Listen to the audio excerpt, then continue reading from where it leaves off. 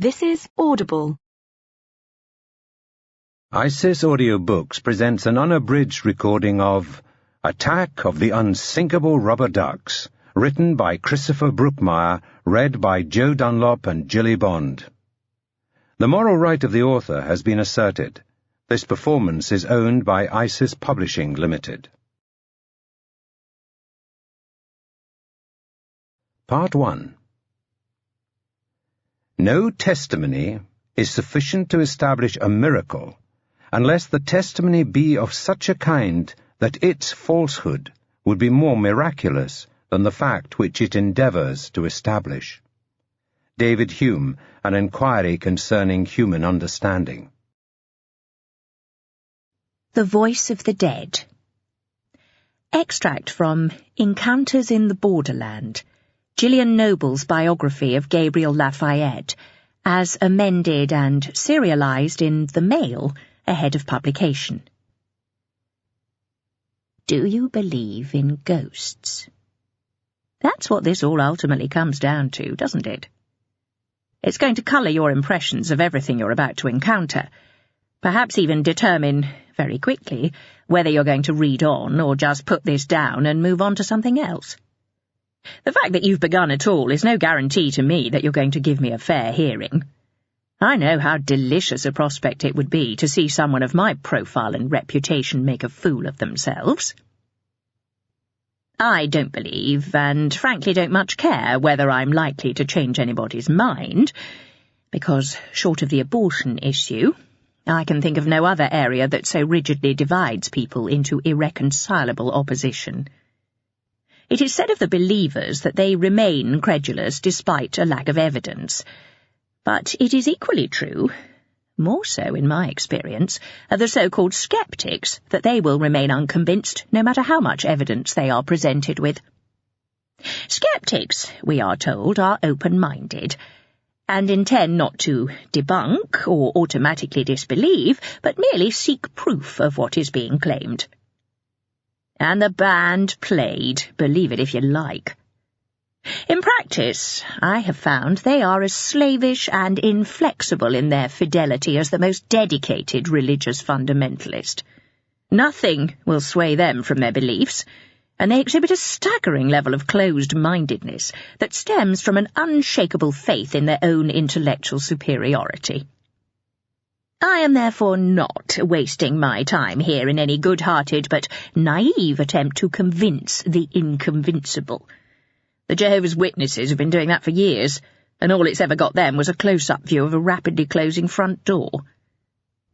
Nor am I comfortable with the likelihood that my work will be embraced by the army of crackpots and fantasists who make it so easy to discredit genuine study of the paranormal.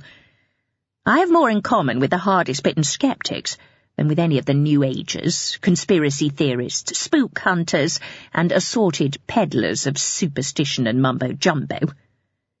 However, that won't stop the first constituency from lumping me in with the others as a lazy way of discrediting my inconvenient testimony.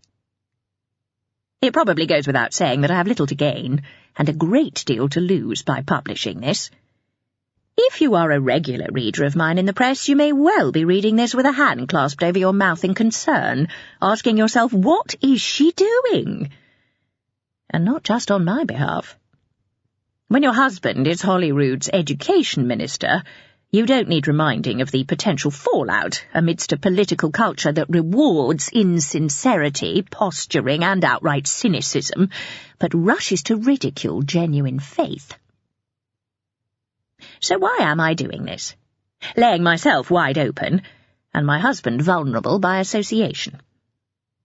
Well, for one, I feel humbled by and duty-bound towards those who are risking more and exposing themselves to far worse, simply because they appreciate that there are more important things at stake here than egos and reputations. The advent of every major juncture in man's understanding of himself and his environment, every staging post on the journey of knowledge that we all have the right to call science, was heralded by the sound of scoffs and guffaws. In the words of the German philosopher Arthur Schopenhauer, all truth passes through 3 stages. First, it is ridiculed. Second, it is violently opposed. Third, it is accepted as self-evident. Ridicule will merely represent the trumpet blasts of the approaching foe. There is a battle looming, one that was prematurely dismissed by many as a storm in a teacup, but which has already seen storm clouds gather over one of our country's most esteemed seats of learning. Before the end, it is likely to have been joined in all our schools, and surely our Parliament. And once its dust has settled, man's greater understanding will be the victor over small men and closed minds. For another, I feel duty-bound towards my vocation and my profession. There has been rumour, exaggeration and innuendo from both sides of the credulity divide over what is believed, or not believed, to have happened almost 3 years ago on the night of the 7th of October 2003 at Glassford Hall. I am hereby presenting an honest and accurate account of remarkable events. The sceptics will no doubt say that of itself it does not constitute any evidence, despite its being corroborated several times over. I am content to present it, no matter the consequences, because I know for a fact that it does constitute the truth, and that is the only thing that any journalist ought to care about. Before my account begins, in an admittedly perhaps futile bid to preempt some of the hysterical nonsense that will inevitably be precipitated by this piece, I would like to state, as plainly as possible, that I did not see a ghost. Got that? I'll spell it out again. I have never seen a ghost, and nor did I see anything that I would describe as a ghost at Glassford Hall. Do I believe in ghosts? 3 years ago I might have said a flat-out no. After Glassford Hall I would amend my response to say I don't know, because, quite simply, I don't know what a ghost is. I'll state it one more time for the guys on the red tops. I did not see a ghost. So, with that cleared up, I can freely relate what I did see, what I did feel, and, most importantly, what I and several corroborating witnesses most definitely did hear. Bryant Lemuel is no stranger to controversy, and certainly not one to retreat from a battle he considers worth the fighting. There are not many shrinking violets on the Sunday Times rich list, and you get the sense that the 58-year-old furniture tycoon enjoys every moment of the cut and thrust that has seen him bloody no end of noses in business, and more latterly, politics. They'd see me walking, hear me talking, clock my accent, and reckon they had the beating on me right then, he explained to me the first time we met, speaking in his unapologetically broad Lancashire register. With a warm but shrewd twinkle in his eyes, he went on to inform me, "That were always the moment I knew I had the beating of them." This tendency of his opponents to underestimate him has frequently proven costly, and is something those currently mustering against him around the academic quadrangles of Gilmore Hill would do well to consider. The Scottish executive all but laughed him off as a crank when he began fomenting opposition to the developing sexual health bill, before Lemuel took them to a messy and thoroughly damaging 15 rounds.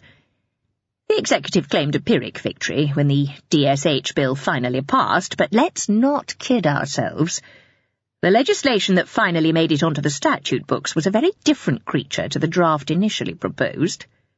He wasn't happy with the outcome, but Lemuel knows he won on points, and it was only the devastating death of his wife, later that same year, that granted the politicos some ill-deserved respite. "People tell me I don't belong," he said to me a few days ago, after Professor Niall Blake made his widely reported intemperate remarks regarding Lemuel's intended largesse towards the university. "It's not my place. It's not my right." I've been hearing it all my life. I heard it in boardrooms. What does that upstart think he's about? Usually just before I took him over.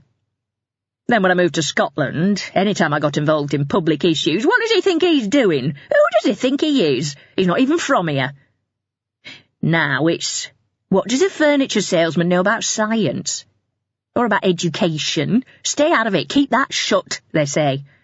Well, I've never stayed out of it, and I'm bloody well not keeping it shut. That is why he has given me his permission to publicly reveal something that is, for him, deeply personal, in the most delicately fragile way, making it no mere act of candour, but one of immense bravery. These may be matters that the rest of us can argue and debate, the cynical scoff at, or worse, the patronising pity, but for Bryant Lemuel, each reference, each revisitation, must be a source of great pain. I remain aware, even as I write this, that doing so will inflict another pang should he read it, but he has asked me not to flinch. In the face of that, my own trepidation about revisiting that night fades to nothing. I was invited to Glassford Hall a number of times during Lemuel's campaign against the DSH bill, this newspaper being a proud supporter of his opposition. It is a magnificent, even daunting, 18th-century pile, nestling amidst endless acres of Perthshire beauty, and standing within its wood-panelled walls, it is difficult not to unconsciously project its stature and grandeur upon the individual who owns it. One finds it difficult to imagine many people disagreeing with Bryant Lemuel under his centuries-old roof. However, what was truly impressive about the gatherings he convened at that time was his enthusiastic deference to anyone with something to contribute. Undoubtedly, it is this ability to bring forth such disinhibited energies that has been instrumental to his business successes, and it made for a formidable crucible of thought and conviction, as we sought ways to help a cowed majority of concerned Scottish parents find their voice. A man of impermeable religious belief, Lemuel forged a powerful alliance of faiths, Christian, Islamic, Jewish, Hindu and Sikh, by demonstrating how the same fears and concerns were felt across each of their communities. Nobody invited to Glassford Hall would have left feeling their own community was merely a bit player in another largely Christian game. It was everybody's battle, and only with everybody aboard could they fight it. At a time when the executive were publicly and expensively espousing their one Scotland, many cultures philosophy on every billboard in the land, there must have been a few in Holyrood thinking they ought to be more careful what they wished for in future. Lemuel is not merely a religious man, but one who is interested in spirituality, whatever its stripe. He talks expansively of witnessing faith healers achieve what conventional medicine could not, from Kansas to Kirkcaldy, and presents fascinating accounts of his trips to the Philippines to watch the work of their remarkable psychic surgeons. He has seen, with his own eyes, these men remove shrapnel, diseased tissue and even tumours by reaching their hands inside patients, without the aid of a scalpel, and other than a little blood, without leaving any trace of an incision. Science has no explanation for what these men achieve, he told me in impassioned tones. They see their gifts as belonging to God, belonging to everyone, so they don't even take any money for it. These are remarkable people. Why is their work not being researched? Lemuel's interest in the spiritual extends to what is often termed the paranormal, though he eschews that word with open anger. It's a word they use to scrunch it all up into a ball and chuck it in the corner. To him, the existence of unexplained forces and the question of what lies beyond this world are not issues to be swept to the fringes and dismissed. Physicists now say there are unseen dimensions and parallel universes only a molecule's width away. But to me, they're just catching up with what some of us have always known. Man has been talking about the other side forever, hasn't he? About an unseen realm just beyond our own. It's long past time for the scientific and the spiritual to be reconciled. Lemuel's interest in the world of spiritualism was both established and documented before the death of his wife, Hilda, but inescapably his devastating loss added a tremendous poignancy to his search for what lies beyond this state of consciousness. He still finds it very difficult to talk about. Childhood sweethearts, he and Hilda had been married for more than 30 years, and were inseparably close. I always said I could never live without her, he told me, his normally sharp eyes clouding with tears. And I often think I were right. It feels like I'm existing. Aye, half living, that's all. Anything that ever happened to me, she was the first person I wanted to talk to about it. It almost felt like it didn't count until I'd talked to her about it. Without her, I sometimes feel I'm just a machine. I'm still functioning, but I'm not feeling. Then other times it's as though she's nearby, so close I could almost reach out. You no doubt already know what happened, so I won't dwell on the details. One bright, crisp April morning, Hilda went out to walk her dogs by the river that was at that time running in spate through the sprawling Glassford estate. A few hours later, after she had failed to arrive home, the dogs were found wandering off their leashes. Hilda's body was discovered downstream 2 days after that, having lost her footing and been dragged beneath the water by the early spring undercurrent. I can only think of her a tiny little bit at a time, Lemuel said to me. Half a moment, a few remembered words, then something inside stops me. It's as though if I let too much of a memory into my head. With which he broke down again. And that was last week. 3.5 years on. I'm aware of my own procrastination in couching this serialized version. All this preamble, you must be thinking, get to the goods. But believe me when I tell you that there is literally cold sweat on my brow, and the hairs on my spine are standing on end, merely at the prospect of revisiting that night. All this time in the news business I've never been accused of being backwards about coming forwards. But nor have I ever been recounting an event such as this. Even just thinking about it can be dizzying. It's as though, due to the details of it contradicting so much of what my experience and expectations have led me to believe is normal or even possible, my brain is reluctant to reprocess this information. But reprocess it I dutifully must, so here goes. The 7th of October 2003 was, perhaps coincidentally, and according to some perhaps not, 6 months to the day after Hilda's death. It was also the first time Lemuel had been prepared to speak to a journalist since the tragedy, and it must have taken tremendous strength and courage for him to step back even tentatively into the public eye. We hadn't arranged it to be a formal interview, but there was a tacit understanding that I'd be free to write a retrospective piece, partly coloured by my quotes and impressions from this visit. I spent a couple of hours talking to Bryant Lemuel that afternoon, and was pleasantly surprised to learn that I was not the only guest. He was convening a small, very informal gathering that evening and invited me to stay. With my husband due to remain overnight in Shetland, and, for once, no deadline looming, I accepted. It turned out to be something of a reduced, gentle version of the gatherings I'd attended previously, and as such a good sign that Lemuel was determined to once again find his feet, and his voice. In attendance were the Reverend Harry Garden, Lemuel's long-term friend and minister of the church he attends in Perth, Jonathan Galt, Lemuel's lawyer, Hilda's close friend Martha Nugent, head of Scottish Aid to Africa, for which Hilda worked tirelessly to raise funds, and 2 men I had not seen before.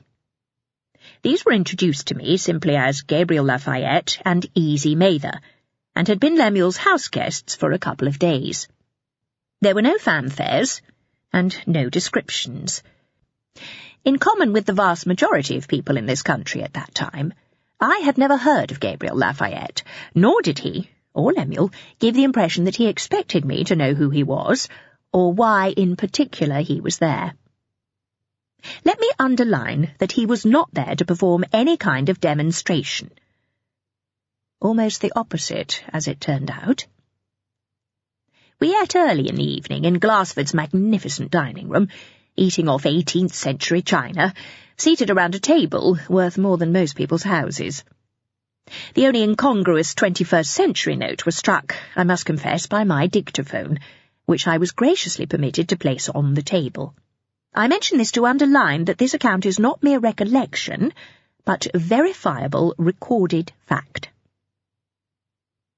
At the risk of being accused of further procrastination, I can state with absolute authority that all those snide remarks in other newspapers about the furniture tycoon with no taste are founded on nothing but spite, envy, and not a little class snobbery.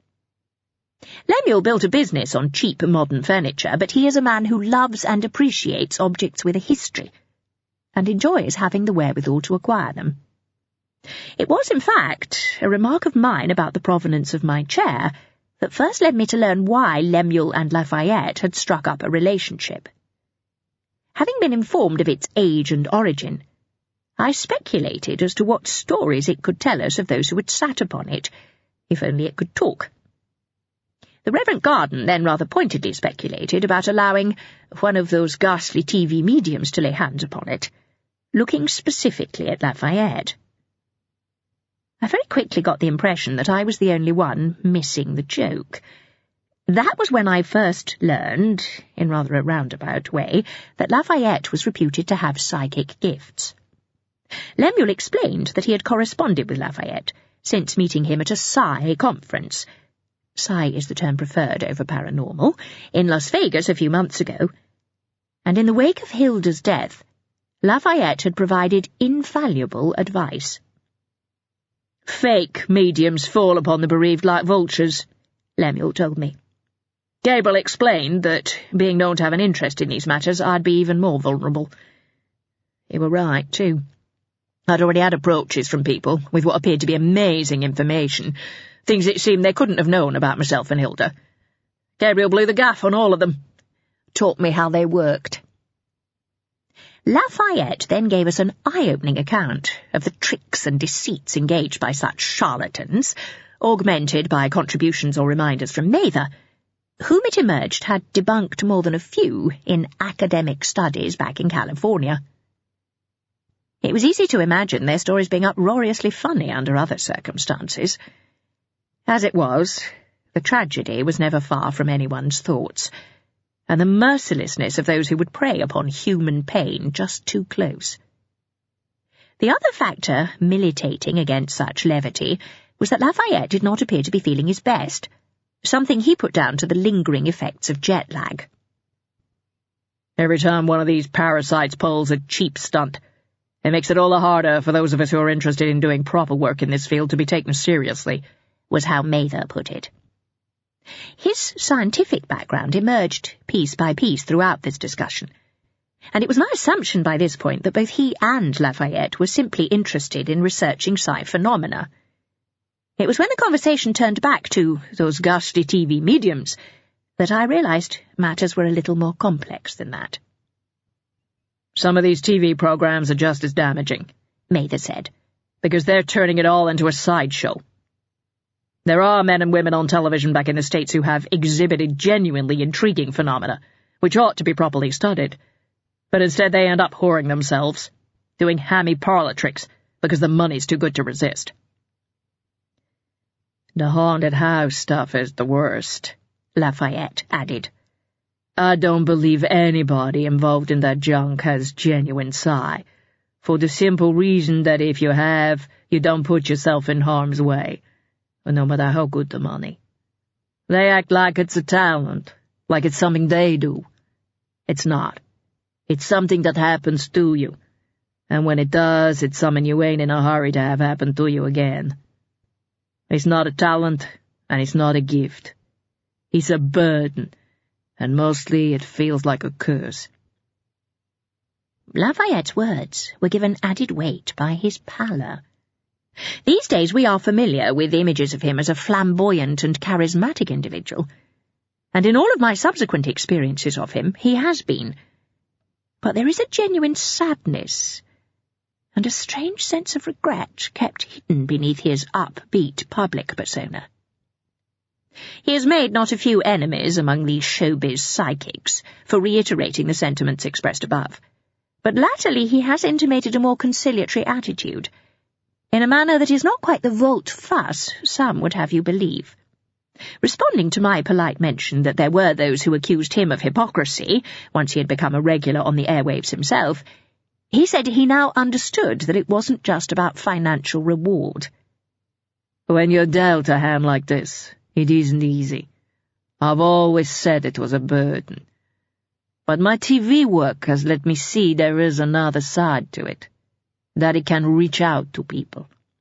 It makes me feel less like it's something I have to cope with alone.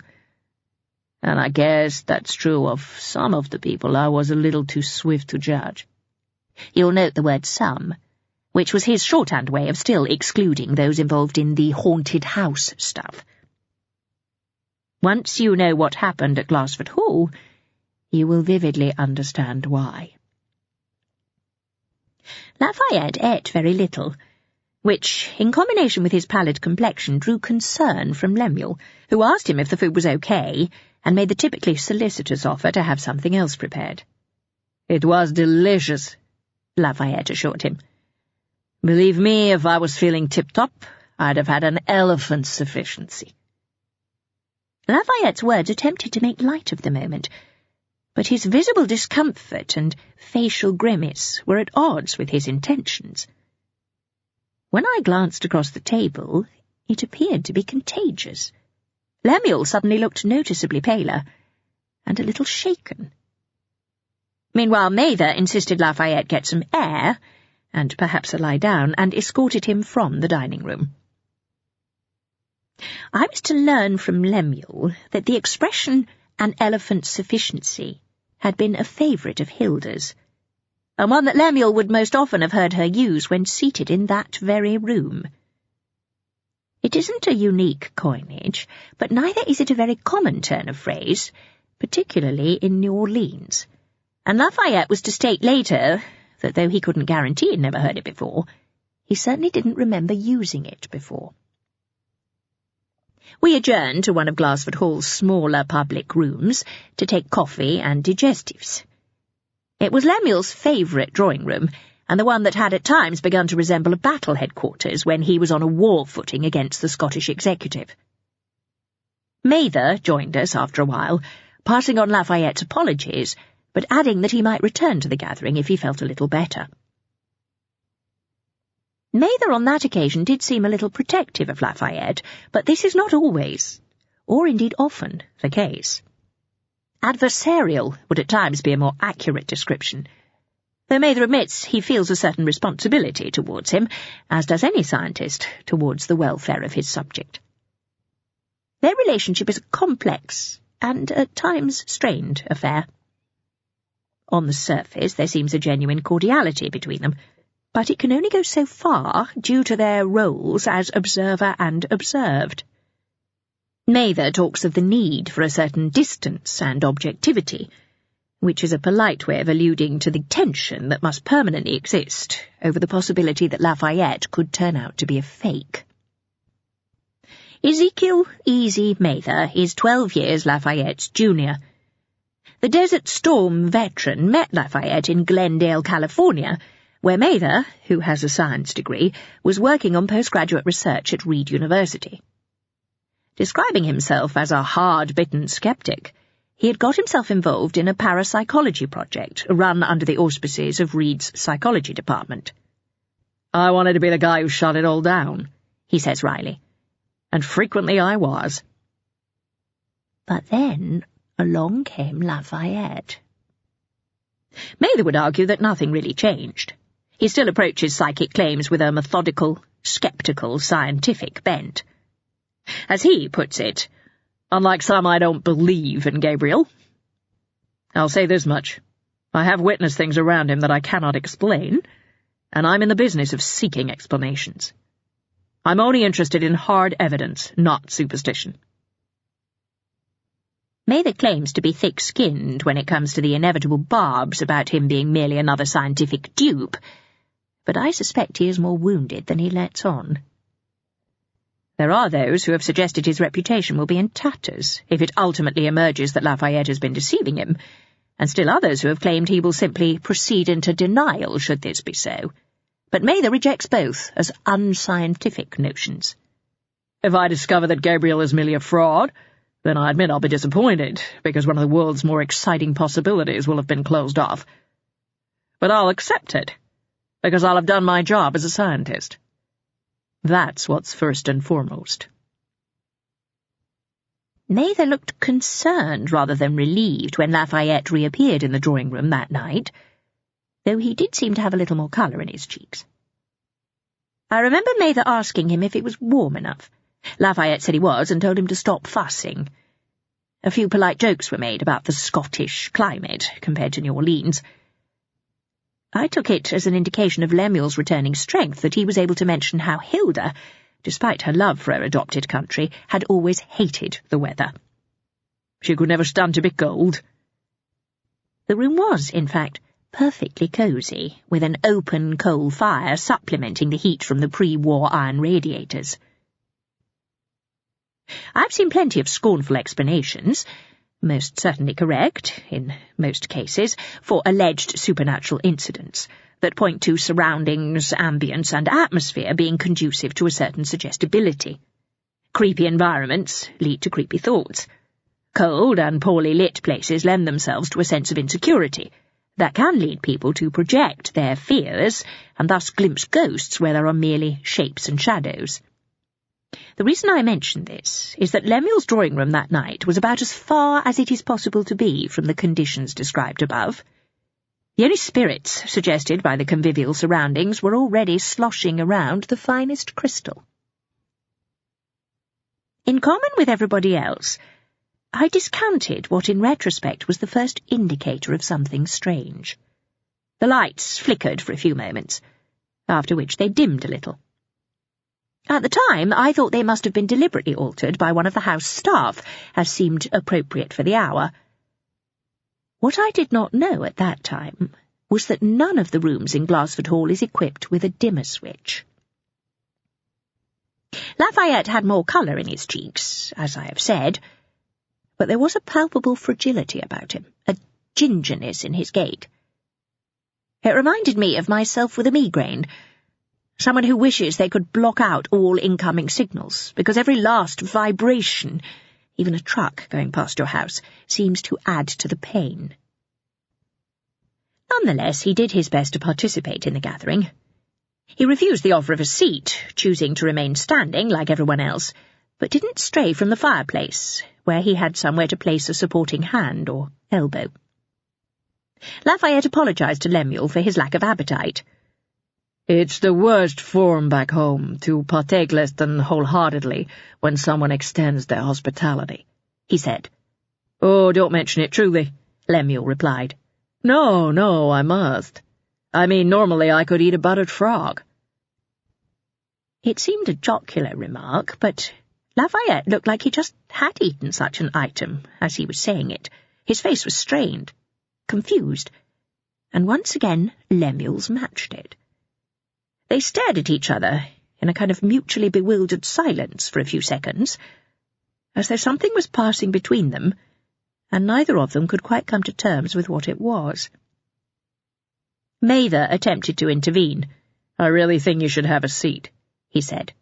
"I'll be fine," Lafayette insisted. "Just feel a little woozy."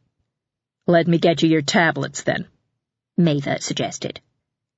Lafayette relented at a second pass on this offer, and Mather withdrew. I recall the conversation flowing fairly well at this point, but that both Lemuel and Lafayette, the latter in particular, were conspicuously reticent. Lemuel looked a little preoccupied, with what I know now was a longer contemplation of what had given him pause in the dining-room. Again, Lafayette had used an expression that belonged more in Lancashire than Louisiana. Lafayette was not so much preoccupied as increasingly detached, like an individual silently fighting dizziness or nausea. I remember moving closer to the fireplace because I feared he might faint, but after a while he seemed to rally. I may also, less altruistically, have been motivated by the fact that I did, at that point, begin to feel that the room had become colder. Mather returned with the medication, prompting Martha Nugent to remark that he was a useful man to have around. "My husband has been known to run and fetch something for me, but it's not exactly a regular occurrence," she added. "Once every Preston Guild," Lafayette suggested. Again he looked pained as he said it, But this time it wasn't only Lemuel who shared his pallor. Nugent also seemed shaken by what she'd heard. I wasn't the only one to notice on that occasion, either. "Is something wrong?" the Reverend Garden asked them both. "Just a strange coincidence," Nugent responded. "That was exactly what Hilda would have said." Now, I appreciate that the strangeness of this coincidence could have had a psychosomatic effect, but I distinctly recall feeling colder at that moment, and I mean considerably so. The reference to Hilda all but snuffed out the harmonious thrum of conversation. The atmosphere became instantly awkward. I remember, in dutifully British fashion, trying desperately to think of something to say to fill the gap. I think I mumbled the beginnings of something, before being silenced by the unnerving distraction of another flickering and a further subsequent dimming of the lights. Someone laughed politely. I think it was Galt, inviting everyone to dispel the tension of the moment. The Reverend Garden did his bit, asking Lemuel whether even his millions were perhaps not enough to pay Glassford Hall's electric bill. Lemuel just about managed to smile, but his attention was drawn to Lafayette, who looked dreadful, weakened, breathing heavily, and visibly tremulous. "Okay, time for us to say good-night," Mather said insistently, and put an arm around Lafayette to lead him away from the mantel. That was when more than our conversation was snuffed. As soon as Mather attempted to lead Lafayette from the room, the fire in the hearth went out, suddenly and spontaneously. It was as though some freak gust of wind had, against all understanding of meteorology, channeled itself fully down the chimney. The coals were blown out like candles on a cake. It may seem redundant to state that the temperature got much colder right then, but the sudden absence of the flames could not account for just how much colder. Standing where I was, mere feet from the hearth, it felt as though the fire had never been lit. Nobody spoke, and for a few seconds nobody moved either. Then Lafayette shrugged off Mather's arm and sat heavily upon the edge of a chair. "We need to get you out of here," Mather stated, trying to sound calm, but clearly very agitated. Then Lafayette, tearful and shaking, spoke the words that froze the whole room. "I can't leave her. She needs me." This seemed to engender a horrified, impotent acceptance in Mather. He took a step away from Lafayette and urged the rest of us to give him space. "Who needs you?" It was Lemuel who asked. His voice was a mixture of awe, fear, and, he later admitted, hope. The answer was no less dreadful, for it being the one we all expected. "Hilda," Lafayette stated, in the driest of whispers. As he breathed the word, the lights flickered again and then went out altogether. Only the embers in the hearth and one table lamp in a remote corner continued to illuminate the room. I will freely admit that I had never felt so scared before in my life. Shortly afterwards, however, I was to develop an entirely new understanding of what scared was. Nobody moved. I'm not sure anyone even breathed. We all remained in what was close to a circle around Lafayette. Mather was the furthest back, almost outside the circle, which further unnerved me, as he was the one who was supposed to have witnessed things like this before, and he was keeping a greater distance than any of us. "Don't be afraid," Lafayette said, very softly. He still sounded pained and breathless, but there was a note of calm in his voice. Despite that, I estimated he'd be struggling to reassure any of us, until I realized with his next remark that it wasn't us he was talking to. "We're all friends here." Lafayette sat with his eyes closed, his hands gripping the arm of the chair he was leaning against, as though if he let go he'd be sucked out of the window. His eyes opened again. Even in the dim light I could still see the fear in them, the confusion, but there was a determination too. "Join hands," he said. "All her friends." Mather reluctantly stepped closer, but was rebuffed. Just her friends. I wasn't sure whether this ought to exclude me, as I'd barely known her, but I felt Lemuel's hand reach out to mine and grip it tight, and I was so grateful for the sensation that I wasn't about to give it up.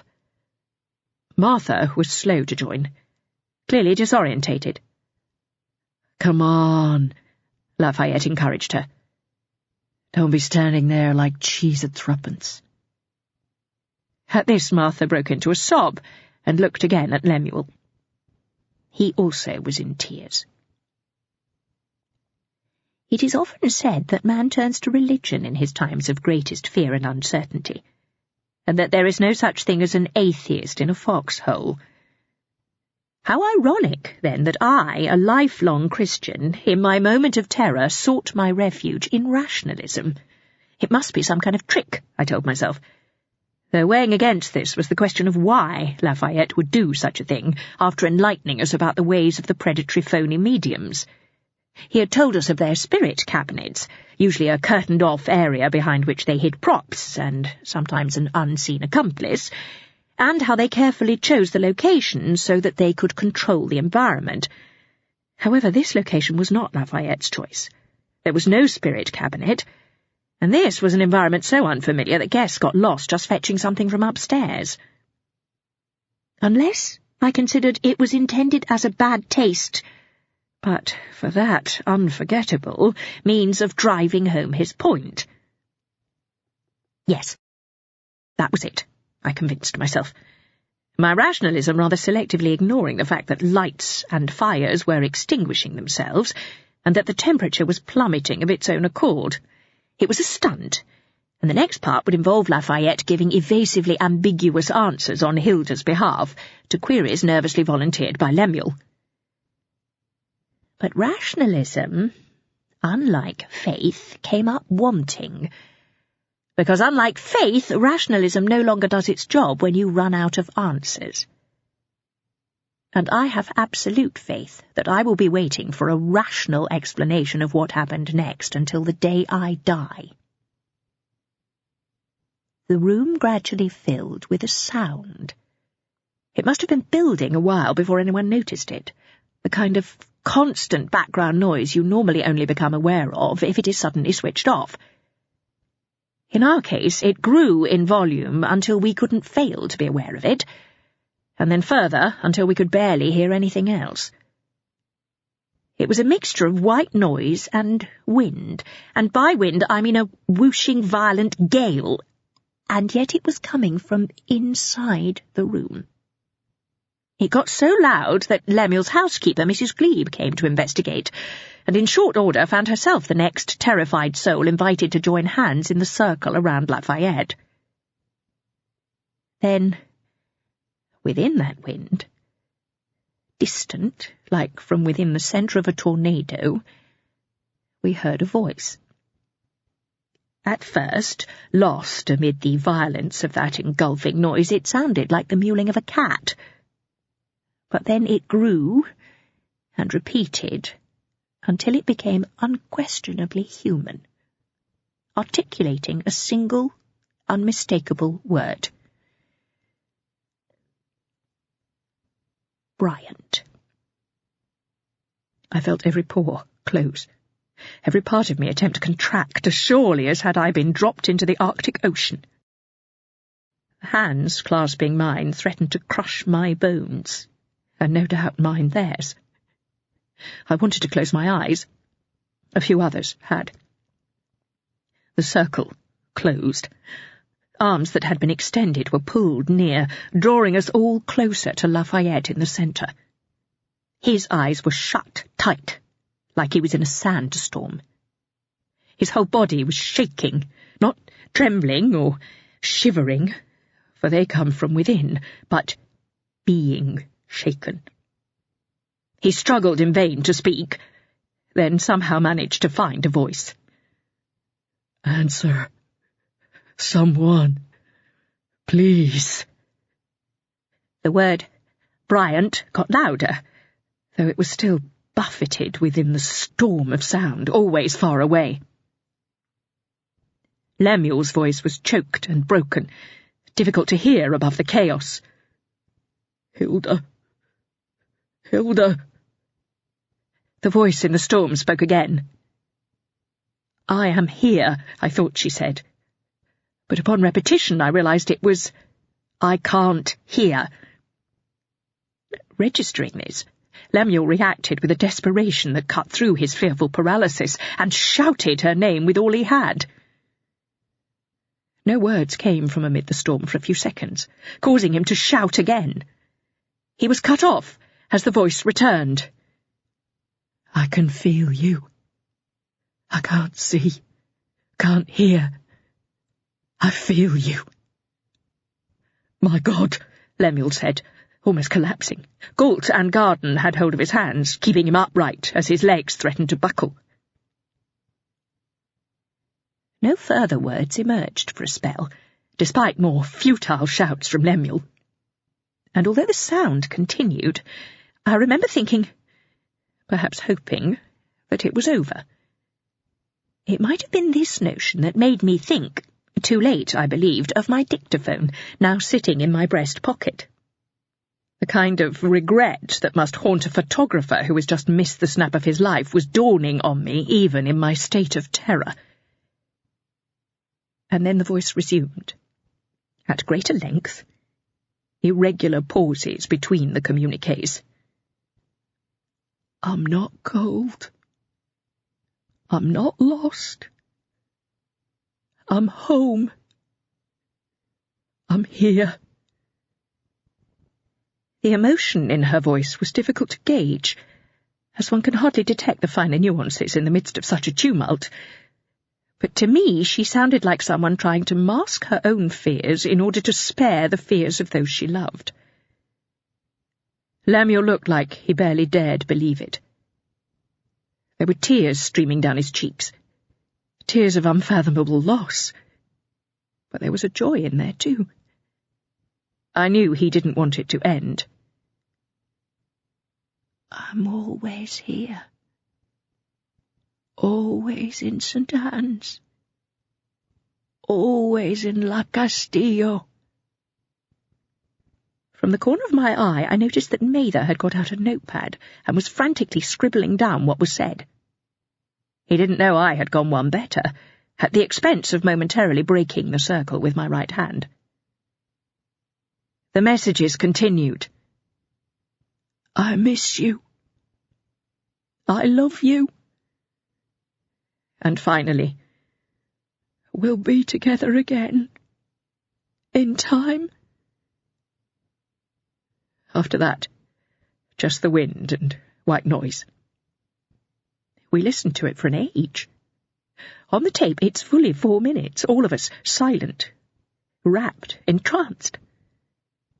Nobody dared believe it was all over, until the noise finally began to die, and then just as inexplicably as they'd gone out, the lights suddenly came back on. Like when the house lights come back on in a darkened cinema, one felt the sense of waking from a dream, instantly more distant from what had just happened than the few seconds that had elapsed. Shaking us all from our daze was the sight of Lafayette, who fell forward from his seat and slumped to the carpet. Mather was upon him instantly, warding the rest of us back as he squatted down nearby. I turned to look at Lemuel. He stood trembling, eyes unfocused, tears still streaming. I don't think he's breathing, Mather announced, panicked and distraught. Turn him onto his side, I told him, and knelt down to help roll Lafayette into what is known as the recovery position. Almost immediately, he began to splutter and gasp. He made to sit up. We both attempted to keep him where he was, but were thrown off with unexpected strength. Lafayette got up into a squat and looked around himself frantically, like he'd just surfaced from a long time under water. Are you okay? Mather asked. Are you okay? Gabriel! Lafayette seemed to look through him at first, and even when he did focus on Mather, he seemed to disregard him and his question, like they were both irrelevant. La Castillo, was the first thing he said. I felt this surge, 'Tis amazing surge when she said La Castillo. It felt like it might rip me in two, it was so strong. But at the same time it was warm. It was good, like the touch of God. "What's La Castillo?" Mather asked, turning to look at Lemuel. Lemuel, all eyes now upon him, appeared fit to collapse, and delicately took his ease on a sofa as a precaution.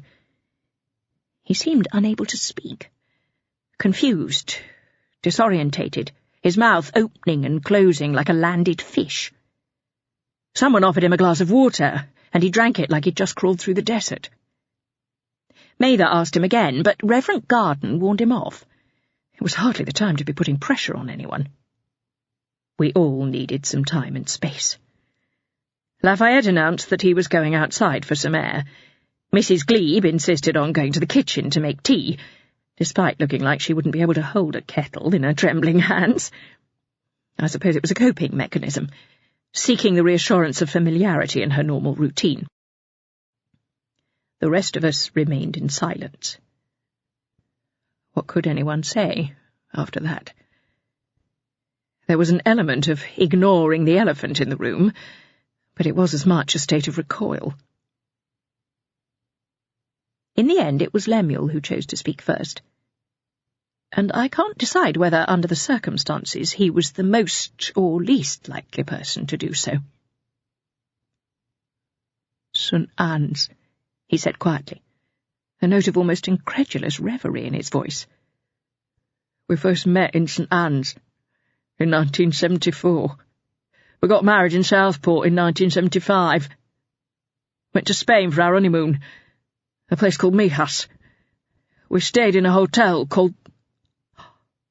Blimey, would you credit that?" "La Castillo," Martha said. "No. That's the thing, I can't remember the name. But our room, our little honeymoon suite, though it were hardly that, were up in this little turret. La Castillo were what Hilda called it. Our soft little honeymoon joke. Something that were just between us." Lemuel then broke down into heaving sobs again. Martha put an arm around him. "I'm sorry," he said, recomposing himself. "It's just that I hadn't heard Hilda say it since. It weren't just like I were listening to her voice tonight. It were like she were actually back there, back then, and I could still hear her through space and time." Mrs. Glebe did manage to make her pot of tea, and brought it through shortly after. Lemuel had some, but withdrew as soon as he had drunk it, without saying another word. The rest of us sat there a while, but no one could find anything to say. It was as though there was so much to discuss it was too daunting for anyone to know where to begin. One by one we bade our good nights and retired to bed, though I don't imagine anyone slept. I know I certainly didn't. We had all witnessed something utterly extraordinary, something inexplicable by conventional knowledge and comprehension. But just because conventional knowledge cannot comprehend it does not mean it should be given up as merely an inconvenient anomaly and shunted out of science's way. New knowledge and new means of comprehension are necessary, not only to seek answers for what happened at Glassford Hall, but because this could prove to be the most important frontier of human exploration, bar none. Those opposing Bryant Lemuel's efforts to establish a spiritual science chair at Kelvin University ought to remember that men like them, so utterly sure of their own knowledge, once showed Galileo the instruments of torture. They didn't stop us learning that the earth went round the sun.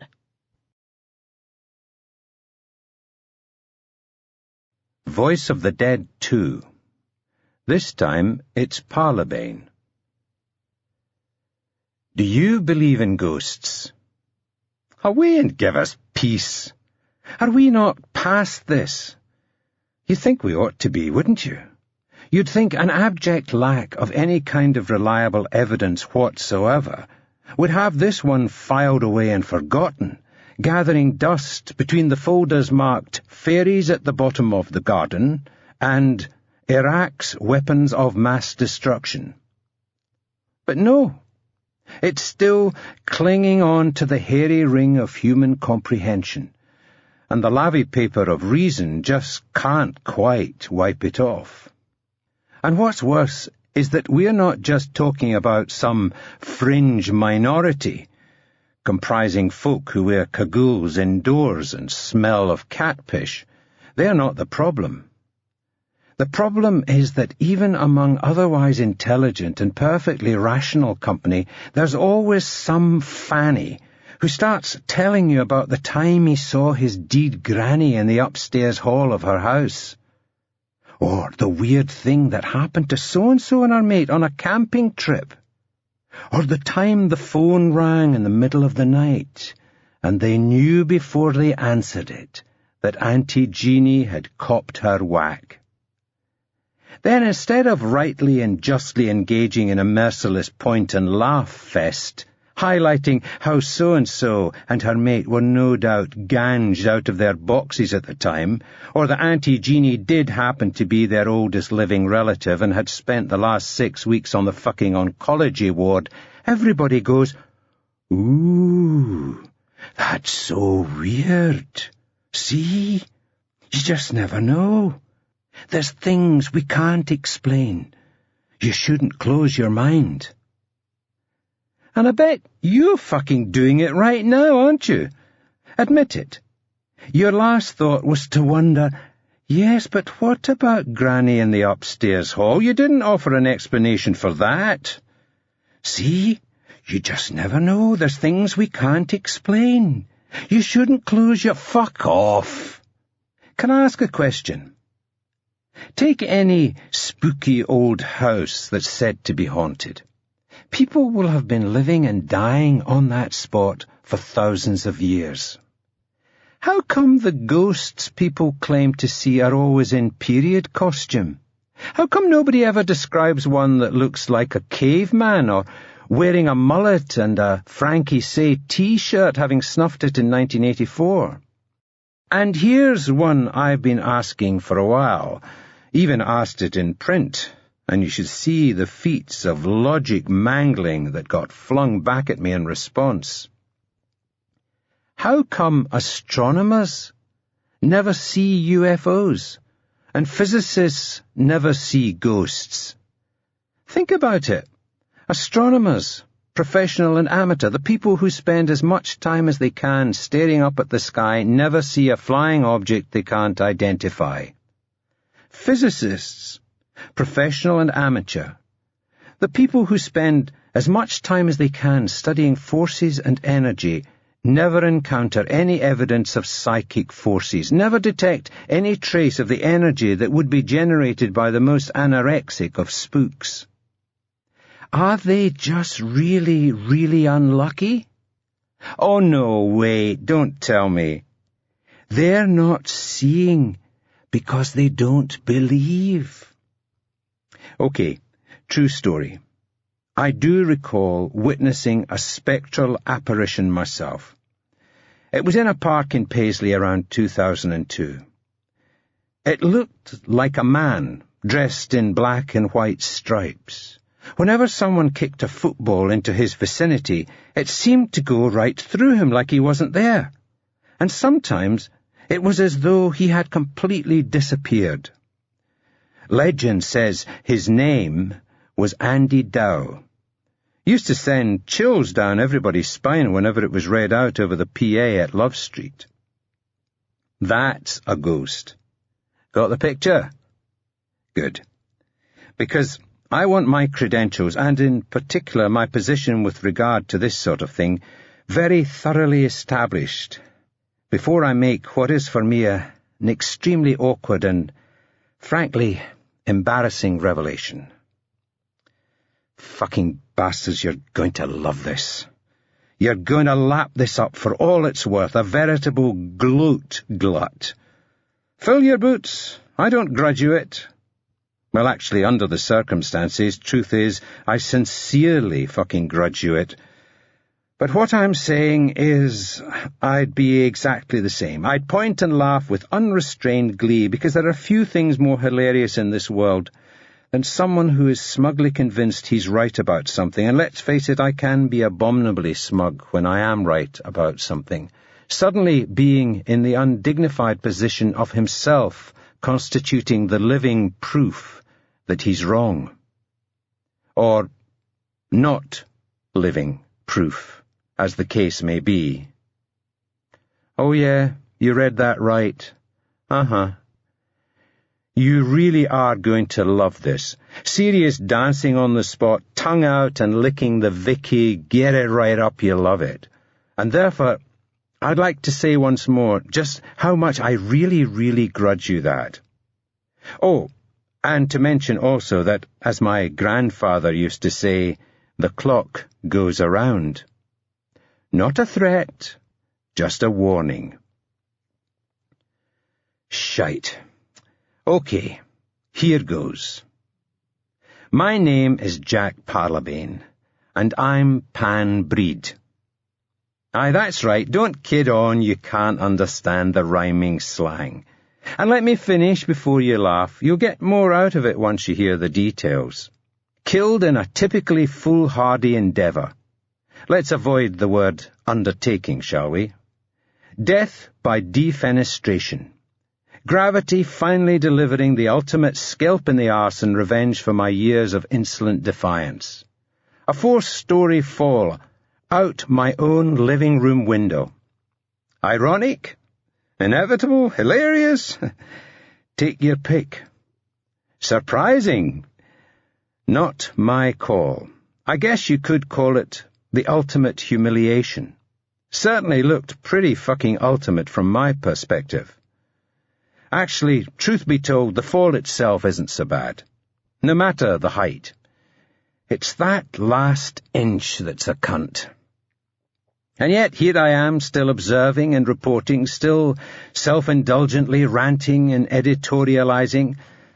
Like I said, awkward. Especially given my uncompromising pronouncements above. I'll say this much in my defense, though. I was right to believe what I did on the strength of the available evidence. However, the same would no doubt be claimed by certain people I've been rather scornful of throughout this messy and unedifying wee episode, and that should serve as a warning to you before you get too smug. Yes, it's amusing just how wrong a person can be, and just as funny how gullible. But as you will learn, anybody can be fooled, especially if they place too much trust in a single human source, rather than objectively evaluating the data. No need the tangled web to weave when mugs are desperate to believe. Remarkable claims require remarkable evidence. And yet very often, the more remarkable the claim, the more people are prepared to take on trust.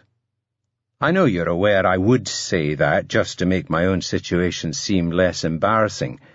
It's like I'm saying I should get credit for the working I did on a separate sheet of paper, even though my answer was wrong, whereas the ones who got it right just made a lucky guess.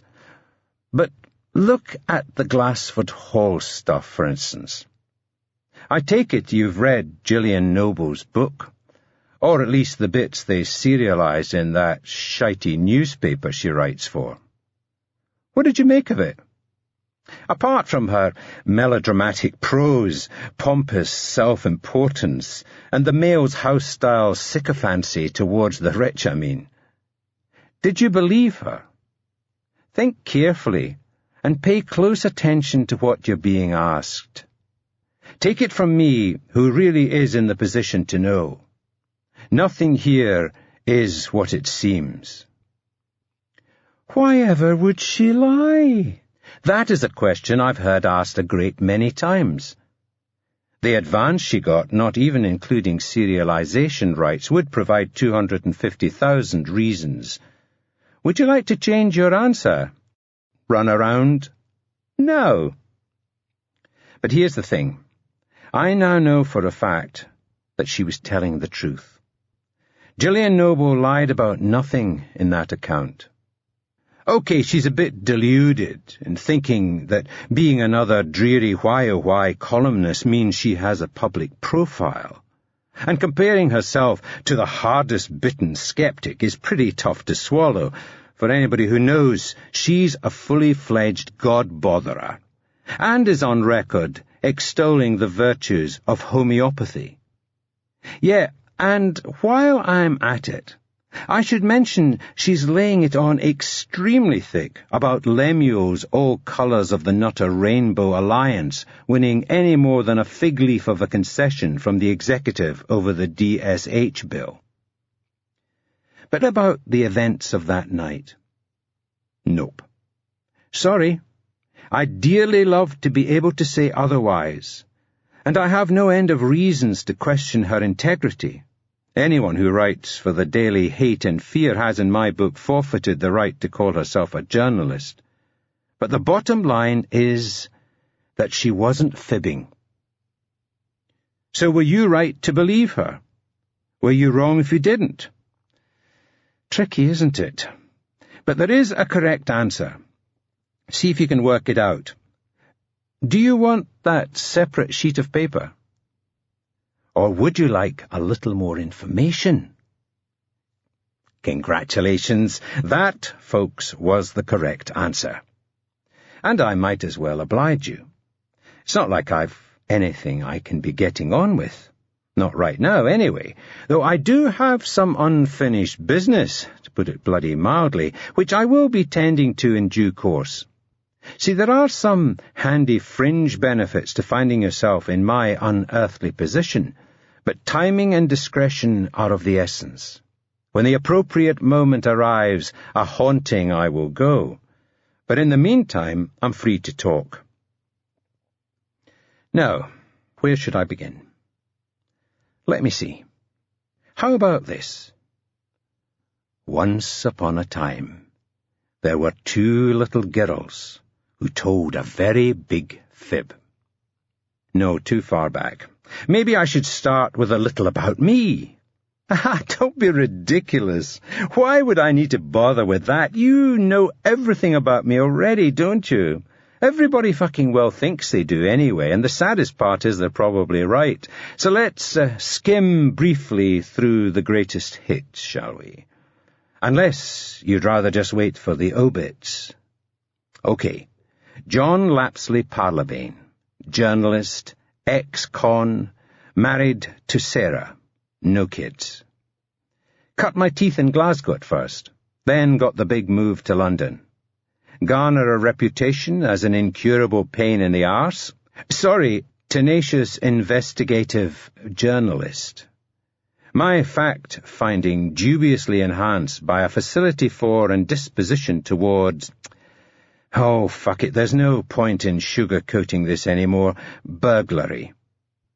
Lock-picking, scaling buildings, breaking and entering. Plain old criminal behaviour necessitated, and thus in my driven and simplistic mind excused, by it being frequently the only way to get to the evidence. A few mildly uncomfortable police interviews aside, this is all working out swimmingly for myself and my newspaper, until my investigations become contrary to the interests of its proprietor, Roland Voss. My discovery of a statutory minimum-size package of Class A drugs in my flat, with the police imminently due to pay a visit, convinces me to seek a change of climate.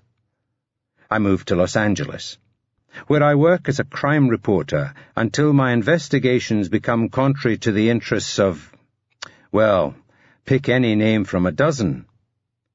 Once again, I become convinced that the time has come to seek fresh challenges, this time by the attendance of a professional hitman at my house, and the prospect of considerably less comfortable police interviews focus largely on the subject of how said hitman ended up on my hall carpet full of bullet holes. Back in Scotland, let's see. uncover some rather robustly direct ward clearance methods at the George Romanes Hospital. Crooked chief exec tries to have me killed. Uncover senior government-level conspiracy behind murder of the now-late Roland Voss. Crooked cabinet minister tries to have me killed. Uncover murderous truth behind Moundgate scandal, though not without going to jail in the process, during which crooked PR guru tries to have me killed. Are you starting to recognize a pattern here? Right, where are we up to? Oh, yes. Get invited to corporate junket in Highlands with biggest collection of wankers it's ever been my misfortune to congregate amongst outside of Parkhead or Ibrox. Crooked and utterly bonkers intelligence types try to have me and entire aforementioned collection of wankers killed. But not before, as the tabloids keep fucking reminding everybody, we had dined on human flesh. And no, it doesn't taste like chicken. Ironically, it does actually taste like ostrich, but that could simply have been down to the way it was prepared. Get elected rector of Kelvin University. Yes, indeed. Get that up you. And don't be bloody pedantic. Was I rector or not? Thank you. Uncover, well, can't really say that yet, unfortunately. Discovered plenty. But the crook tries to have me killed part got bumped up the running order, and before I could finish the uncovering bit... Christ, 3 wee dots. Is that my current status? Guess so. I exist now in the realm of the ellipsis. So does that just about cover it? Have I missed anything? Oh, yeah, of course. You were never going to let me away with that, were you? No, it's not particularly relevant. But yes, it is on your list, so if you fucking insist, here goes. Wife shagged some surgeon at a Christmas party a few years back, and it made the papers. Satisfied? Well, don't get too excited. It's thoroughly behind us now. Yes, obviously everything is behind me now, but prior to my demise, our relationship was fine. We've had tougher and more important things to cope with than drunken infidelity. I've been to jail, and she's worked for the NHS. You think a stray hump registers when your scale's been calibrated by that shit? What do you mean, a river in Egypt? Yeah, okay, maybe. Look, do you want me to tell this story or not? Right. So where were we? Bollocks. Hadn't decided where to begin, had I? And me a journalist, too. Let's think. Should I start with the first time I met the villain of the piece? Yeah, that would work, wouldn't it? Very James Bond. Late night, low lights, opulent surroundings, champagne and chandeliers, the women in tight dresses, the men in their sharpest evening suits. You're waiting for the punchline, but no kidding, that is how it happened. The early face-off, the looking into each other's eyes and mutually identifying an adversary, weighing up the threat. A flirting, near-sexual chemistry developing between goody and baddie, subtly sparring with words, mouth-watering prelude to inexorable deeds. But no, on second thoughts, I'll save that bit. Far too early yet. This sort of mystery story usually starts with the discovery of a body. Who am I to mess with the convention? Let's go with that. And I don't mean my own. Hell, let's start with the discovery of two, as that's how it was. Not a murder scene as such, but there's plenty of that to come, don't worry. It was one of my first, albeit unofficial, tasks as rector of Kelvin University. Yeah, we'll get to that as well. Let me tell you about the bodies first. The post of rector is like that of executive producer, almost entirely undefined, from a role with the potential to make an invaluable contribution to an honorary title merely acknowledging the clout your name carries elsewhere. Nobody gives you a job description, merely a list of formal engagements, asterisked with humble caveats acknowledging that earning your daily crust might restrict your availability to attend. Above and beyond that, you can make of it what you will. It's reassuring to know that some of the previous incumbents were political prisoners throughout their tenures, and therefore you can't do worse than their records for event attendance or hands-on involvement, though I'm told one or two celeb predecessors did give it their best shot. Granted the nature of my appointment to the post, I decided early on that lauding it in the role of figurehead really ought to take a back seat to finding ways in which I could muck in and quietly make myself useful. Acquainting myself with the issues most pertinent to the modern student seemed an early prerequisite, and there are fewer more pertinent student issues than somebody turning up 2 dead ones. It was towards the end of week nothing, the student Saturnalia before term proper began.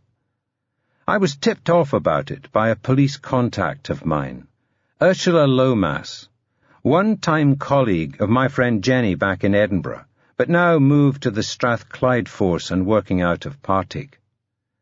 She'd read about my improbable elevation to the heights of academe and guessed correctly that I'd be more comfortable looking into the harsher realities of campus life than doling out prizes in a cape. They were taking the bodies away just as I got there.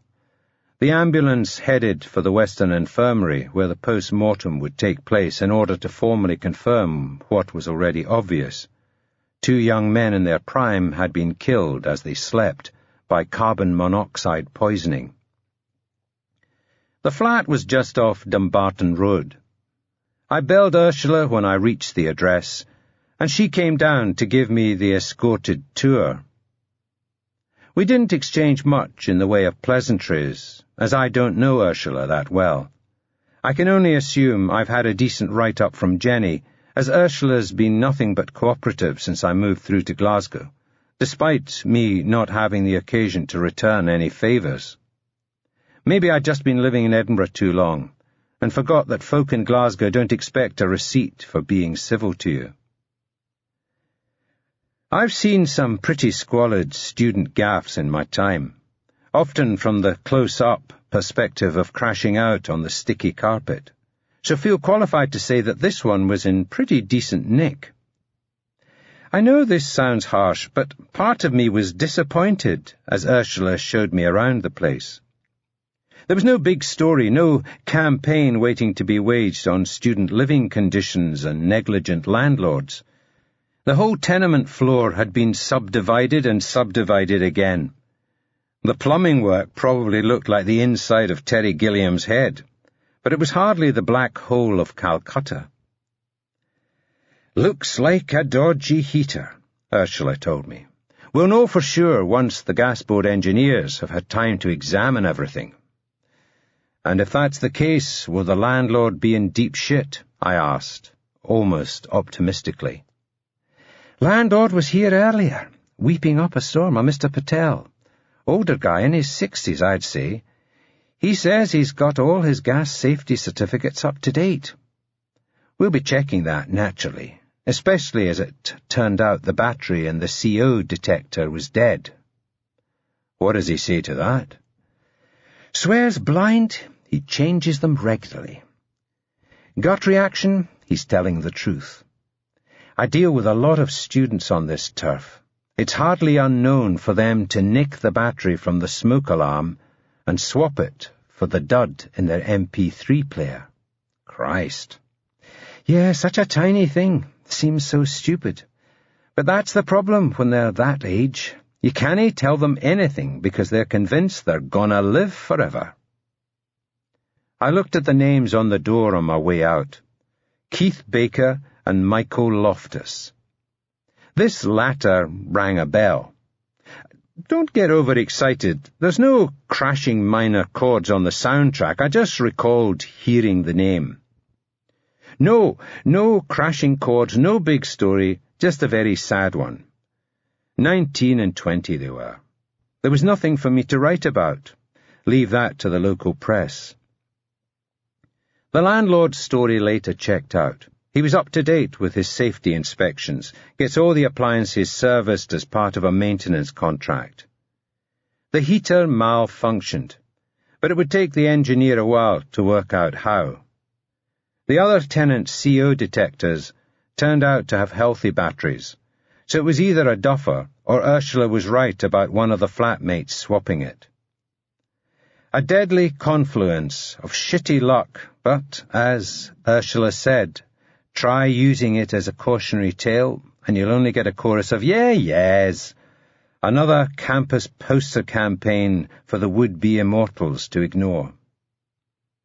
That was the very thought, those the very words in my head when I remembered where I had heard, or rather seen, that slightly familiar name, a campus fly poster.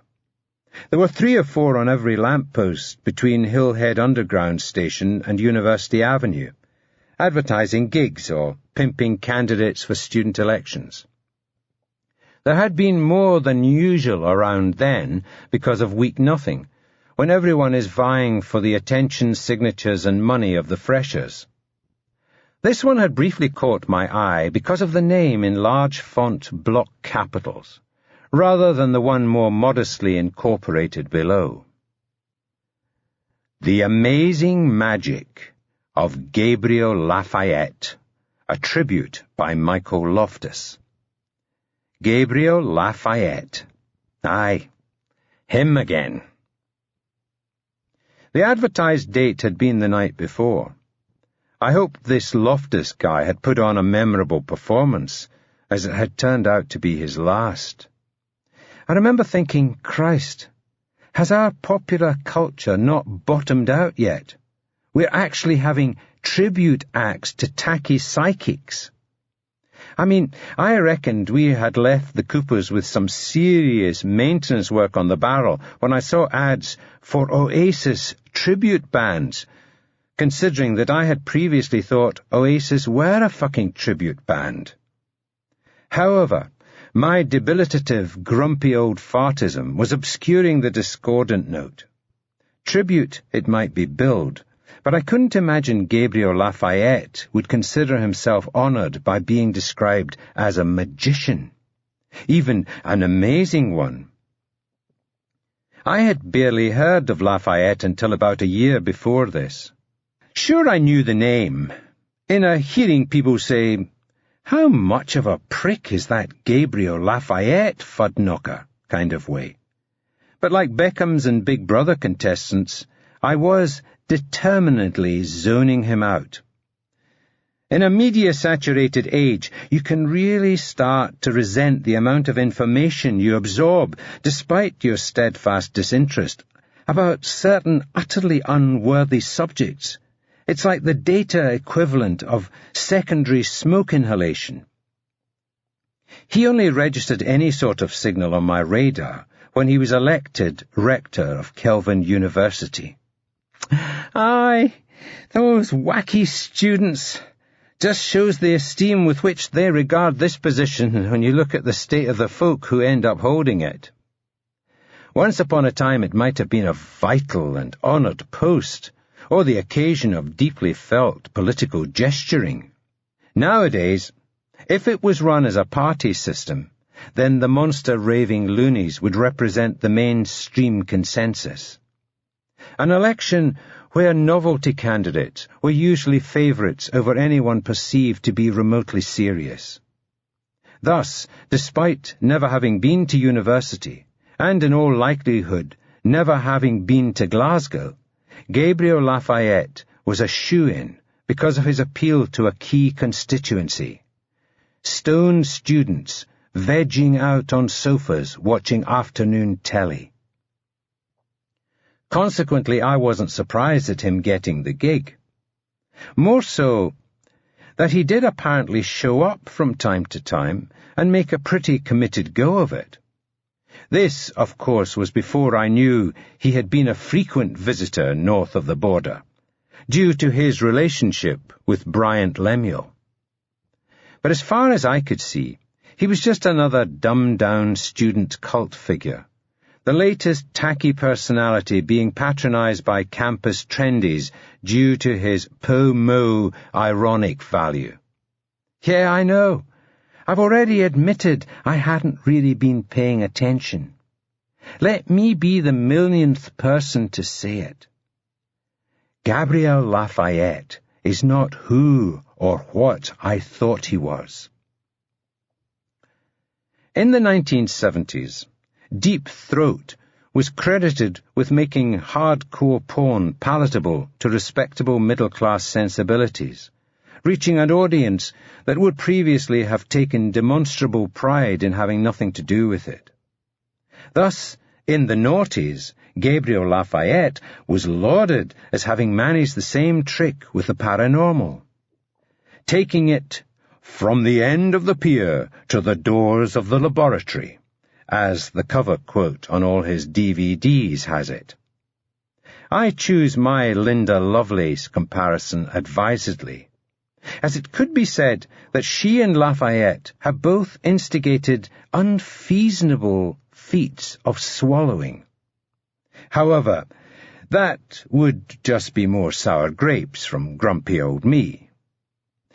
Why not, in the interests of the scientific approach, balance my impression with one from a different source? Unbelievable Truths.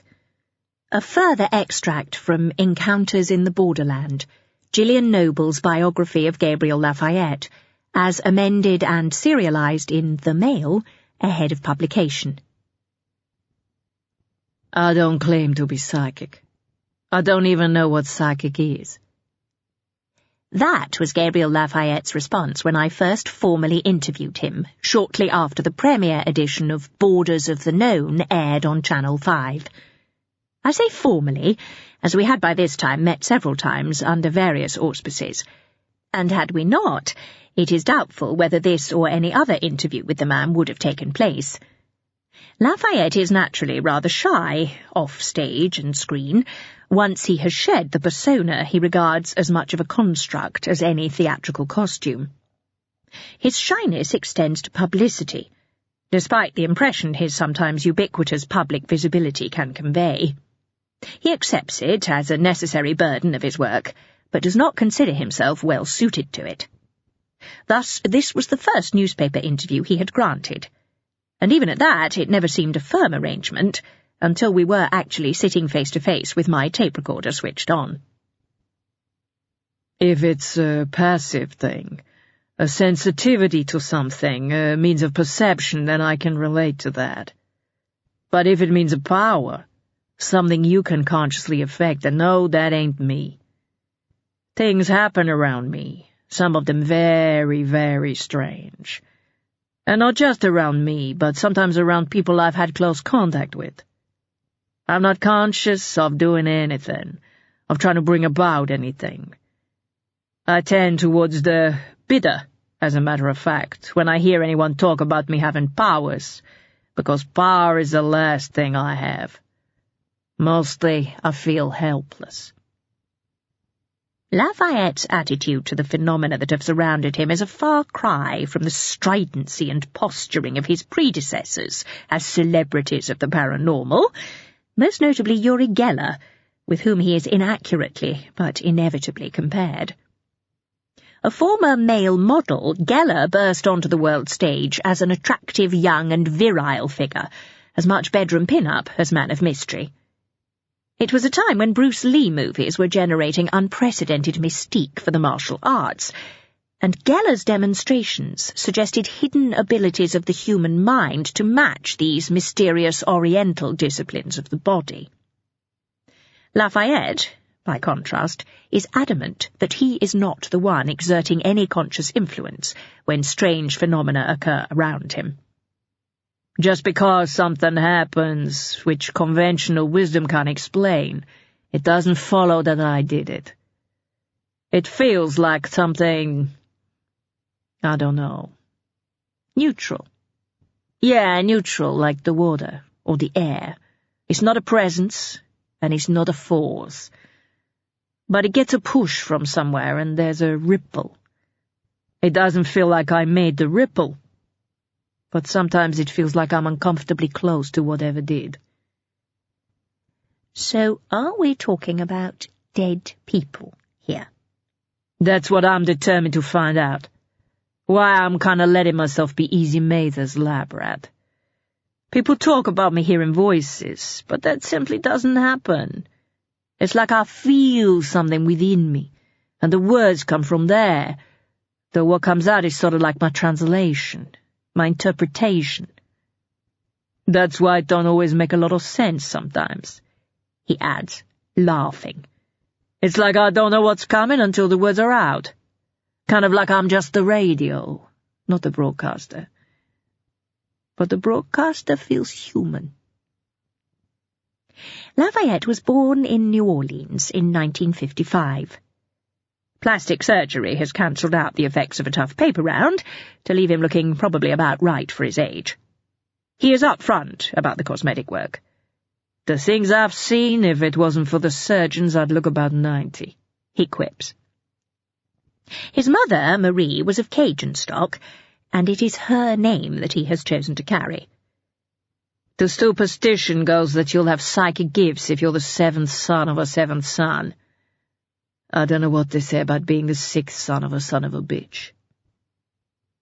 The line sounds well rehearsed, and is delivered with a knowing weariness, but it is revealing enough. Lafayette's father, Arthur Davenport, was a violent alcoholic and inveterate gambler who often left the family penniless for days or weeks at a time before returning either penitent or broke. Davenport was, however, the youngest of 7 boys, something Lafayette smiles wryly about. One more big brother, and I'd at least have something to hang all this weird stuff on. The earliest instance of this weird stuff came, he says, when he was 7 years old. There was this old black woman on our street. Lived in this real run-down-looking shack, even more run-down than ours. Ma Lossie was her name. Lot of juju round the place. Lot of folks came for readings. She read the tarot cards, but that was vanilla for the tourists. Not real tourists, you understand, but you got folks from other neighborhoods. She did darker stuff, though. Far darker. Chicken blood. Augury. Kids from other streets were real scared of her, like she was the boogeyman. But we all knew her. Used to play in her garden. She used to make couscous in this big old pan out back. Always had plenty to go round. Sometimes it was the only meal we got. And man, she always made a fuss of me, like she was my grandma. Guessed it was because I was the youngest. But she used to look at me sometimes like, I don't know, like she was scared. Not scared of me, but scared for me. And one day, when I was 7, she took my chin in her hand, real big hand, felt tough and calloused like a man's hand, and she said to me, "There's drawn to you, boy. Like there's moths and you the flame. You're gonna need strength for the journey." Only time in my childhood I thought we were going on vacation. Lafayette laughs, but is clearly concealing the pain of a long-borne burden. I didn't know what she meant back then. I sure as hell know now. After what I witnessed at Glassford Hall, I know too. However, it would be misleading to give the impression that Lafayette has been an entirely reluctant pilgrim on this journey. It's like when you're in school and you first learn about space. I've learned about still another distant realm. And though it can be scary, it's undeniably exciting too. Plus, and this cannot be overstated, there's a true joy in what it can give to people. You only have to look in their faces when they recognize the presence of a lost loved one, for all the frightening stuff to feel worth it. The Glassford Hall incident provided as vivid an illustration of this duality as it is possible to imagine. The horror and fear on one hand, against Bryant Lemuel's tears of loving joy on the other. However, the happier side of Lafayette's world is better exemplified by his more public work, both on television, and for those of us who have had the privilege, up close and in the raw, in front of a live audience. I witnessed him appearing before a crowd of students at the Kelvin University Union Debating Chamber shortly after being elected rector. The appearance was meant to be merely a thank you to the students who had elected him, and in particular those who had campaigned on his behalf. Lafayette was billed as giving only a talk, with no suggestion that he would attempt any paranormal demonstration. Nonetheless, tickets had been like gold dust, so much so that the entertainment convener informed me he had been forced into keeping a waiting list of names in case any were returned. Sometimes there's a band or a comedian who sells out immediately, but folk normally accept that once the briefs are gone, they're gone. I had folk demanding I start a waiting list the minute the event sold out, and that was a week ago. And did any of them get lucky? Not many. We had 6 or 7 returns, but without being too cynical about my fellow students, I'd imagine a lot of the tickets had been sold on for a profit. Someone said they were 2 on eBay the other day. Lafayette did intend merely to give a talk, part thank-you speech and part Q&A session. He even had a laptop and a data projector with him to illustrate some of what he intended to discuss, with his one concession to showmanship being the hardware necessary for a practical illustration of an important point. "I don't do demonstrations," I've heard him say, somewhat irritably. "You can't just turn up and expect things to happen. That's what makes me laugh about the attitudes of the cynics who say it's all tricks. If it was just tricks, I could do them 3 shows a day, 7 nights a week." That night, however, as he later told me, he had a change of heart only moments before the doors were due to open. "There was an energy that evening. Something really incredible. Just everywhere. Everywhere. It was one of those occasions, as happens now and again, when I find it hard to believe the people around me don't feel it too. Sometimes I think maybe they do, but they just don't understand what they're feeling. So they kind of edit it out, or put it down to something else. That night, I kept expecting to see sparks leap into my fingertips, like I was touching one of those plasma balls. Just this amazing energy. And I think it was because the occasion was kind of a conductor for positivity. There was so much positivity coming in because it was a wave of positivity that had put me in this honored position, and I felt like I was radiating pretty good myself. I wanted to say thank you, that was all, but I felt like I was going to burst from it. I'm from beginnings about as humble as you're going to get, and I never had the chance to go to college. You've no idea what it means to a guy like me to be given a position like that in one of the world's oldest seats of learning. So that night I thought, hell yeah, let's see what happens. What did happen, I witnessed from among the crowd. Though it was perhaps the only time I've been at any kind of event where I had access all areas, I wanted to gauge the reaction from amid the throng. And I can confirm that Lafayette spoke the truth. There really was an electric sense of excitement and anticipation in the air, and a notable absence of cynicism and scorn, which was truly remarkable, given that we're talking about an audience of students. It was an undeniable tribute to the impact Lafayette has had in changing people's perceptions of this field. They weren't there to poke fun, or shout the odds. They were there because Lafayette was offering a peek through the door into a different realm, and had made that realm seem a fit subject for mature and intelligent study, rather than a seedy and desperate sideshow. "I want to explore that other realm," he says, "and I'm lucky enough to have had glimpses through the telescope, as have many others before me. The difference between those and myself, though, and the reason I'm working with Easy Mather, is that we're not just content to gaze through the lens in awe, We're like the natural philosophers of old. We want to measure it, document it, understand it. We want to know the physics of it. The science of the spiritual, he calls it, and it's the reason why Borders of the Known has captured the imagination. The programme has attempted to reconcile science with the paranormal by looking for ways in which work being done at the frontiers of the former can offer glimpses that may help us understand the latter. Borders of the Known not only took the paranormal into the mainstream, it brought cutting-edge science out of the graveyard intellectual slots and onto prime time. Audiences reared on reality TV discovered a fabric of reality TV. Before Lafayette, could anyone have imagined White Van Man tuning into a show featuring advanced physics? Who could have predicted that the phrase electron bubble would be overheard around thousands of office water coolers?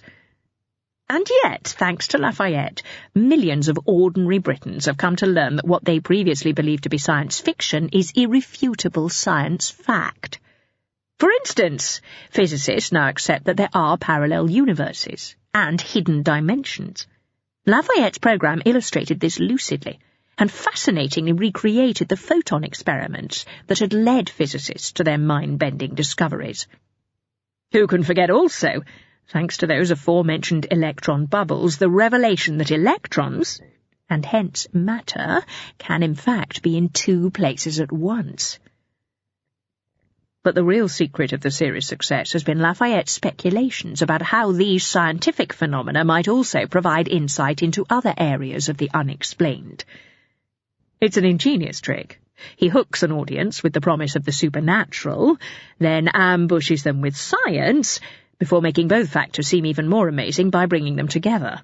The science seems more amazing because it represents what we may have thought impossible, while the supernatural becomes more amazing because the science suggests it is possible.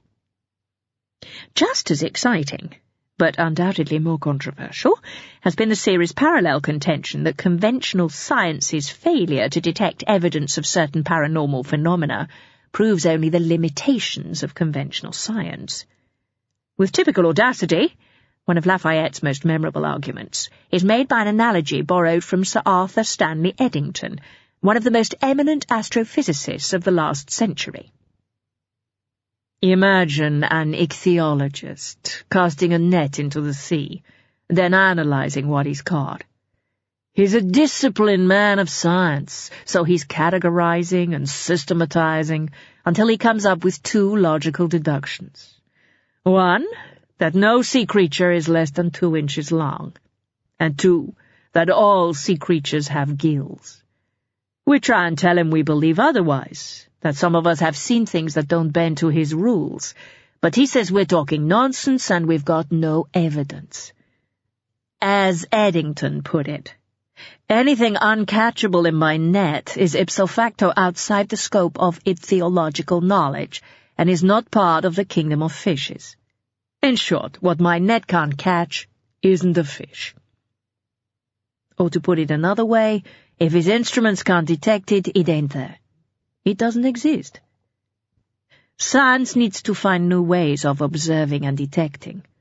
The lack of evidence acceptable to scientists is not down to a lack of data, but down to flaws in how they gather it. When it comes to the paranormal, scientists need to find a new kind of net. Thus, several hundred of us filed into the Kelvin University Union that night, not so much looking for answers, as in search of new ways to pose the questions. As the audience came through the main entrance, we were each handed a card and an envelope by one of several union helpers, and asked to comply with a small request, before proceeding into the debating chamber to take our seats. The polite but nervous young girl in an official union polo shirt asked me to write on the card a question about a loved one no longer with us, then to seal the card inside the envelope and put my initials on it. I did this, then deposited the envelope in a glass bowl held by another helper as I entered the auditorium. Lafayette took the stage around 3/4 of an hour after this, 10 or perhaps 15 minutes later than billed. The delay only served to maximize the crescendo when finally he appeared, dressed simply, wearing jeans, a white t-shirt, and a white linen jacket. He seemed a little self-conscious, bashful even, in the face of such effusive adulation. He looked small and a little isolated on the stage, which was bare but for a table holding a jug of water and a glass, and a black curtain off to the right. Lafayette will confess privately that he doesn't consider himself much of a showman, and he certainly didn't seem naturally equipped to greet a crowd who were whooping it up like that. He seemed more comfortable once the initial euphoria had died down, though the energy in the atmosphere was tangible throughout. I can't lay claim to feeling the things he does, but I do know there was something special passing from the floor to the stage. Before too long, that energy was travelling in both directions. An alternating current. He began with his thank yous and his thoughts and plans regarding his tenure as rector. He regretted that he would not be able to base himself in Glasgow, but would endeavour to visit regularly, and would be keeping a close eye on matters through whatever channels were available. "And there are more channels of communication available to me than to most people," he joked. He then went on to discuss some of the themes explored in Borders of the Known, in particular the ways in which scientists and advocates of the paranormal misunderstand each other. "So much of what was once believed to be paranormal came down to ignorance of science on the part of its adherents," he said. "And it's still the case today. People talk about the sixth sense, but really they're just underestimating how much we detect with the 5 we have. Man has faculties that have fallen into disuse.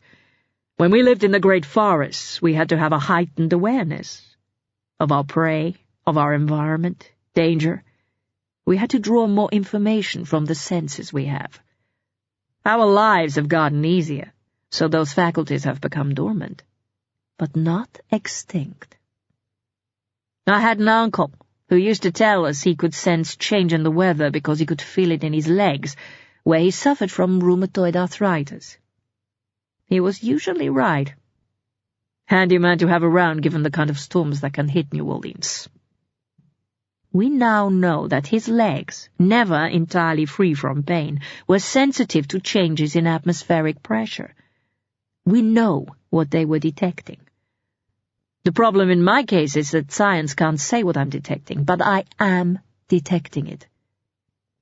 I'm detecting a lot of it tonight. Sometimes the weather is calm, sometimes there's a lightning storm. As you may have heard me say before, it's like a body of water or air, something that waves can pass through. Many forces of energy exist in wave form. Ask any physicist. But ask some physicists, and they'll say that matter exists in wave form too. Something in me feels those ripples. Something in me reads them like they're grooves on an old vinyl disc, and I'm the stylus. The part I really don't understand is the process whereby those tiny, tiny peaks and troughs, once they've vibrated the stylus, are transformed into signals our ears can decode. I'm sure an engineer could explain it to me, though I'm less sure I'd understand it.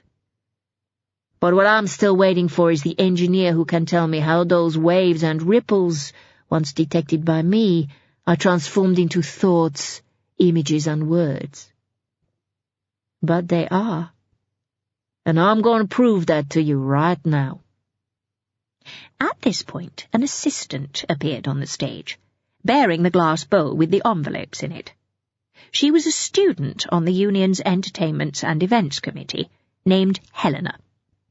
She placed the bowl on a table next to Lafayette, then proceeded to exit by the stage-side stairs and waited there holding a radio mic.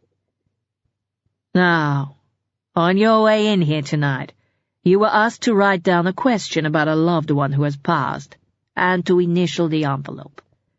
The reason I ask for your initials only is because sometimes having a full name in front of me causes confusion. It's like a form of suggestion that interferes with whatever the hell it is inside me that transforms those waves into words. Same reason the question must be sealed. I mustn't see it. I say sometimes, because it ain't always so. Sometimes the signal is so strong that nothing can interfere with it. And others it don't matter how few distractions are in my path. There's nothing to see here, folks. Move along. The audience laughed, though rather nervously, it must be said. Lafayette then took an envelope from the bowl and held it in his left hand. He closed his eyes, and a calm seemed to come upon him. In a room full of hundreds of people, sparking with anticipation, he was all of a sudden as relaxed as had he been reclining on a tropical beach. "William," he said, "that's who the question is about. And at such times, I think we mean that's who the question is for. William. Though in this case I think William is known to those who love him as Billy." I heard a gasp from somewhere to my left. There was a girl covering her mouth, her face suddenly ashen. "Billy is proud. Proud of you. He sees you. He sees Catherine." Helen had moved towards the girl. "Are you Catherine?" the assistant asked, speaking into the radio mic. The girl nodded, to gasps all around, and was handed the mic. "Catherine Gates?" Lafayette suggested. A further nod. More gasps, mine among them. "KG," Lafayette said, glancing at the envelope. "What did you put on the card, Catherine?" he asked. "I just asked if Billy could see me," she said nervously. Lafayette opened the envelope and looked at the card, then nodded before placing it back into the bowl. "Billy felt real close. Family close." "He was my uncle," she revealed, filling up with tears. "He was a teacher. He used to help me with my homework."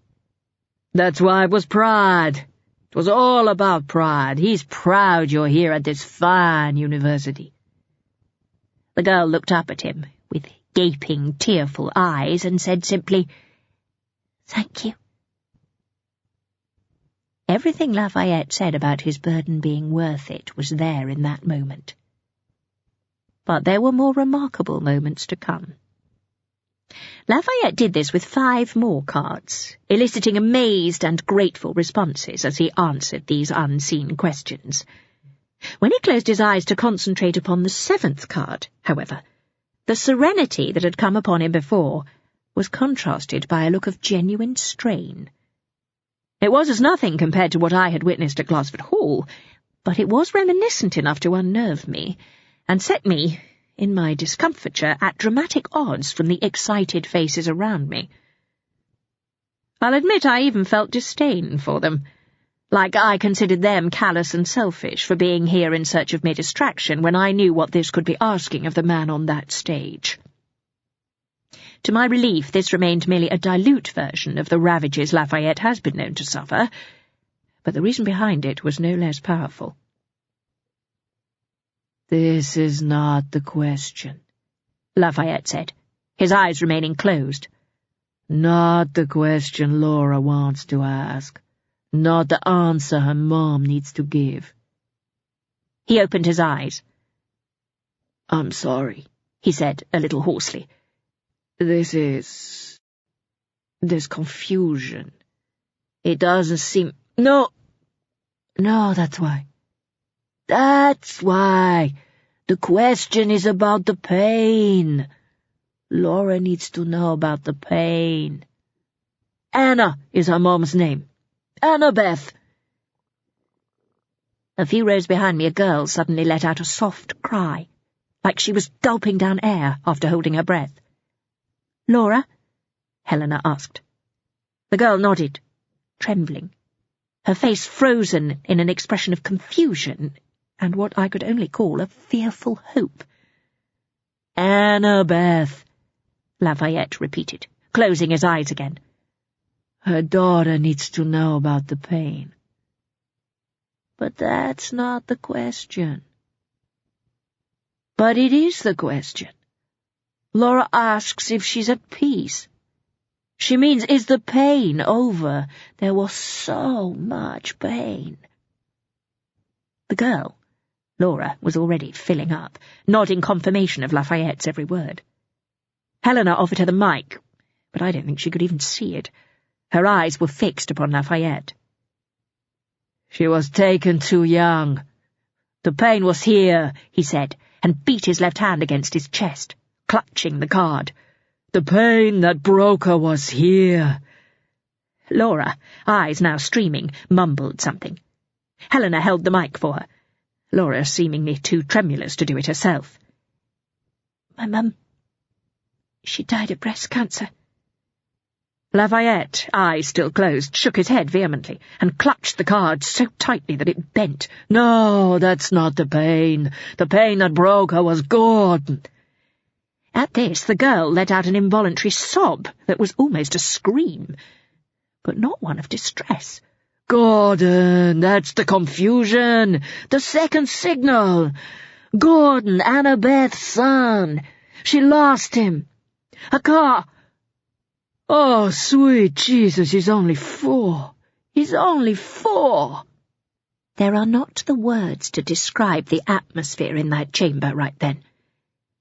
There is an unnerving stillness about a large number of people frozen in utter silence, as anyone who has witnessed such minutes of respect in a sports stadium can testify. But this was something else. Laura was shuddering with sobs. Her eyes closed, her face flushed. Lafayette climbed down the stairs to the chamber floor and made his way towards her. No, don't cry. Don't cry, he said, his voice lowered, soft and gentle. The pain is gone. All the pain is gone. Annabeth is whole again. Annabeth and Gordon are one again. There is peace. There is peace. The girl made her way past the 2 people sitting between her and the aisle, and embraced Lafayette like he was her mother. There is peace, he said again. The mic was grasped away from his face as he held the girl in his arms, but the silence throughout the room meant we could have heard his softest whisper. There is peace. I should pause at this juncture to confess that later, once the euphoria had died a little, my journalistic instincts did lead me to ponder whether this might have been some kind of set-up. It wasn't that I was naturally suspicious of Lafayette. That's Mather's job. But I had to ask myself, how could I be sure it wasn't? How could I know the girl, or anyone else, wasn't a plant? I did my homework, asked the right questions of the right people. Part of me would have been relieved to discover that it was a fraud, as that would have neatly tied up a burgeoning new universe of difficult questions. It would also surely have earned me a finder's fee from a theatrical agent, as the girl would need to have been a magnificent actress. But no, there were no Confederates and no lies. Laura Bailey was indeed a student at the university, known to several people I spoke to. Some of them knew she had lost her mother to breast cancer when she was 16. None of them had known anything about her brother, but discreet checks revealed that he had been knocked down and killed outside their house when she was 6. I did some more in-depth background checking in order to verify another story, but I'll blow your socks off with that later. Laura was no plant, and neither was engineering student Grant Nielsen, who provided the occasion of a second breathtaking moment of revelation. Lafayette conveyed details of the breakup of Grant's parents' marriage, in particular his late father's regret at how it cost him time with his son, time he had not known to be so limited. It was truly painful to see this burly 6-foot prop forward break down in tears of sorrow. Equally uplifting to see the gratitude and release in his expression as he gazed up at Lafayette. It was an emotionally exhausting evening, to say the least. But Lafayette, for all he disdains his own showmanship abilities, was still able to lift the place in order to end on a high. One could even say that he pulled it out of the fire. The stage lights dimmed as Lafayette talked some more, this time about how science is merely a system of measuring our world and our universe, but lacks the instruments to measure some of the ways human consciousness interacts with it. As he talked, another student assistant, a male this time, drew back the curtain that was obscuring an area on the right of the stage. He revealed a metal tray on the floor, about 2 meters long and 1 meter across, upon which sat a layer of glowing coals. Physics purports to tell us about the nature of the universe, but it is largely based on predictive equations that describe the universe in terms of mathematics. They create models to represent phenomena that we do not have the telescopes to physically look at. Just like chemistry creates models, formulae of protons, neutrons, and electrons to represent what we do not have microscopes to physically see. But the models are not the reality. Only an attempt to understand that reality. And sometimes reality does not conform to what the models, the formulae and the equations say it should be. With this, he lifted a poker that was lying with its tip among the coals. Held aloft, the audience could see that the tip was red hot. Science, inasmuch as it is a system of measurement, tells us that the temperature of these coals is 400 degrees Fahrenheit. Helena then emerged from backstage, carrying a plate upon which sat a piece of steak. This is what science tells us should happen when organic flesh comes into contact with a solid at that temperature, Lafayette announced, then placed the tip of the poker against the steak. We could all hear it sizzle, saw the smoke it gave off, and within moments could smell the cooked meat. The Union snack bar probably did a roaring trade in burgers shortly afterwards. Lafayette then dunked the tip of the poker into the water jug on the table. It emitted a high shriek as it was submerged, giving off a cloud of steam. On this occasion, the predictive equations have accurately described the outcome. But the equations don't always add up when human consciousness is thrown in as a variable. With this, he took off his shoes and socks and walked upon the glowing coals from one end of the tray to the other. Science does not have all the answers, he said, and anyone who tells you it does is not practicing good science. There is much to discover if we open our minds enough to take the journey into the borders of the known. And with that, the stage lights faded to black. When they came up again, Lafayette was gone, leaving a room rocking with cheers and thunderous applause. As I've said above, in many ways it would actually be comforting to believe that there was a simple explanation for the things that happen around Gabriel Lafayette. I'll reluctantly accede to his wish that people refrain from describing them as things he does. Otherwise, the ramifications about our world and the way we observe and understand that world are extremely daunting.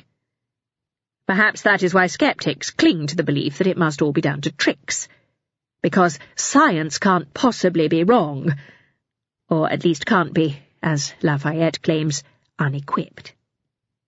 They cling to this like an article of faith, because the alternative is too frightening. Precisely the behaviour and motivations the skeptics disdain in the religious. I've frequently heard Lafayette declaimed by skeptics as a charlatan who is only in it for the fame and fortune. Skeptics, we are told, only go by the evidence, except when it suits them. Lafayette does not lay claim to being much of a showman, but for someone allegedly only interested in fame and fortune, he's not much of a self-publicist either.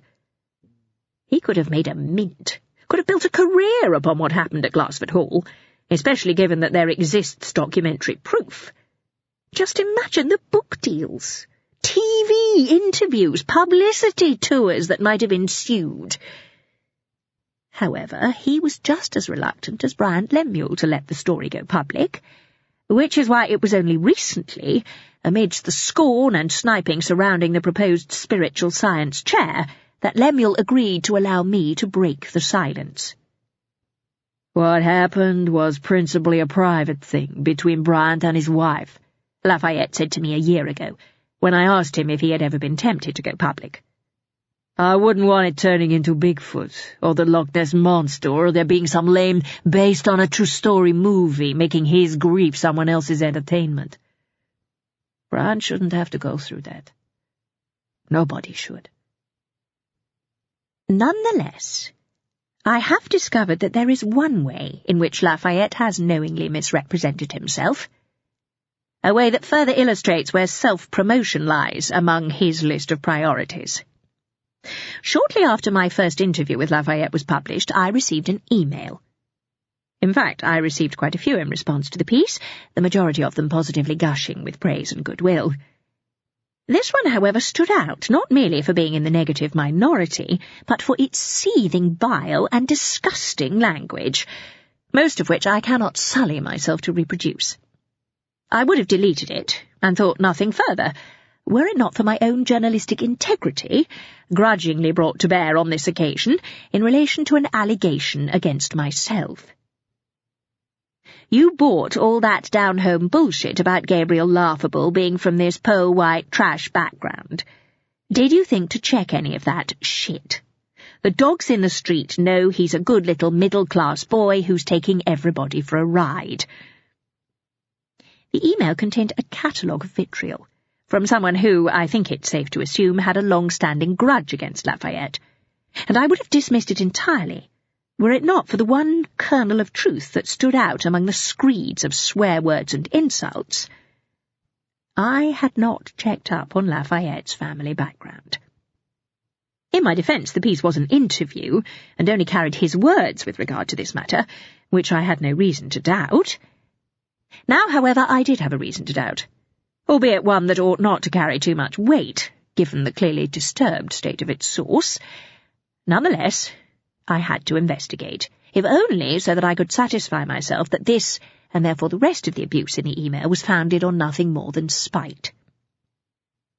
As it was a delicate matter to directly question the veracity of a subject's account, and in particular when that account was of the subject's family background, I approached Mather about it first. He laughed it off, though rather bitterly, saying it came as no surprise, and was one of the reasons Lafayette was reluctant to be the subject of newspaper pieces such as mine. "There are a lot of cranks out there," he said, "and a particularly high concentration around the area of the paranormal, on both sides of the argument. You should hear some of the stuff that gets thrown towards me by some of Gabriel's more enthusiastic fans, who don't understand why I'm not just giving him a wholehearted scientific endorsement. It's important you put this to bed, though. Gabriel's family is a sensitive area, and it's something he would not want any smears or innuendo around." Mather informed me that Lafayette had 2 surviving brothers. Louis and Remy were killed in Vietnam, within weeks of each other, and Jean-Jacques died 4 years ago of a heart attack.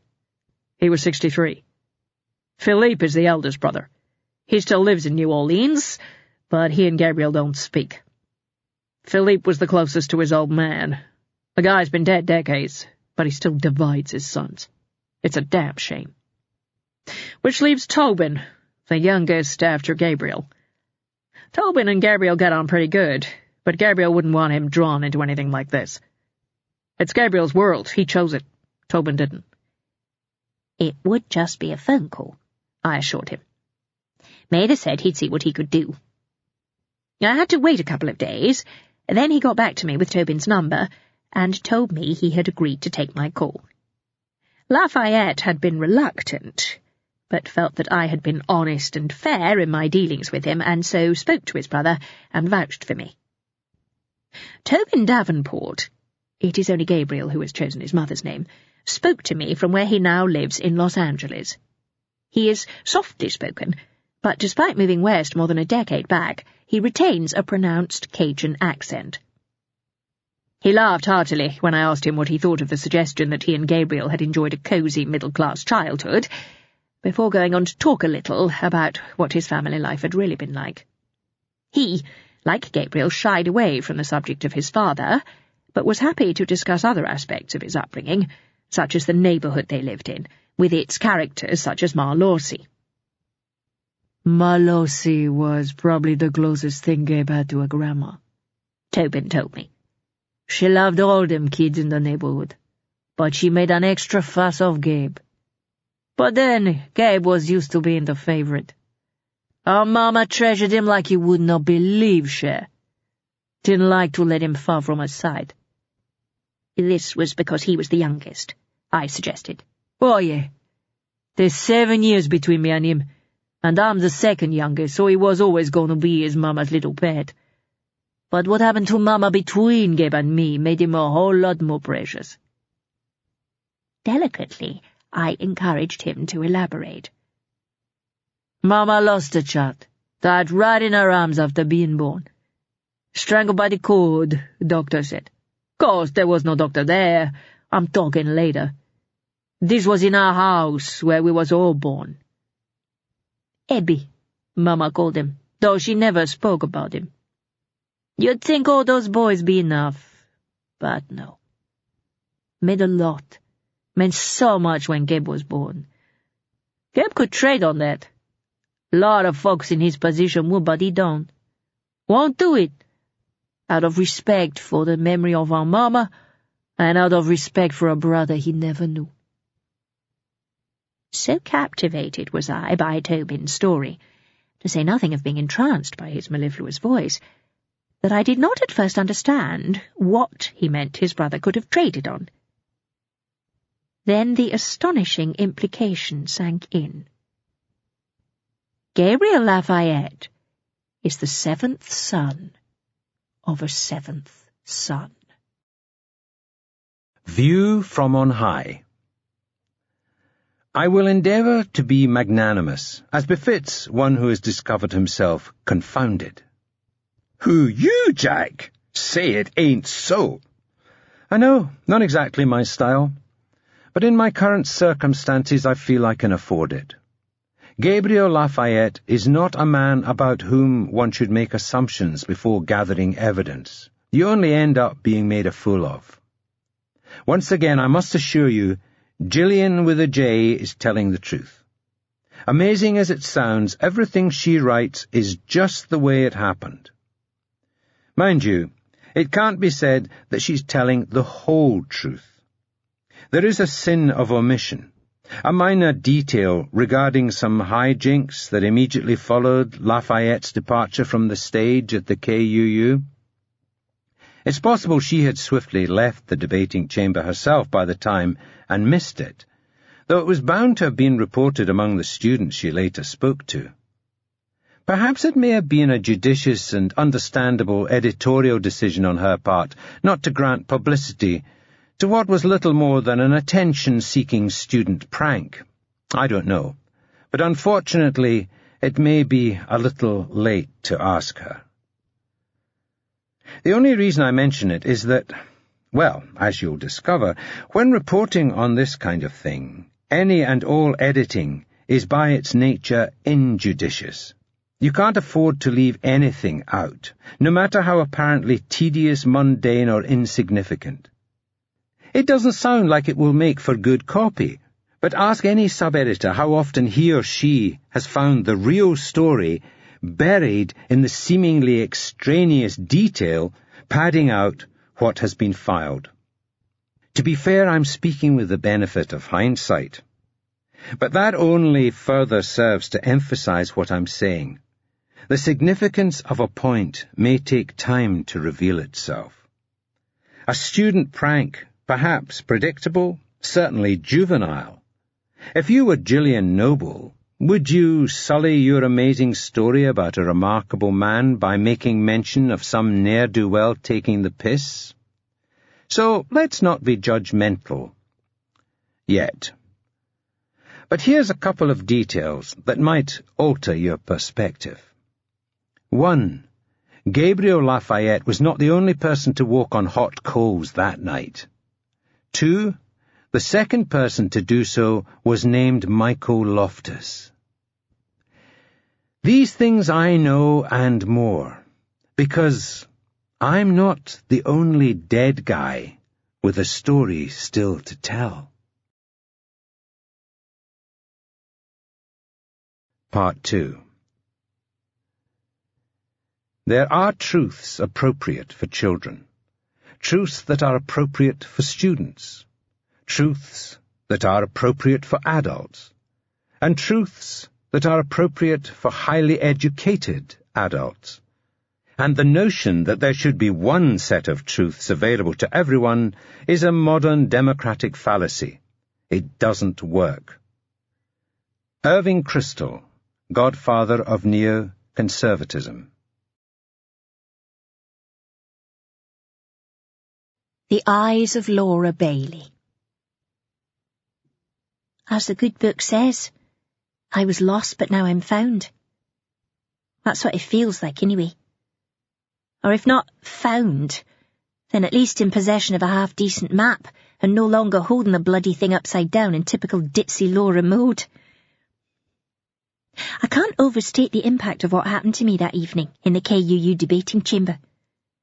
I've never felt like that before. Not since childhood.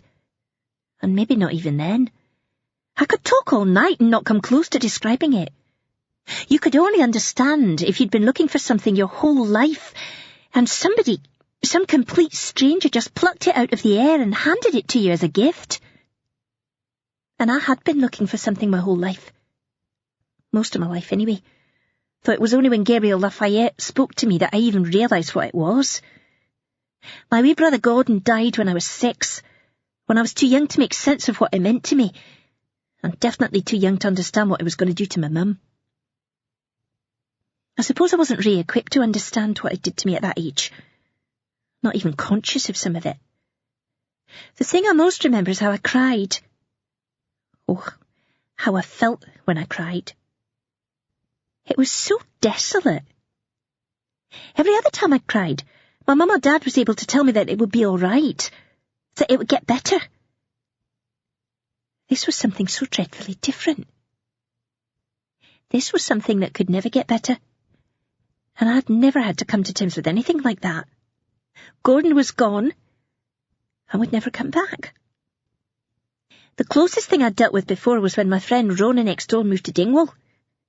I cried because she left, but she came to see us again, and so thereafter I always knew she might be back someday when I least expected it.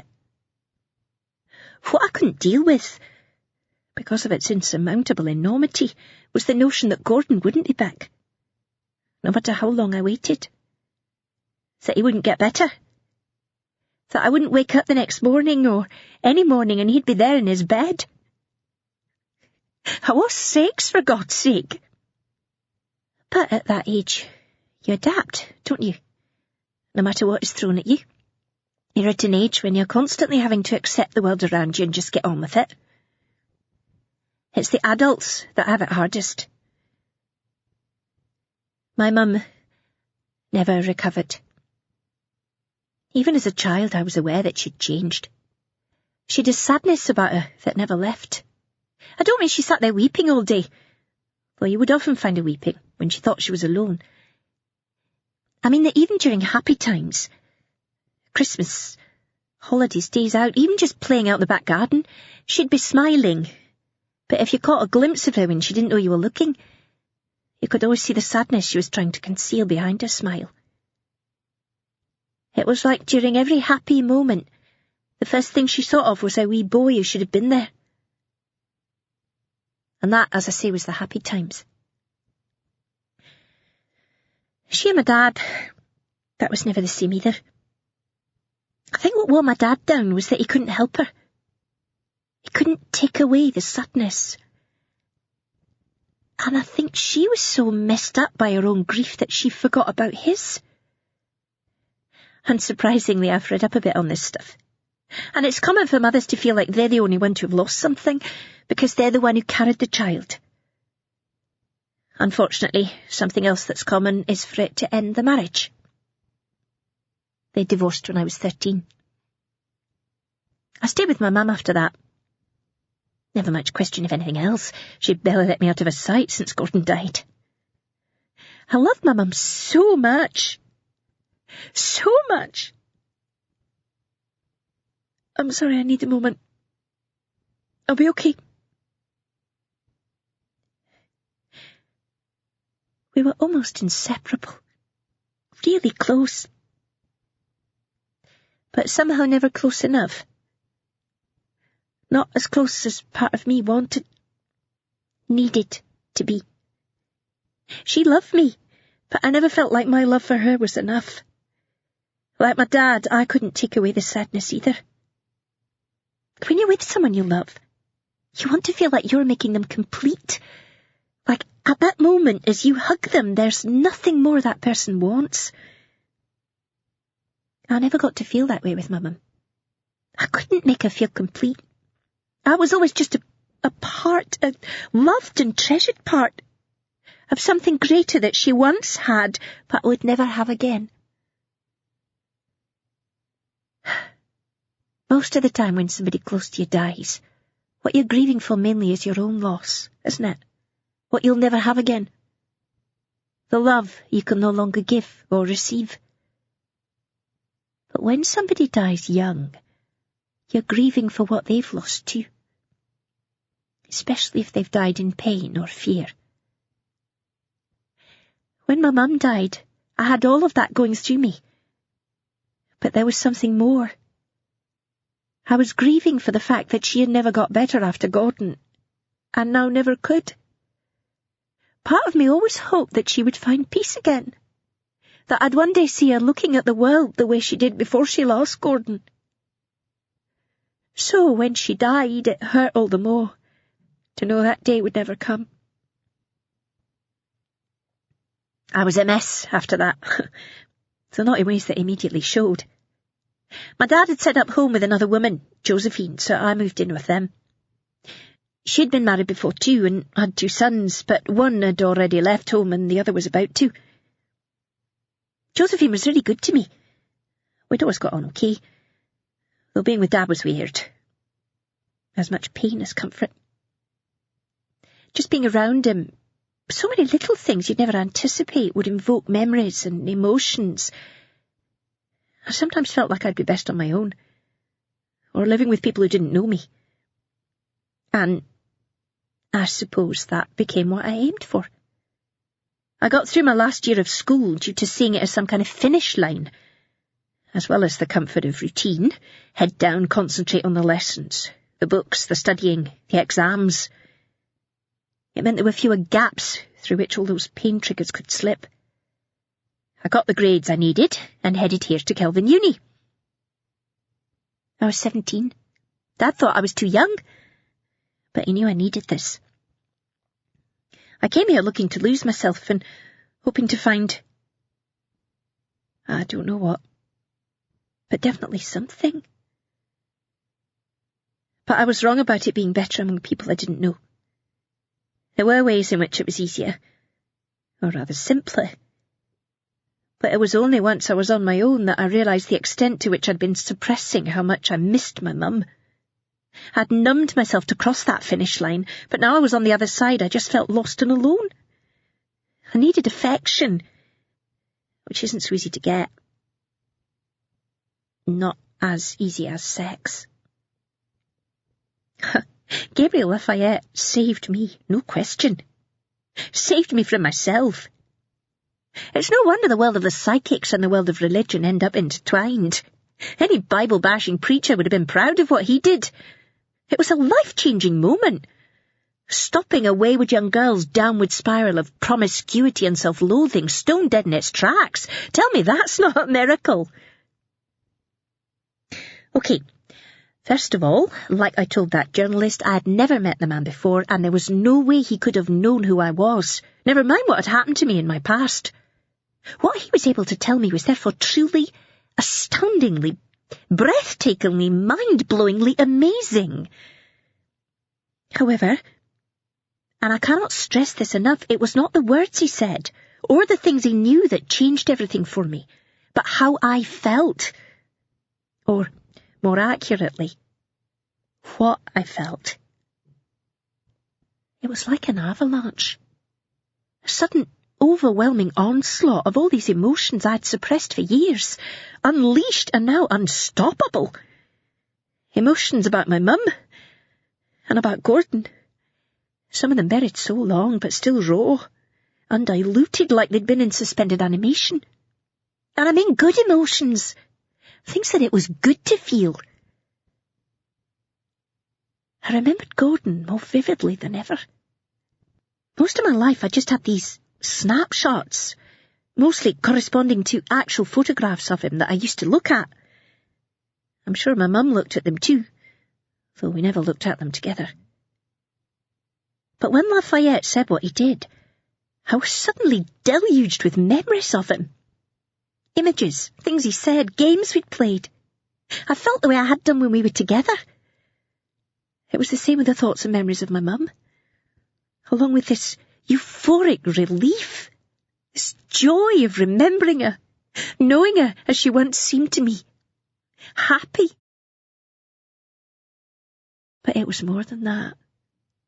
I didn't just experience memories and emotions, I felt both of them, felt their presence, what it was like to be with them, as vividly as had they been standing there beside me once again.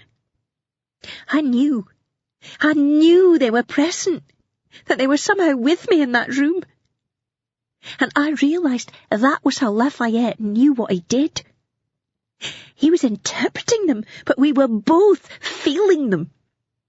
I was sure of that. What he gave me was a gift, an amazing gift. He gave me back my mother, my brother, and gave me knowledge of my mother's peace, not just in that moment, but for a long time afterwards. I swear, if I'd had a chequebook on me right then, I'd have signed away all my savings in gratitude. If he'd asked me to sleep with him, I'd have been there in a heartbeat. I'd have done anything for him. Later I spoke to that big guy, Grant Nielsen, and he said much the same. Apart from the sex part, obviously. He said Lafayette had given him something invaluable, and he'd do anything in return. He was in tears. Big, burly, macho guy like that, normally hanging out in the KUU bar having burping contests with his mates. He confessed he'd only gone along in the hope of taking the piss. He left a changed man. I was in tears too. This engulfing mix of sadness and joy. A good sadness, a healthy, cathartic sadness, in the midst of which I felt more happy than I had done in years. Years! I sat there, transfixed throughout the rest of the event. I barely remember any of it, in fact. I was just transported, cocooned in this state of grace. I do remember Lafayette walking on the hot coals, and thinking that he could probably walk on water too, right at that moment. And then, as you know, there was the one sour note of the evening. I was still a bit glazed over. My friend Gail, who I was with, was nudging me to get up because everybody was leaving, but I was still in a bit of a dream. I was staring at the stage when it happened. Most folk turned around when they heard people shouting, but it was over so fast I'm sure the majority of them missed it. That's why there were so many conflicting accounts, people claiming it didn't happen, that he was huckled away before he could do anything, or that he only walked over the very end of the coals. But what I saw was this figure in a long brown coat run up the steps at the side and bound onto the stage, holding his hands in the air. He whipped the coat off and dropped it, then, as you know, went over to the tray of hot coals and proceeded to walk the length of it on his hands. He moved quicker than Lafayette. It only took maybe a second and a half, and he'd almost made it to the end when the bouncers moved in. I remember seeing him being grabbed around the elbows and marched out of the hall, during which he was looking straight at me. The look on his face as he stared at me, it was... You might expect me to say scorn. But no, it was almost apologetic. It reminded me of the way the nurses on the oncology ward used to look at me when I was leaving after visiting my mum. It was pity, wasn't it? Yes. Pity. It jarred because pity was, right then, something I considered inapplicable. At long last, I was going to be all right. And yet his expression haunted me. I was going to say like the ghost at the feast, but this feast already had its ghosts, didn't it? I didn't expect to sleep that night, but I was wrong. I'd never enjoyed such a sense of release or of calm. So I felt both utterly drained and completely relaxed, and I was out like a light before sleeping 13 hours solid. 13 hours? That was about half as much sleep as I usually averaged over a week.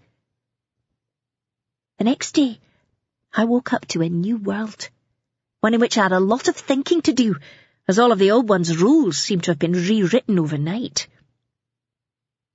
I felt wonderfully reassured, truly warm inside, that I'd received this contact from my mum and from Gordon, and the thought of them being together again.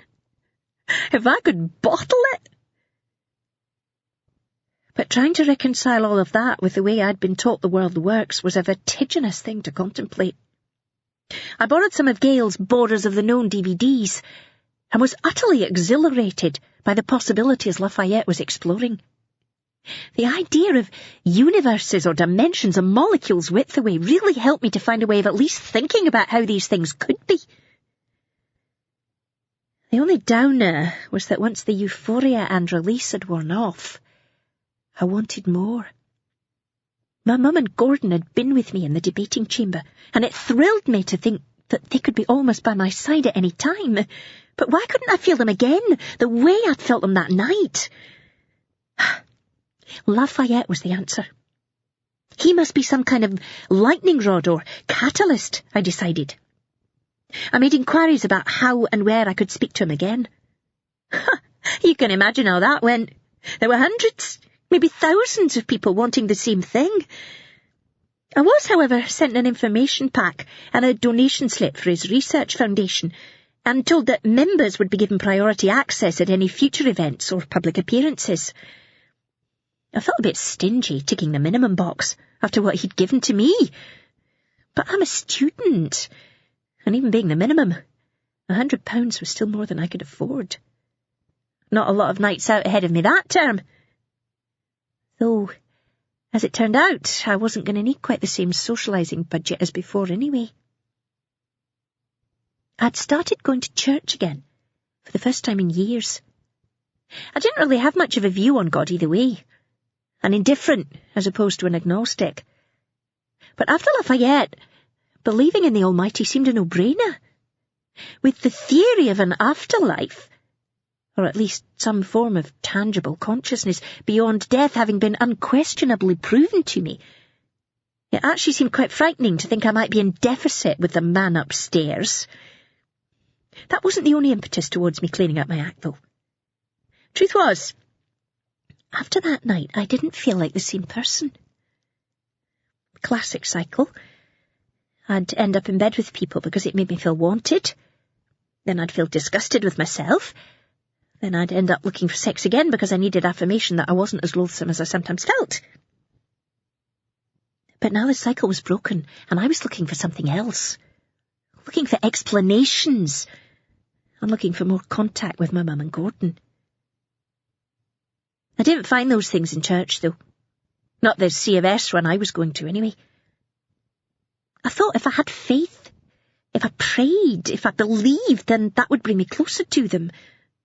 Or bring them closer to me. There was the odd time when I thought it might be happening, but it was only my imagination.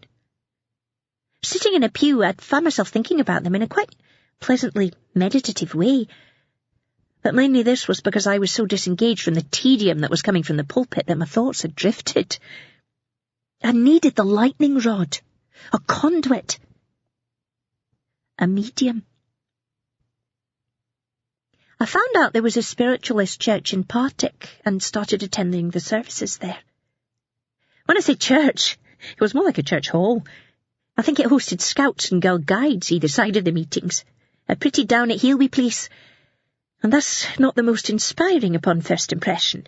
But looks can be very deceiving. It was nonetheless the site of some amazing things, not least the eclectic mix that comprised the congregation. You might assume it would be full of lonely old ladies with message bags full of cream cake and cat food, but you'd be miles out. They rolled up in BMWs, as well as Shanks's pony, all drawn to hear the lady herself, Mabel Ragg, or the Reverend Mabel Ragg, to give her formal spiritualist title. And no wonder. The things that woman could tell were, well, inexplicable. Sometimes she answered specific queries from members of the congregation, and sometimes she had spontaneous, unsolicited messages for them. And I'm not talking about vague one-size-fits-all platitudes here. Often this was very specific stuff. A lady in front of me once asked if Mabel could help her find her engagement ring, which she was sure she had misplaced somewhere in the house.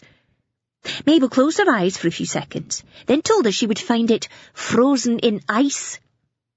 At the next service, the lady returned, almost tearful with gratitude, to report that she had found the ring, indeed frozen, in the ice-cube tray of her fridge.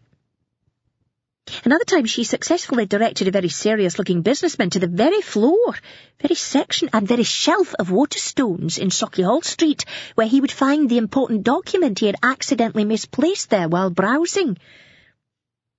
And if you think that's unbelievable, I haven't even mentioned the apports. On a number of occasions, objects appeared in the hall out of thin air. But not just random objects, objects that had been missing, and even objects that their owners didn't know had gone missing. Car keys, bracelets, photographs. They just dropped out of nowhere to land on the floor in front of Mabel's feet. On my second visit there, something seemed to flutter down in front of her, and I utterly froze when she asked if there was a Laura Bailey in the hall. I didn't know anybody there, and nobody I did know knew I was going to these services. But then she held up this tiny white rectangle and said, "I believe this must be yours." It was my bloody university library card. I checked my purse, and sure enough it wasn't there. I'd have been in real bother without it, too. Mabel always came out to the foyer to greet everybody, before and after the services. She was such a warm and also very humble, unassuming woman. There was no charge to attend the services, which struck me as crazy, given what people would surely pay to see her do what she did. All she asked was for donations towards the fund she had for building a proper church. A lot of large denomination notes went into that bucket, but you only had to look at the surroundings to see how much it was needed. This woman was trying to run a church out of a scout hole, for God's sake. The only thing she charged directly for was individual sittings. It was a minimum charge of £100, though you were encouraged to add what you could afford to the new church fund. She didn't do them very often, as she said they were very exhausting, so there was a waiting list.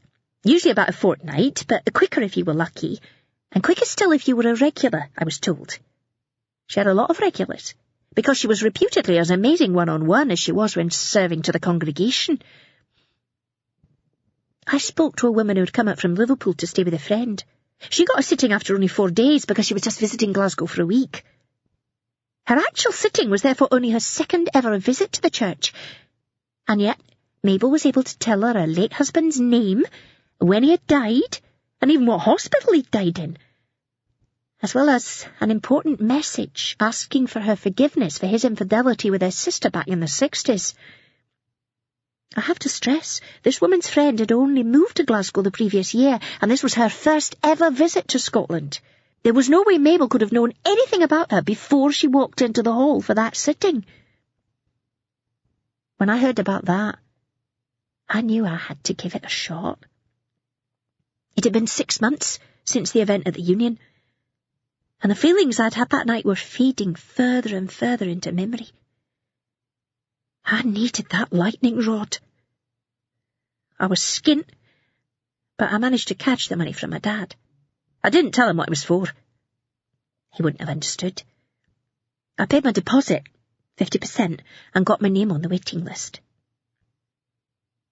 It was in the meantime that I happened to be back in the Union, having a coffee in the comparative quiet of the music-free word bar while I looked over some lecture notes, when I overheard a discussion at an adjacent table There is definitely a kind of sixth sense, whether you want to call it that, or ESP or whatever, a male voice was arguing.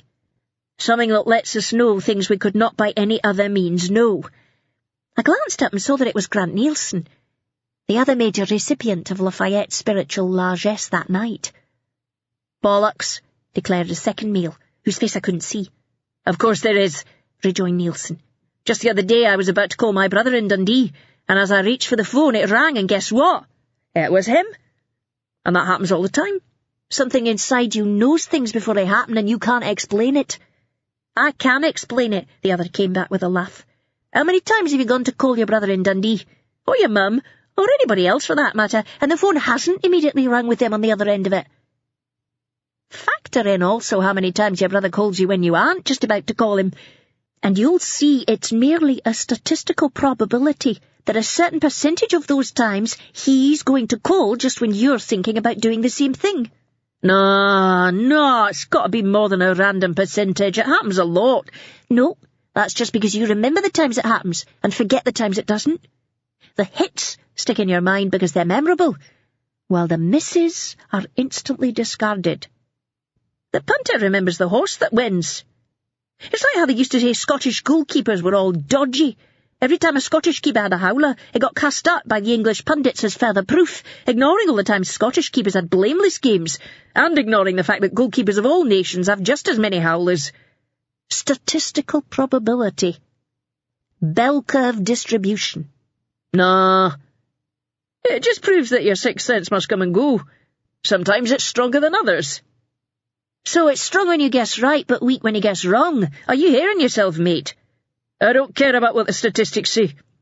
Gabriel Lafayette has shown that statistics and data are unreliable when it comes to this kind of thing, because the way they gather them is flawed so as to skew against the evidence of psychic phenomena. And reality doesn't always conform to the models and the equations the scientists lay down." "Yes, it does. Gabriel Lafayette just uses science to put a shiny new ribbon around a stinky old jobby. He talks about science and then grossly distorts it, or completely ignores it. Take his firewalking stunt, for example. He whacked a red-hot poker against a stake and said this was what happened to flesh at 400 degrees, then claimed that human consciousness could somehow throw out all the equations. Utter rubbish. So how do you explain the fact that he then walked across the hot coals? Are you saying it was a trick? I walked across the bloody hot coals, and I did it on my hands." At this, as I'm sure you'll appreciate, I looked up again. I still couldn't see the face of the person speaking as he had his back to me, but I knew who it must be. I don't know why, but I felt a chill, an unease run right through me. "I never saw you do that. I've just got your word and a few conflicting accounts." "Listen, I did it. You could do it, that's the bloody point." "Are you saying the coals weren't hot? Because that poker was heated up by lying among them." "The poker was 400 degrees. The tray was 400 degrees. The coals were 400 degrees. But coals are light and porous. They have a poor capacity to contain heat and a very low conductivity. The air in an oven is the same temperature as the metal ashet inside it, and the pie inside the ashet. You can put your hand in the oven and even briefly touch the pastry without getting burned, because neither the air nor the pastry conducts enough heat. It's science, respectfully obeying those equations that describe reality. You want Lafayette to demonstrate that the human consciousness can skew thermodynamics? Ask him to walk barefoot over just the metal tray. I'll be the first in the queue to come and see that." I remember Nielsen pausing to chew over that one, as I was doing too. I hadn't thought about the firewalk, to be honest. At the time it really just washed over me. "Yeah, okay. But even if that was just a stunt, it doesn't prove anything else. The guy was there to say thanks. It's expected of him to put on a bit of a show." "Maybe you can explain that, but you can't explain the other stuff. I could reproduce half the things he did right here. Just because you can reproduce what he did using tricks doesn't mean he used tricks to do them.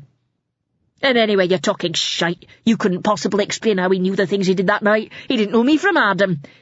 Listen, I could tell you how he did just about everything he did that night. I'll start with the envelopes, which is as much as I heard. because at that point I gathered up my folders and got out of there. I can't easily explain why, but I knew I didn't want to hear what he was about to say. Weird, isn't it? I simply felt compelled to leave, as quickly as I'd have been escorted out backwards by a couple of burly bouncers. I remember feeling pretty huffy and self-righteous about it too, like I was walking out because I wasn't going to be insulted. He didn't know I was there, but there was the implication, wasn't there, that I was some kind of gormless dupe? Utter nonsense. As Nielsen said, this guy might know how a few things could be accomplished by tricks, but that didn't mean Lafayette accomplished them that way, and there was no trick in the world that could explain what I had felt that night. Unfortunately, nothing could recreate it either. I had my sitting with Mabel Ragg. I must confess to coming away very disappointed. Don't get me wrong, she was pretty amazing in terms of what she was able to tell me. She knew about my mum, and about Gordon without me saying much at all. First thing she said, in fact, was, "You're here because you miss your mother's love. And your mother misses loving you. She sees you, but she's got a boy to love now too." She told me my mum was proud that I was at Kelvin Uni, but mothers being mothers, she says you have to pull up your socks and work harder in your politics classes. I'd just failed a politics essay a couple of weeks before. I got a hell of a fright when she said that, because I could just imagine my mum getting on my case if she knew I wasn't doing well in something. Especially if, as I'd admit in this case, it was down to not putting enough elbow grease into it. However, that was the only time I felt anything like a connection to her, despite Mabel knowing so many things. There was information, but no such sense of presence. I came away feeling really deflated. Disproportionately so. I felt so low, so disappointed. I'd just heard some amazing things, many of which confirmed what I had learned from Lafayette, so I should have been happy, or at least reassured, contented. Instead, I felt like I'd lost something. Maybe my hope that those feelings of contact could be repeated. Maybe something worse. Perhaps Lafayette had something Mabel didn't.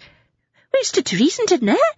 That was why he was increasingly famous while she was soliciting donations so that she didn't have to operate out of a glorified Nissen hut.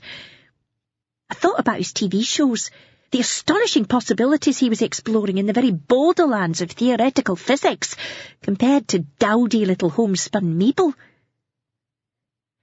And I thought, though part of me tried hard not to, of Lafayette's firewalking. How some scrawny student in a brown coat had not only replicated it, but arguably trumped it. Thoughts came into my head that were escorted out again by those imaginary bouncers. Increasingly, I found myself asking why I'd left the Union cafeteria in such a hurry, asking myself what it was that I was running from. I could reproduce half the things he did right here. That was the remark I most remembered, the one the bouncers couldn't expel. It dogged me most of the summer. Then, when I returned for the new term, I saw a poster advertising the amazing magic of Gabriel Lafayette, and when I saw your name underneath, I knew that this time I had to hear you out. Jack screws up and makes everything worse. As everybody else has been at it, I suppose I should come clean and describe my own first encounter with the amazing Gabriel Lafayette. In all seriousness, it was one of the proudest and most memorable moments of my life. I was standing beneath the ornate oaken arches of the university's unapologetically opulent Maxwell Hall, a glass of Tattinger in my hand, looking unaccustomedly unlike a doorman in my bow tie and black DJ.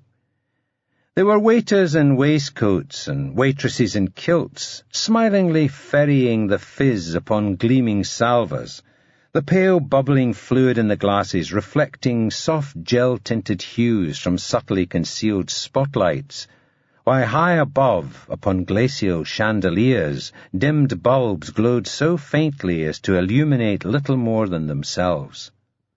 The faces of sharp-eyed luminaries sternly scrutinized from their vantage points upon the walls. Giants of science and academe, preserved in oil, spanning the 6 centuries that Kelvin University had been a renowned seat of learning. A string quartet played Bach upon a dais, while all around tables glinted with silver, glass, and china. All of which will naturally have you wondering, how did I get past security? To which I reply, get it up ye. No subterfuge, fraud, deception, or acrobatics required. I wasn't merely a legit guest. This none-too-shabby wee soiree was, I'll fucking well have you know, being held in my honour, or in the honour of the office I was holding anyway. So go on, take refuge in pedantry if you must, cast any aspersions you like. The tickets all had my name on them. It was Friday night on the first week of term. I had been elected rector towards the end of the previous term, but the business of assuming the mantle, whatever form that might take, didn't begin until the commencement of the new academic year. To reiterate, get it right up ye. I was surrounded by beauty, elegance, and finery, but none of it could match what was to my eyes the most beautiful, elegant, and fine adornment the room could have. She was standing in a light but exquisitely clingy peach dress, her Titian locks hanging between her exposed shoulder blades, where it almost but not quite succeeded in concealing the straps of a matching silk camisole. But the most dazzling thing she wore was a smile, a special one just for me that said, I love you and it's going to be all right. A bit purple for me, I know. But that's how I felt right then, and my current circumstances do tend to accentuate the emotional. Sarah had been through something very rough, we both had, and come out the other side, and it was just one of those times when you look at each other and are mutually conscious of all the good and bad that has brought you to be standing right there, right then. By right there, I don't just mean the Maxwell Hall, although it felt curiously appropriate, a private acknowledgement of a new chapter in our lives that had seen us both, after so long in Edinburgh, find ourselves with roles at Kelvin University. Sarah got there ahead of me by way of the research job she had taken with a pharmaceutical company after leaving medicine. Or didn't you know?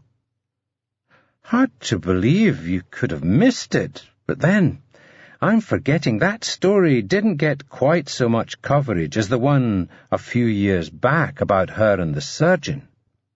You'd have needed to look a bit further through the paper to find it, but it was there, even in the red tops. That, after all, turned out to be largely the point of the whole squalid exercise. Allow me to explain. Doing what Sarah's been doing for over a decade, there's a price to pay. A cumulative psychological bill with compound interest. You can't clock off at the end of the day and leave the job behind, not when the job involves dealing with people on what is frequently the worst, and sometimes last, day of their lives. Ask yourself, have you ever encountered someone whose world had, merely a moment ago, truly fallen apart? Even if you weren't close to them, it still shook you, didn't it? Stuck with you, so that you can vividly relive their pain even years later. Now imagine having an encounter like that several times a week. It's like a kind of emotional direct debit, taking a little bit all the time, which you feel you can afford at first, but gradually it eats into your reserves. And then, just when you feel you've nothing left to give, that's when you get hit with something far worse than you've ever had to face before.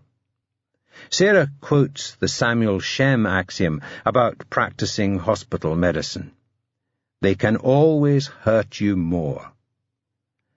They hurt her pretty badly one Friday night about 2 years ago, when she was on call at the Royal Victoria in Edinburgh. If you're wondering how I can describe these events in such detail, it's because I've been over them a lot, for reasons that will become apparent soon enough. 10:30, she gets called to the resuscitation room. RTA, Ford car versus Oak Tree. 17-year-old driver dead at the scene. His 15-year-old sister brought in by the paramedics with head and chest injuries. Sarah and the surgeons are in theatre with this girl for 2 3/4 hours. She doesn't make it. It's the chest injuries that do it. Parents are outside. Sarah has to tell them. But worse, the kid's carrying a donor card, so she has to ask consent for that too. 2:40 in the morning. She's on her way to the intensive therapy unit to check up on a 22-year-old she anaesthetised for a below-knee amputation earlier in the day. Industrial accident. The guy's got a part-time contract with Wraith Rovers. An open secret, he's going full-time and signing for Hibs in the transfer window. Sounds like I'm laying this on, doesn't it? Welcome to Sarah's world. This is what it's like. Savage, bleak irony comes as standard. And they can always hurt you more. Her bleep goes off. Resus again. This time it's an 18-month-old with meningitis. He's septic, deteriorating fast. Sarah leads the effort to stabilize him enough for transfer to pediatric ITU. After almost 4 hours, it's obvious that this isn't going to happen. Sarah hands the child to his mother so that she can hold him, so that he can die in her arms. That's what they do in situations like that. There's some internal source, some combination of adrenaline, psychological displacement, intense focus on the job in hand that keeps Sarah together until morning and throughout the drive home, where she collapses into a sobbing heap on the end of the bed. I've seen it 100 times. That night, however, it fails her. The breakdown comes at around 8:30 a.m. Nothing dramatic, just a quiet, private descent into beaten, shattered, snottery weeping in a ladies' room cubicle. At that point, it would be fair to say, she feels like she has nothing left to give. Fortunately, she's free and clear in half an hour. However, when you're on call, that last half an hour is a long time, and they can always hurt you more. It's a little after 9. She's writing up some paperwork and already dreaming about her bed when her bleep goes off once more. A&E again. Sarah makes her way into the resus room past 2 anxious-looking parents. She finds a boy in his early teens, dressed in a mud-spattered rugby strip, attended by a surgeon, a nurse, and one of the paramedics who brought him in. His name is Kerr Whelan, the paramedic informs Sarah, while the surgeon, Robbie Stewart, examines the boy's abdomen. Took a sore one and collapsed at early morning training on the meadows. I think he's ruptured his spleen, Robbie says. He's hemodynamically unstable. We need to get him to theatre immediately. The parents are called through and given the latest. As the kid is only 14, they need to consent before he's taken to surgery. Robbie explains that an ultrasound has shown that the kid is bleeding into his abdomen, so they're going to have to perform a laparotomy and probably a splenectomy. And here's where it starts to get all kinds of interesting. He can't have blood, the father says. Sarah feels a tightening in her own abdomen at this point, as she shares a very quick glance with Robbie. They both know what's coming, and they also both know their jobs have just got massively and utterly unnecessarily more difficult. We're Jehovah's Witnesses, the mother adds, confirming the worst. He can't have anyone else's blood, or any kind of blood product. Okay. You may be wondering, why not? Don't even begin to go there. Trust me, you could read the Bible back to front and you'd still be wondering why not.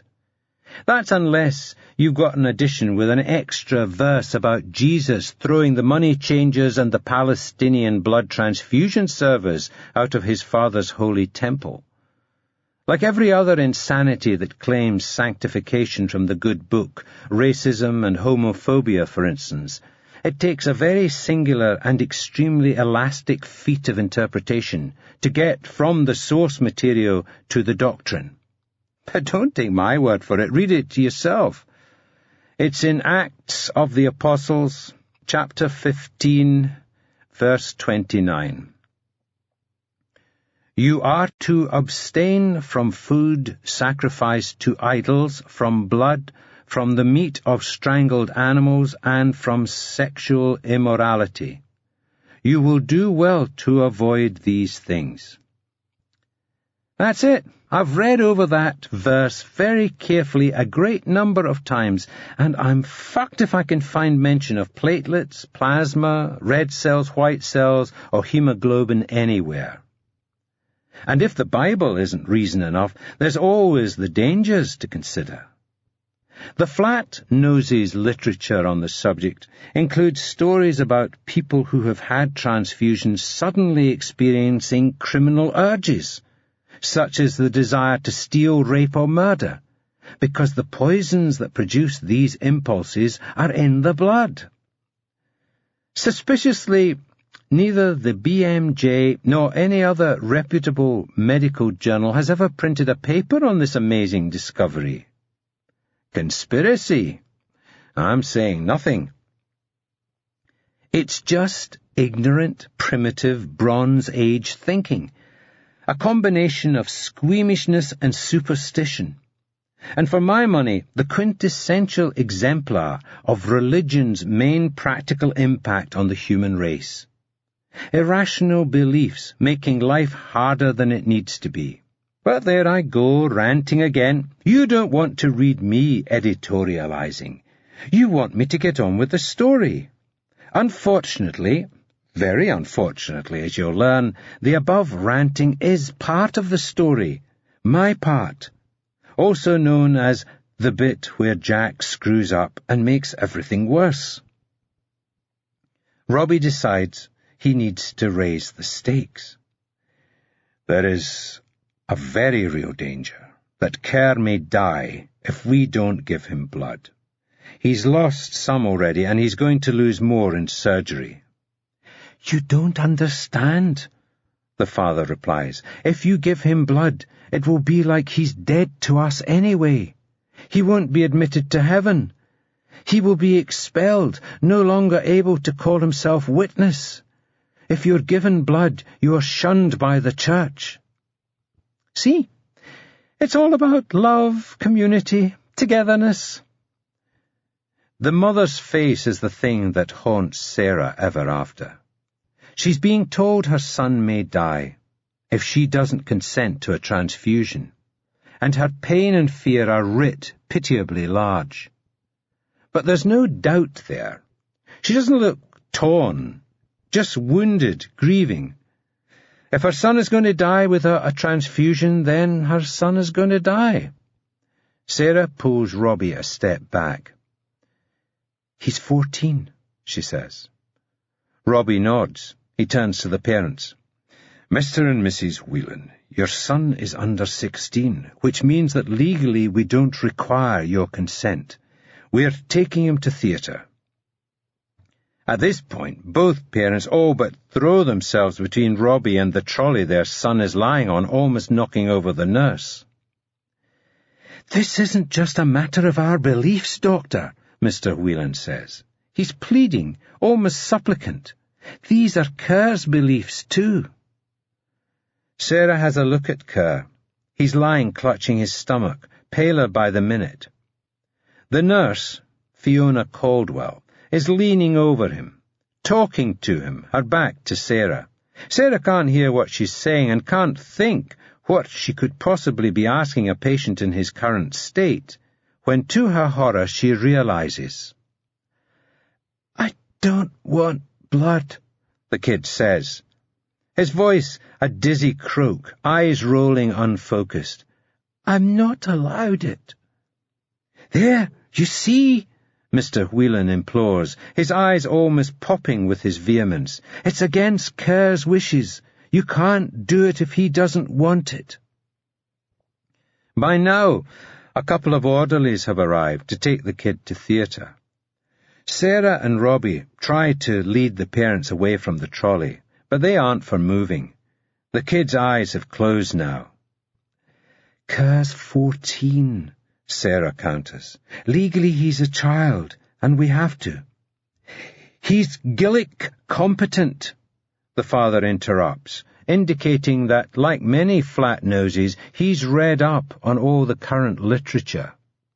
Gillick competence is the measure by which it is decided whether a minor has sufficient grasp of matters to give informed consent on his own medical treatment. It came about due to the efforts of Catholic anti-abortion activist and mother of 10, I'm saying nothing, Victoria Gillick, in attempting to prevent doctors prescribing contraception to under 16s without parental consent. There are a large number of doctors happily encouraging children to be promiscuous, Gillick said. And she was spot on.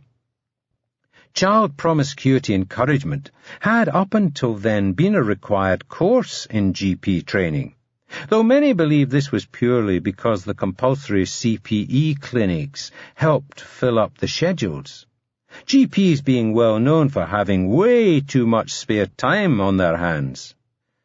Well, if the flat-noses are allowed to go making shit up to bolster their points, so can I. Gillick failed, and in a highly entertaining irony, her name is now invoked every time a GP prescribes contraception to a girl under 16. Her name being invoked by Mr. Whelan was less amusing. Kerr understands the issues, he assures them. We've discussed these things many times. He did understand, Fiona chips in helpfully with a blank, gormless, what-can-you-do expression. I explained it to him that he might need a transfusion. Well, you heard him, he said. Shut up, Sarah snaps, provoking a look of supreme, incredulous outrage from the nurse. It also does the trick. She shuts up, the better to shrink into her huff and start composing her grievance letter in her head. You can operate without giving him blood, can't you? Asks Mr. Whelan. His wife looks a little more torn now, like this unforeseen glimmer of light has inflamed instincts that are likely only to cause her more pain. It's as though she can barely dare to hope. The poor woman has been suppressing so much in the service of her faith that she'd almost rather just be resigned to despair. At least her religion has coping mechanisms for that. We can operate, Robbie says, but realistically, Mr. Whelan cuts him off. There are documented cases in America of patients surviving with hemoglobin levels as low as 2 grams per deciliter. Hyperbaric oxygen, given post-operatively, has been proved to... Oh, yeah, he's really done Jehovah's homework. Truth is, there are documented cases like he said, but it's kind of the same as there are documented cases of people getting shot through the head and surviving that. Chances are you won't be so jammy. Do we have your consent to operate, then, at least? Sarah cuts in, rather sneakily, you might say, her disingenuous underhand tactics deceitfully attempting to shunt attention back to the endangered 14-year-old. Yes, please, Mr. Whelan says imploringly. Do all you can, but no blood. While the orderlies are wheeling Master Whelan to the anaesthetic room and Robbie is scrubbing up, Can we all just take a step back for a second to think about what is really going on here and how absurd it truly is? This particularly goes for those in the "we must respect people's beliefs" corner. People believe some remarkably stupid things, and most of the time we regard it as our responsibility to protect those people from themselves. Most of the time we call those people mentally ill and treat them accordingly. If a person believes he can fly and is heading purposefully towards the balcony of your high-rise apartment, do you intercede on the grounds that his irrational delusion will kill him? Or do you leave him to it on the grounds that we must respect people's beliefs? Or to put it another way, imagine I pitch up in casualty, requiring emergency surgery, and tell the sawbones I have a non-negotiable constraint due to being a member of a literalist Christian sect, much like the Flatnoses. Matthew chapter 6, verse 3, I quote, "But when you do merciful deeds, don't let your left hand know what your right hand is doing." Surgery is, I explain, by any definition, a merciful deed. It is unacceptable for me as a Christian to be the occasion of sin or of wrong for the surgeon. Therefore, in order that the surgeon should respect my beliefs and comply with Matthew 6:3, I require him to operate with one hand tied behind his back. Somebody, anybody, tell me the fucking difference between that and the no-blood nonsense, please. Perhaps you could start the ball rolling by pointing out that respecting my absurd belief would give the patient a better shout of survival. Up in theatre, Sarah is trying her best with acceptable fluids, saline and artificial starch solutions, while Robbie does his part, fortunately with the use of both hands. He performs a laparotomy, revealing that there is a lot of blood in the abdomen. With only clear fluids on board, there are not enough coagulation factors, so the kid is only going to lose more.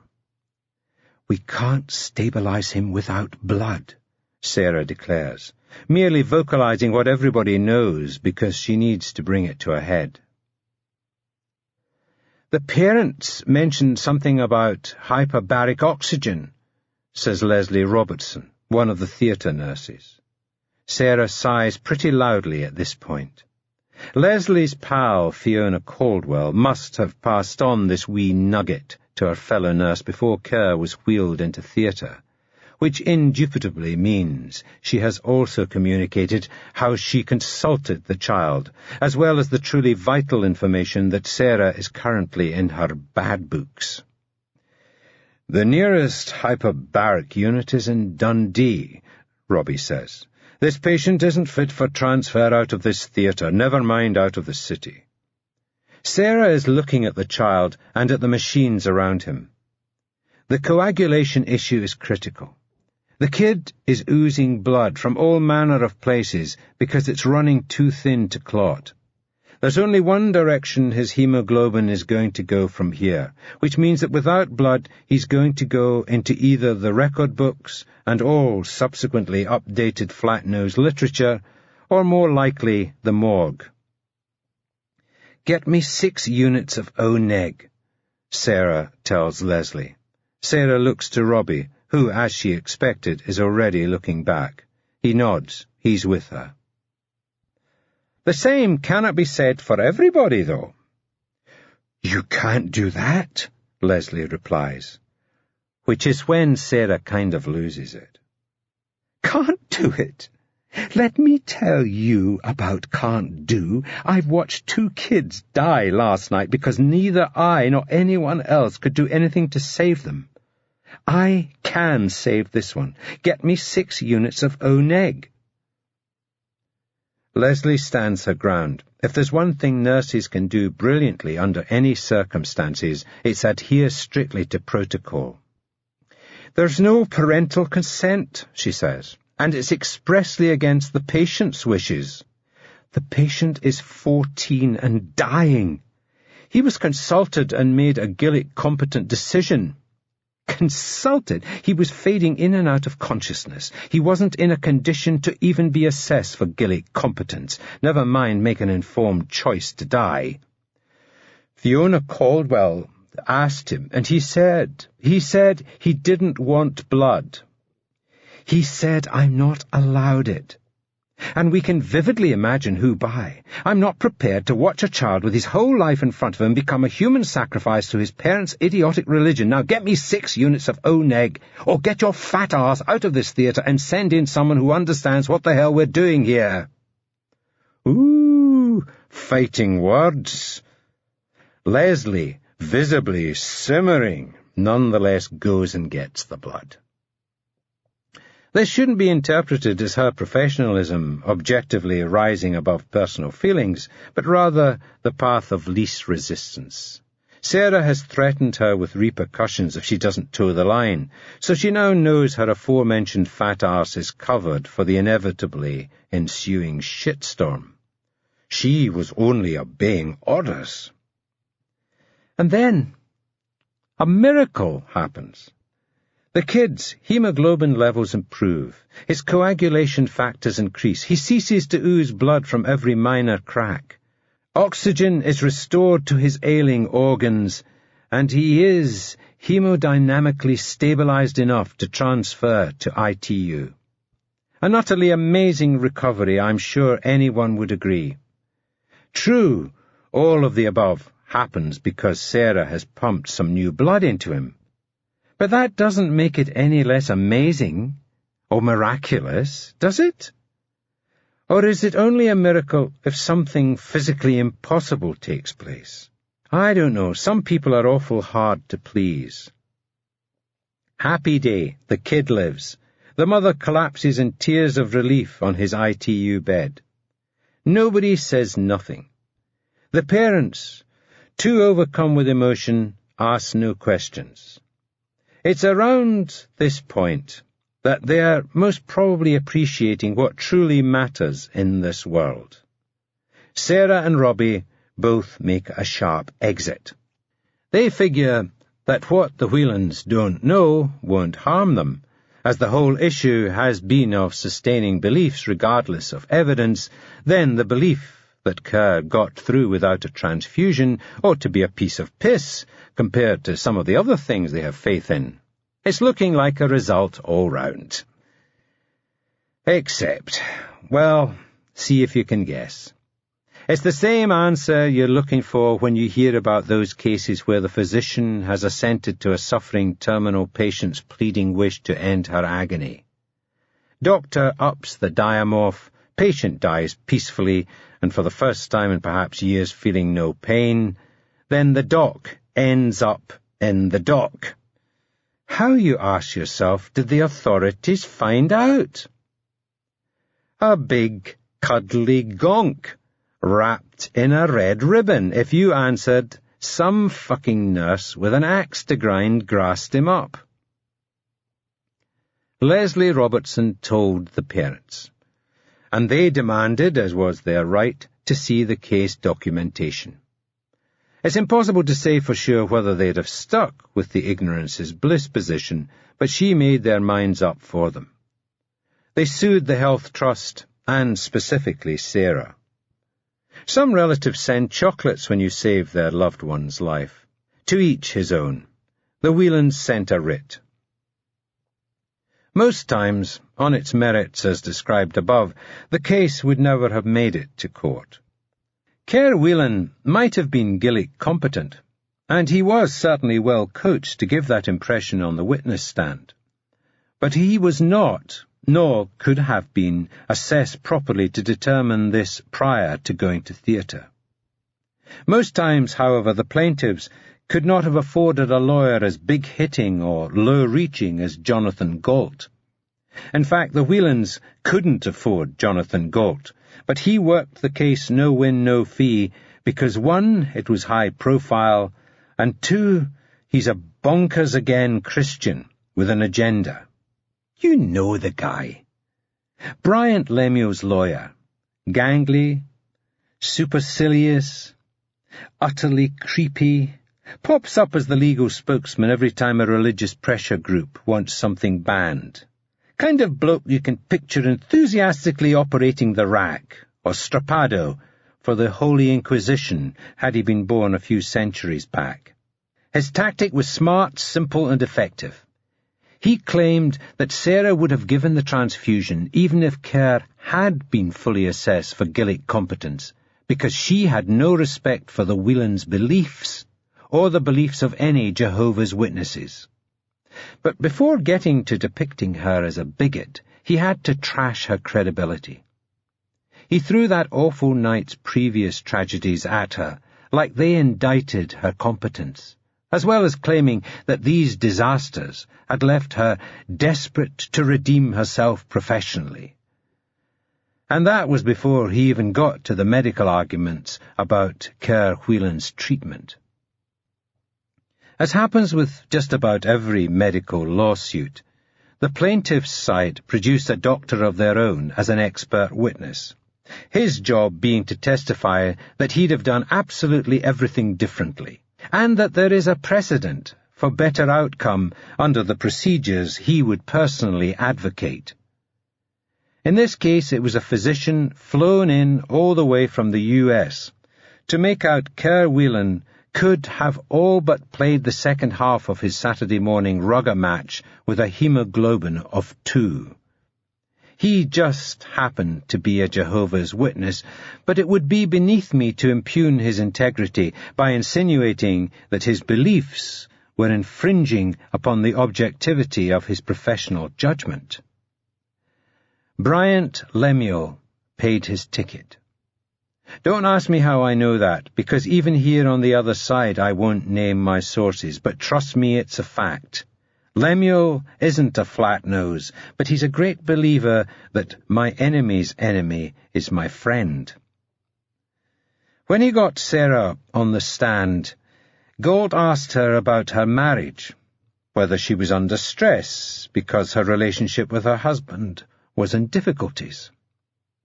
It was just a sneaky pretext to bring up her well-publicized infidelity of a few years back, thus undermining her credibility and subjecting her to a wee spot of gratuitous humiliation before the court. So now she's no longer merely an incompetent doctor, she's a deceitful, incompetent slut of a doctor who was hanging on by her fingernails when she turned up to work on Kerr Whelan. Give her her due, though. Sarah kept her cool and destroyed his suggestion. She assured the court that Galt was miles out. We were very close, having come through a lot, and far from a source of stress, her marriage was a source of stability that helped her cope with the real stresses of trying to do a very difficult job. Get that up you, we all thought. But that was because we didn't realize Galt was thinking several moves ahead. He was building a case that sought to depict Sarah as prejudiced against Jehovah's Witnesses, and against religious people in general. And yours truly was Exhibit A. The bastard dredged up just about anything in print, featuring me being less than respectful towards religion. Yeah, imagine how deep he had to sift, and must have been punching the air when he came across a piece I'd written about this very subject. It's just ignorant, primitive, Bronze Age thinking. Yeah, that one. Told you it was part of the story. The quintessential exemplar of religion's main practical impact on the human race. Irrational beliefs making life harder than it needs to be. And he really kicked the arse out of my coining the term flat-nose, with regard to the cumulative effect of Jehovah's Witnesses having doors shut in their faces. The court did hear the minor technicality that these were not Sarah's words, but he was claiming more than guilt by association.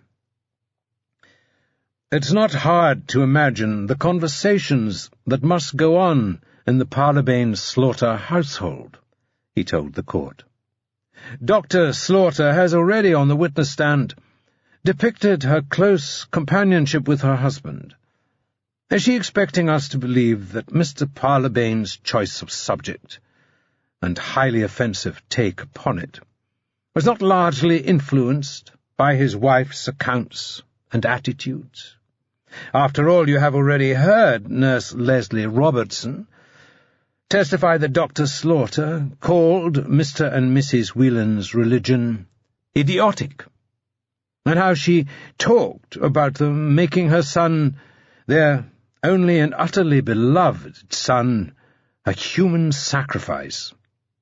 That, I'm happy to say, was where Galt got tripped up, the human sacrifice bit. See, Sarah had a good lawyer too, in the shape of Nicole Carrow. We can't afford her these days any more than the Whelans could afford Galt, but I saved her life once, and she takes a different view from the flat-noses of how to respond to such favours. Galt trashed Sarah and parachuted in his expert witness to talk about hyperbaric medicine, but his case was built largely on respect for beliefs, and in particular the right to live your life by a strict interpretation of the Bible, no matter whether that clashed with the values of non-believers. Nicole seriously bollocks that up for him. She threw in Genesis chapter 22, where God demands that Abraham sacrifice his son to him, during a rather revealingly insecure episode of divine brinkmanship. And he said, Lay not thine hand upon the lad, neither do thou anything unto him. For now I know that thou fearest God, Nicole quoted. God stopped Abraham before he could sacrifice Isaac. God would not permit even his most faithful believer to kill his only son purely as a demonstration of religious faith. This was when she was able to wheel in Robbie, co-signatory to the decision to give blood, the surgeon responsible for Kerr Whelan's care, and son of a Church of Scotland minister. As a lifelong Christian raised in the manse, etc., and skimming over his failure to darken a church's door in 2 decades, he could not countenance allowing... You get the picture. Nicole then switched the arbitration of our 21st century medical decision-making processes from Bronze Age Hebrews to Bronze Age Greeks by invoking a chap by the name of Hippocrates, whose oath both Sarah and Robbie had sworn. She quoted that in court too. It starts like this: I swear by Apollo the physician, by Aesculapius, Hygeia and Panacea, and I take to witness all the gods, all the goddesses, to keep according to my ability and my judgment the following oath. The hope was that Galt might question anyone's professed belief in Apollo, et al., but he was too smart. He saw where Nicole was leading him and didn't rise to the bait. Nonetheless, he still lost. To this day, I'm not convinced he ever really expected to win. My guess is that he really just wanted the fight. Getting the case to court, and consequently all over the news, was a win in itself. Like I said before, Galt thinks several moves ahead. He plays the long game. Technically, you could say Sarah won. But sticking with the classical references, it was the epitome of a Pyrrhic victory. It takes a considerable vocational commitment to get yourself through medical school, the slave labour of junior doctor rotas, the postgraduate exam marathon, and on to the mere day-to-day soul destruction of working in the NHS. Nobody therefore could question the dedication of anyone who had reached Sarah's position.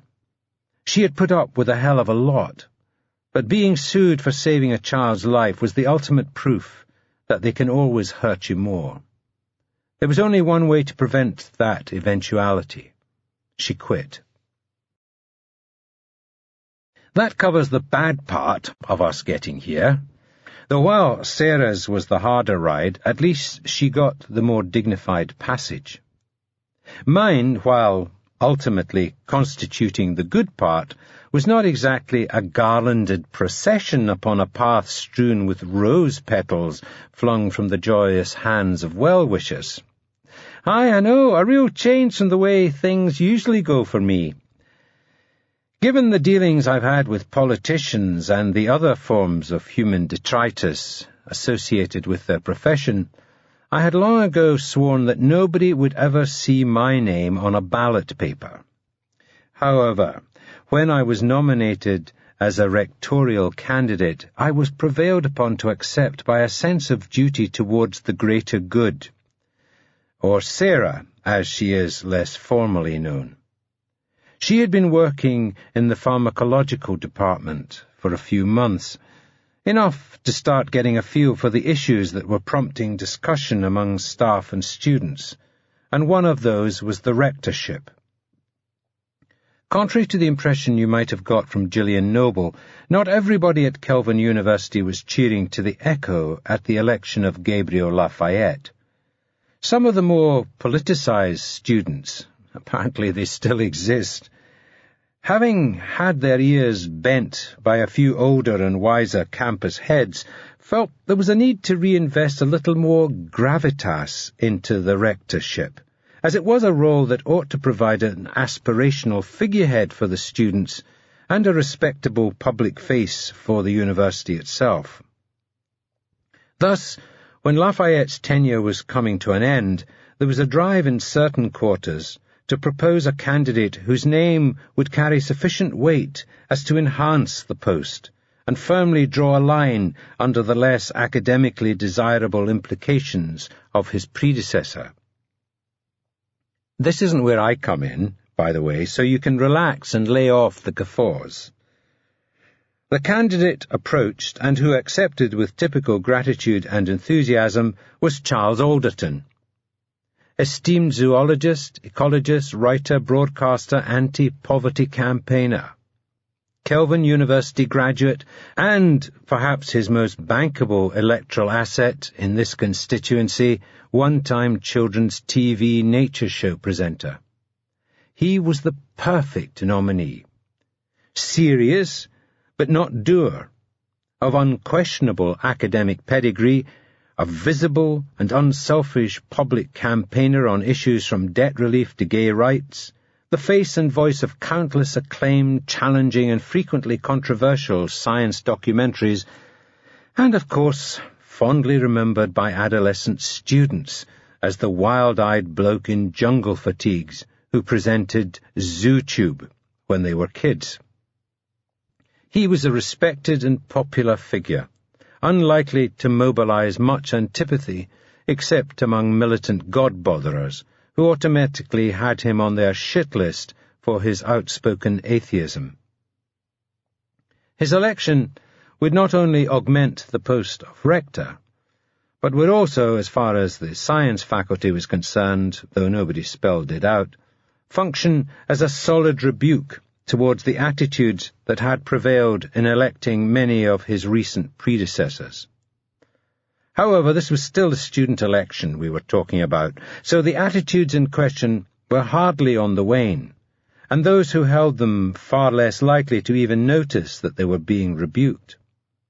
Thus, the second nominee, and very quickly installed as favourite, was reality TV star turned wild boy rapper, turned druggy washout, turned has-been, turned rehabilitated celeb on reality TV, Marcus Mucus Mem Brain. So if the beard-stroking inclined on campus intended their nominee as a rebuke towards the flagrantly lightweight tendency, then the flagrant lightweights were clearly lobbing back as big a fuck you as they could muster towards the beard-strokers. Mucus could not have been a more appalling affront to their values if he had been genetically manipulated for the purpose. He had been third runner-up on Big Brother, on which his comparative longevity was widely attributed to his fellow housemates never nominating him for eviction, because while he was still around, they all looked relatively intelligent, clean, witty, interesting, considerate, mature, emotionally balanced, and indeed fully toilet-trained. It wasn't just his unique charm that the intellectuals were guaranteed to be baited by, but what he represented in terms of fast-forward disposable culture. He had, in the space of only 2 years, gone from nowhere to Big Brother, straight into a chart career, followed rapidly by a nosedive, and I really mean nose, into being merely a tabloid sideshow geek and latter-day cautionary tale before his chemical rehabilitation was matched by the PR equivalent and he was flown off to Australia to take part in and win I'm a Celebrity, Get Me Out of Here. Following that, he was back in the charts, and back not just on the covers of the supermarket glosses, but this time all over the supplement pages of the broadsheets as well, where the Suds debated his consecration as the latest epitome of ironic po-mo cool. Thick is the new smart. Or, as some baffled wannabe trendy Oxbridge fud in the Telegraph put it, acting like mucus, it is big and it is clever. Battle lines had been drawn, and to some the stakes were very high. Amid such white heat and unbearable tension, work with me here, there had to be contingencies. Stratagems were devised, tactics debated, hush-hush meetings convened. Some brilliant students were involved, not to mention several highly esteemed and internationally published academics, and together they proved precisely why they were, for the most part, forging careers in the sciences, as they clearly knew fuck all about politics. In short, and I'm sure you'll agree this says it all, I was the beard stroker's backup plan. Why me?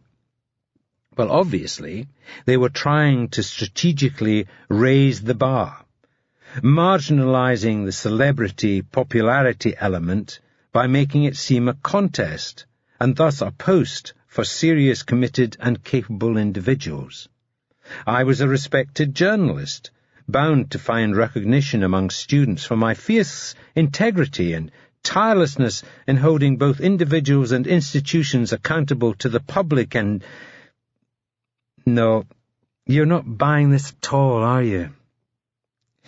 I'd like to say it was considered that my part in bringing down certain vastly unpopular figures would strike a chord with the righteousness and idealism of the modern young student. But that would be even more of a reach than the first suggestion. Truth is, I don't even know why I was nominated in the very beginning. I never even met the guy who asked me, just corresponded with him via email. Malcolm Reynolds, his name was, science student, that's all I knew. The reason I accepted, or rather, the reason Sarah told me to, and therefore the reason the beard-strokers were encouraging me to run, was, I will freely admit, an act of unashamed and calculated gerrymandering. I was in there to split the novelty vote. Yeah, told you they weren't flinging rose petals. Rent a gonzo, that was me. It was true that certain individuals really did reckon it wouldn't hurt to have more than one serious candidate on the ballot, in order to make the students think that bit harder about whether they really wanted to put their ex next to someone who made Paris Hilton seem a net contributor to human society. However, my true value in swinging the contest lay in a less distinguished capacity. It was a science student who had proposed me, and a few official campaign leaflets were produced and distributed on my behalf. But my most active and visible support came from the recently formed Kelvin University Cannibal Society. Suspiciously recently formed, in fact, but nobody seemed to notice. Whether I liked it or not, and I don't suppose many people expected I would like it, I became their adopted candidate, and they stuck posters all over the place advertising the fact. My other credentials, whatever they might be perceived to be, were very quickly swamped amid this truly jubilant seizing upon the fact that I had, as everybody on the fucking island must know by now, eaten long pig for dinner at McKinley Hall.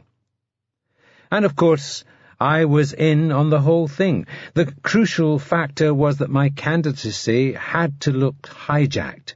Thus, by becoming the adopted candidate of some oh-so-wacky bunch of student pranksters, I became the novelty candidate to rival Mucus.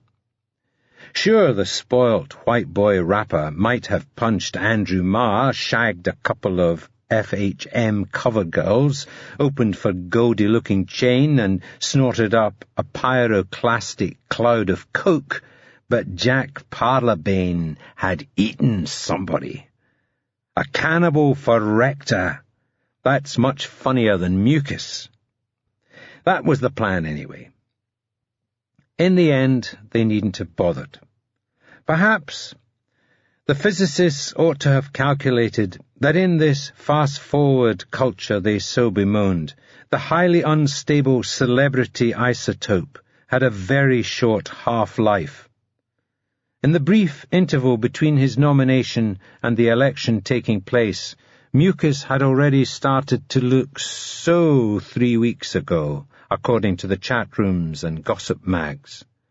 The kudos value of involuntary cannibalism was not calibrated.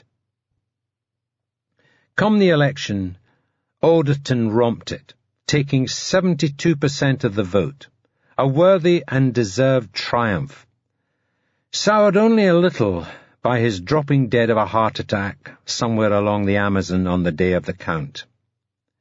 This left the university with a bit of a problem.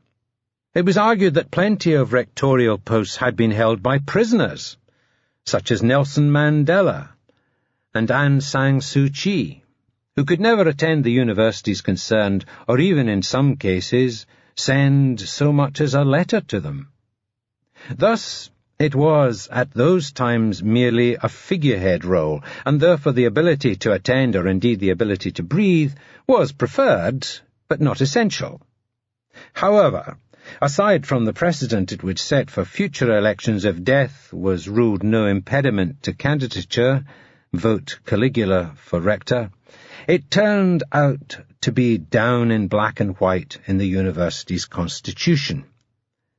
No pulse, no post. The election must therefore go to the second-placed candidate, even though he polled only 18% of the vote, and even though his academic prowess was such that he'd need 3 guesses to work out which way a lift was going. It was the beard-stroker's nightmare scenario writ large. Stand up, Rector Mucus. "I'm right due survive this, for real," he told reporters in response to the good news. "And I want to give a big shout to all my bravs at Kelvin University what bigged me up for this award." Meanwhile, all of Mucus's non-bravs at Kevlin University were bracing themselves for a year of tabloid siege and mortifying embarrassment. Happily, though, before Mucus could set foot on campus to accept his award, he had first to set foot in the dock before a High Court judge in London charged with Class A possession, driving under the influence of drugs and alcohol, 2 counts of assaulting photographers, 4 counts of criminal damage to property at his now former record company's offices, and, of course, resisting arrest, which the police throw in automatically, like prawn crackers, whether asked for or not. He got 6 months, and there was much rejoicing. As mentioned above, many universities had accepted rectors who were imprisoned for their beliefs. But as the only belief Mucus could be arguably being persecuted for was the belief that he ought to be allowed to do whatever the fuck he liked a line was swiftly and gratefully drawn through his ridiculous name and his candidature disqualified. All of which, with 8% of the ballot, I don't know whether that sounds better than 104, which is how many votes I actually got, the cannibal's choice, the novelty spoiler candidate, John Lapsley Parlabane. Thank you, you're too kind. No, I never lost faith. The people have spoken. Who am I to argue? Like I said, not the more dignified route. Though, give me my due, my detractors might say it was nothing to shout about, but I managed to outdo George W. Bush's achievement in getting comprehensively humped in an election, yet ending up with the job anyway. That loser only came second. Hail to the thief! He's a fucking amateur compared to me. I had bagged a post I didn't want, didn't deserve, and definitely didn't merit. No lap of honour then, but an honour it most certainly was, and I wasn't going to lose sight of that. It meant a lot to Sarah, too. Her change of direction had been quite a wrench, not something undertaken lightly, nor something about which she had the greatest of confidence. Christ, you try changing horses after all those laps. She didn't know whether she was doing the right thing by moving into research. Only that she couldn't carry on doing the job she was in. Me landing a role, and a prestigious one at that, at the same university, she interpreted as a major indicator that things were working out for the best.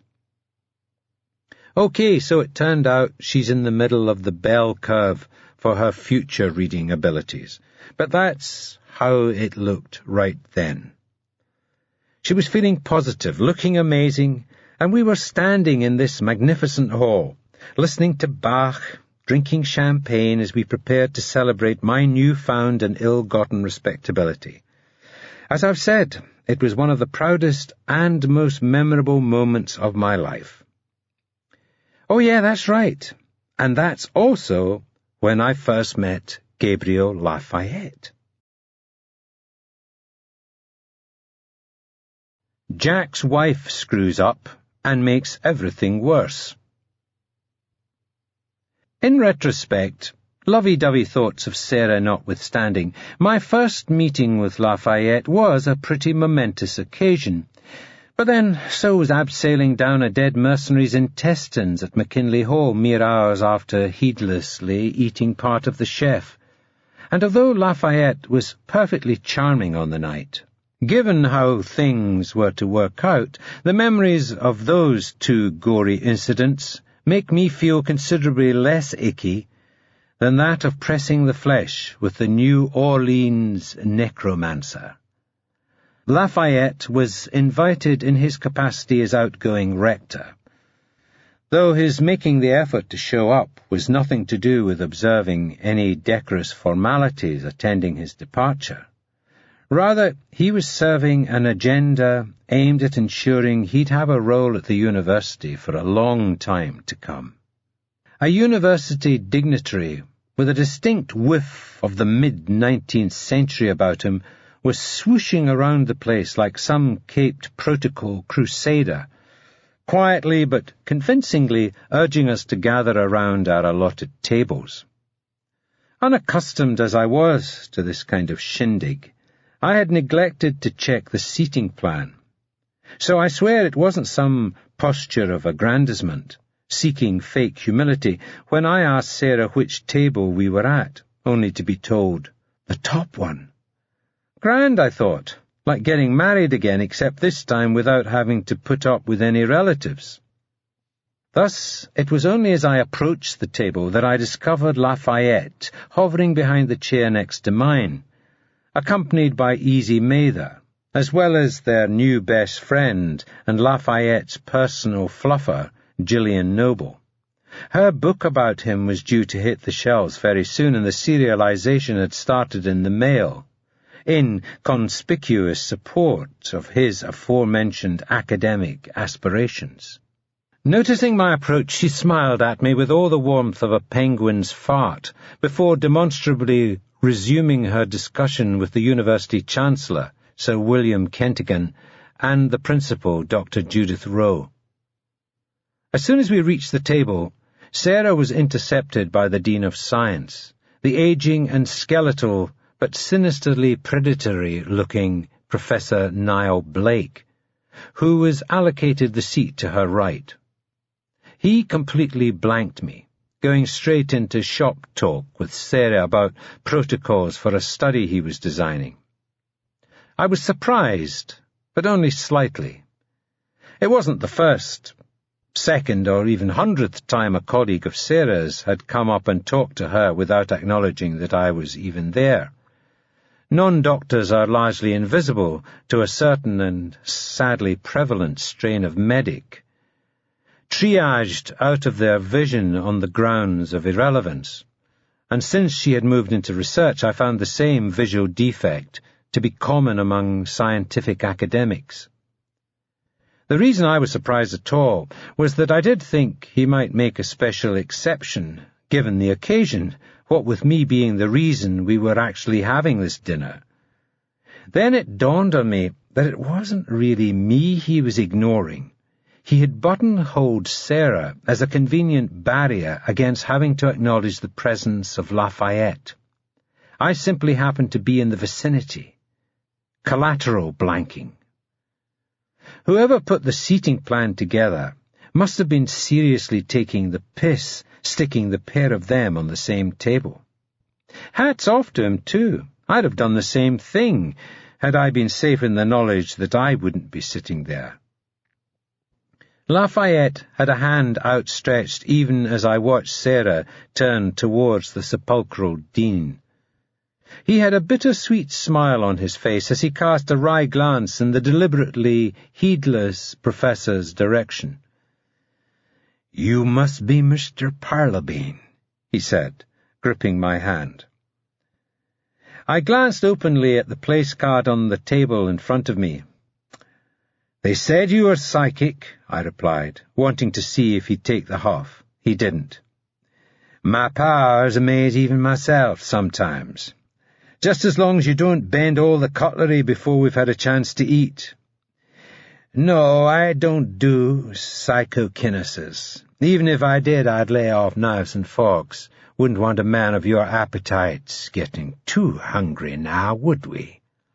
"Touché. I'd say you'd done your homework, but there can't be many people in this room who don't know that about me." "Oh, I've done my homework.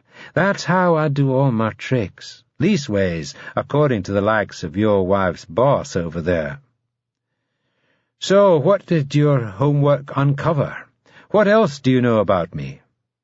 "About the same as everyone else in this room. At this stage, leastways." "At this stage?" "Yeah, you never know what spirits may tell me over dessert." "You're assuming I'm a teensy bit skeptical about this kind of thing, then?" "I find it sensible, not to mention polite, to regard it as the default position in people until indicated otherwise. Plus, I read your mind." "See, told you, charming, funny, self-deprecating, personable. You'd like him if you met him. I liked him. Till he started trying to kill me, obviously. But so many people get around to that sooner or later. Latterly, I have endeavoured not to let it bias my overall impressions."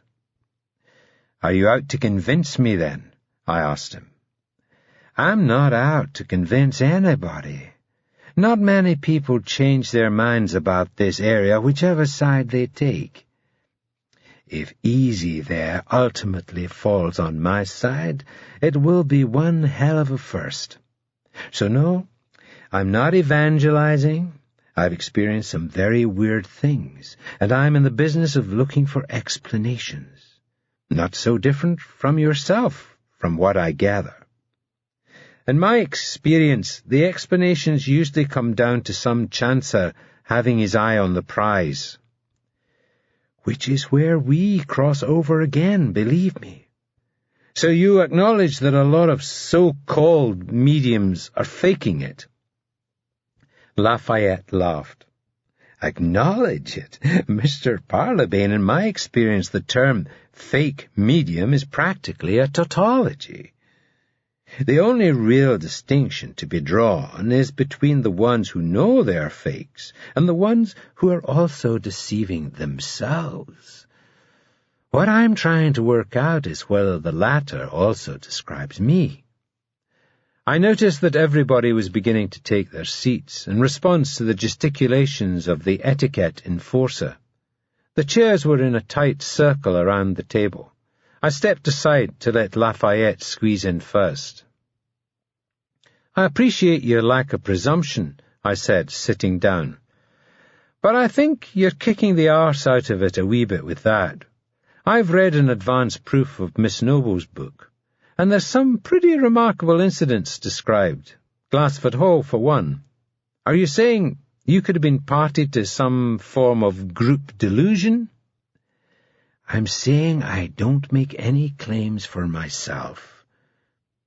Weird things happen around me, like knowing things I shouldn't know, hearing things, but that doesn't mean I'm the one doing anything. Maybe it'll turn out everybody can hear these things, but right now I'm the only one listening. Maybe there are explanations within science. That's what I'm determined to find out." "Explanations within science," said a voice to my right. It was Professor Blake. His expression was so scornfully sneering that it seemed to exaggerate his already aquiline features, until he resembled some grey-headed species of carrion fowl. I could picture him with talons, unhurriedly picking at Lafayette's disemboweled corpse. "You mean like the explanation within science for how you can walk across hot coals?" Lafayette's eyes widened a little, his only detectable reaction to the tone of Blake's interjection. He took a sip of mineral water, buying a moment, I thought, and was nodding before he swallowed it. "Precisely," he agreed, now addressing the whole table. Blake, having deliberately grabbed everyone's attention to put him on the spot. "The science behind it is exactly what I'm talking about here. It's a great way of illustrating the ways in which we restrict ourselves because of our ignorance and because of our wrong assumptions, when scientific inquiry can open up what we thought was impossible. People are afraid to walk on coals because instinct and experience tells them not to. We are afraid until science renders us an explanation, gives us a way of understanding it. I'm afraid. I keep getting the crap scared out of me by strange events. That's why I'm looking for explanations." "What are you afraid of, Professor?" "I'm afraid of charlatans being given the platform to con unwary scientists into ratifying crackpot mumbo-jumbo for which there is no reliable evidence. You see, Mr. Parlabane," he added, verifying that he did know who I was, "what your rectorial predecessor, and why I was here, is angling towards as irresistibly as gravity and twice as predictable is the proposed establishment of a university chair dedicated to what he likes to call spiritual science, also known by any truly scientific definition as not science, or plain old bunkum. I have to say that is an incredibly arrogant attitude, Professor Blake, and one that surely flies in the face of true scientific inquiry." The interjection came from Gillian Noble, her face rather flushed with indignation, and no doubt the effort of getting up the nerve to have a go at the grey-feathered raptor. He eyed her with a look of utter disdain. Like this sort of indignity was the reason formal university occasions were a test of his endurance. Beneath the table I felt Sarah give my leg a squeeze. It was a gesture of affection, but it was a warning too. Sit tight and stay out of this. Blake said nothing, so Noble felt sufficiently encouraged to press on. My impression was not that he was hearing her out, but that he considered it beneath himself to respond. That very absence of what you term reliable evidence in face of so much human experience is one of the things the spiritual science chair would address.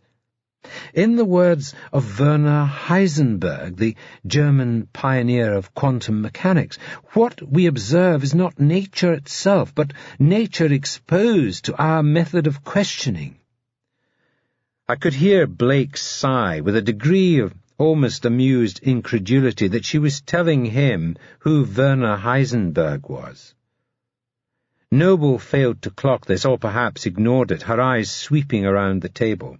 She knew she had the floor, and was no doubt less concerned with convincing the impermeable Blake than with having her case heard by Kentigern and Rowe. Surely you see that this is a question of whether science itself is handicapped by the limitations of its own methodology. Mr. Lafayette made this point brilliantly on his TV series when he quoted the astrophysicist Sir Arthur Stanley Eddington. Imagine an ichthyologist casting a net. Actually, it's best if you explain it, Gabriel. This finally did spur Blake into a response. I'm sure we are all familiar with Mr. Lafayette's preferred Eddington quote, he interrupted before Lafayette could take the conch. Then, glancing dismissively at Noble, he added, though Sir Arthur is more popularly renowned for another remark, one concerning monkeys with typewriters. 3 waiting staff appeared with consummate good timing, laying down plates of smoked haddock mousse and crudité. Their emergence camouflaging what might otherwise have grown into an uncomfortable silence. Noble gave Blake a vicious look that betrayed her own frustration at having her arse kicked more than it threatened reprisals. He also received an admonitory glower from Judith Rowe, the principal. Play nice, it said. She glanced towards me, either reminding Blake of the occasion or saying, not in front of the children, which came to the same thing. Lafayette clocked this too, but he was not remotely interested in the subject being laid to rest, and Rowe had inadvertently fed him a new route back in. "What do you think, Mr. Parlabane?" he asked, while I had a mouthful of my starter. "You're noted for having an inquiring mind, I reckon it's fair to say. If it turned out that the evidence-gathering procedures in an investigation might, and I stress might, be designed in such a way that certain details would always slip through the net—" "The scientific method is not the net of Eddington's analogy," Blake interrupted. "Please, I was asking a question of our guest of honor, Professor," Lafayette countered, smiling and polite in contrast to Blake's haughty abruptness. "I didn't much fancy being the ball in this wee game, and thought up a diplomatic cop-out about not being equipped to debate matters of science. However, that wasn't the response I gave, for 2 reasons. First, I could see this being interpreted as meaning ask the wife, and didn't relish the prospect of getting my haw-maws booted by Sarah later for dropping her into the middle of that one. Second, and more typically, I had by this point decided Blake was a self-satisfied wank, and wanted to see him forced into fighting his corner a little. Lafayette, I reckoned, was at least prepared to argue his case, whereas Blake seemed to regard even debating the matter as beneath him. If that was the attitude he brought to science, then maybe Lafayette had a point. So I weighed in just a little. Aye, they're playing my song again. Jack screws up and makes everything worse. I was subtle about it. I believed, ever mindful of the Sarah Haw-maws docking scenario. "I'm afraid I'm a wee bit out of the picture," I said. I understand what it is you're disputing, I think, but I'm missing the here and now regarding the university. This is the chair Bryant Lemuel wants to fund, right? So what is Professor Blake's objection to it? Blake sighed, quiet enough for it not to be audible around the table, loud enough to convey his displeasure directly to me. He'd now have to descend bodily from on high and sully himself in discourse with the mortals.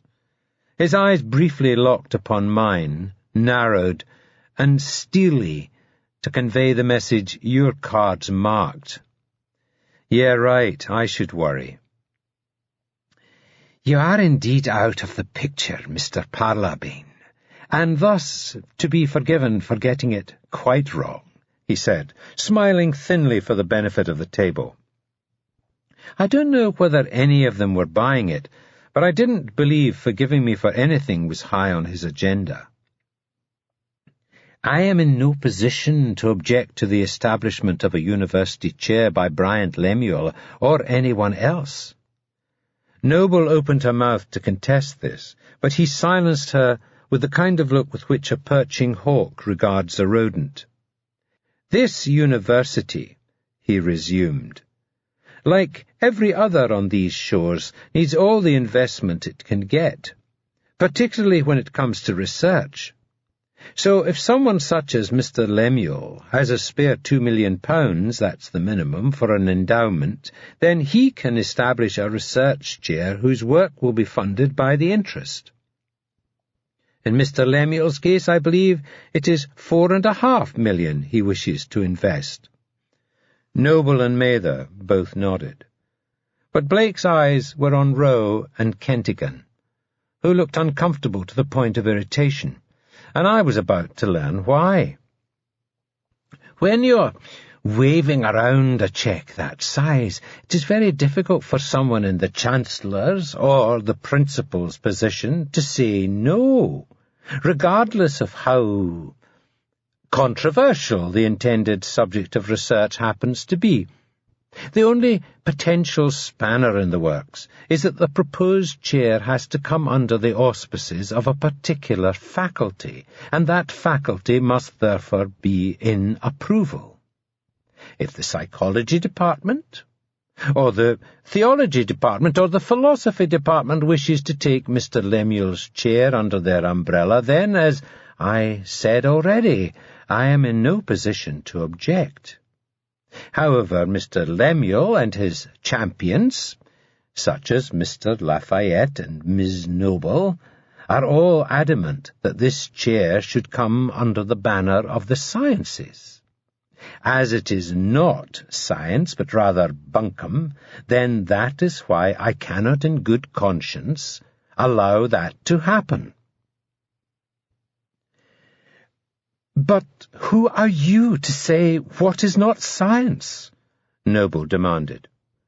Surely that is one of the crucial aspects of what the chair would be seeking to undertake, that there are scientific explanations for certain hitherto unexplained phenomena, and therefore one of the big questions is why science hasn't yet found them. She had to wait for her reply as the waiting staff returned to replace the starter plates with main courses and replenish our glasses. Blake took a large mouthful of wine, then milked the pause a little by following it up with a long gulp of mineral water too. Reluctant as he had been, he now had the floor, plus the obligation of providing an answer, and he was making the most of it. Ms. Noble, he eventually replied, I will do you the courtesy of referring to what you describe by the term meta-science, which is the study of how we carry out the practice of science. If that were at the root of this proposed chair, then I would be delighted to see it established under the auspices of my faculty. It is an area of vigilance and self-examination from which science can only benefit. However, the field of meta-science only interests Messrs. Lemuel and Lafayette in that it serves their agenda of claiming that current practices are to blame for a lack of evidence, as opposed to it being the case that current practices simply filter out flawed or downright fraudulent evidence. If they wish to carry out research that does not conform to those practices, and Mr. Lemuel wishes to fund this, then by all means go ahead. But what they will be doing will not be science. I glanced at Lafayette.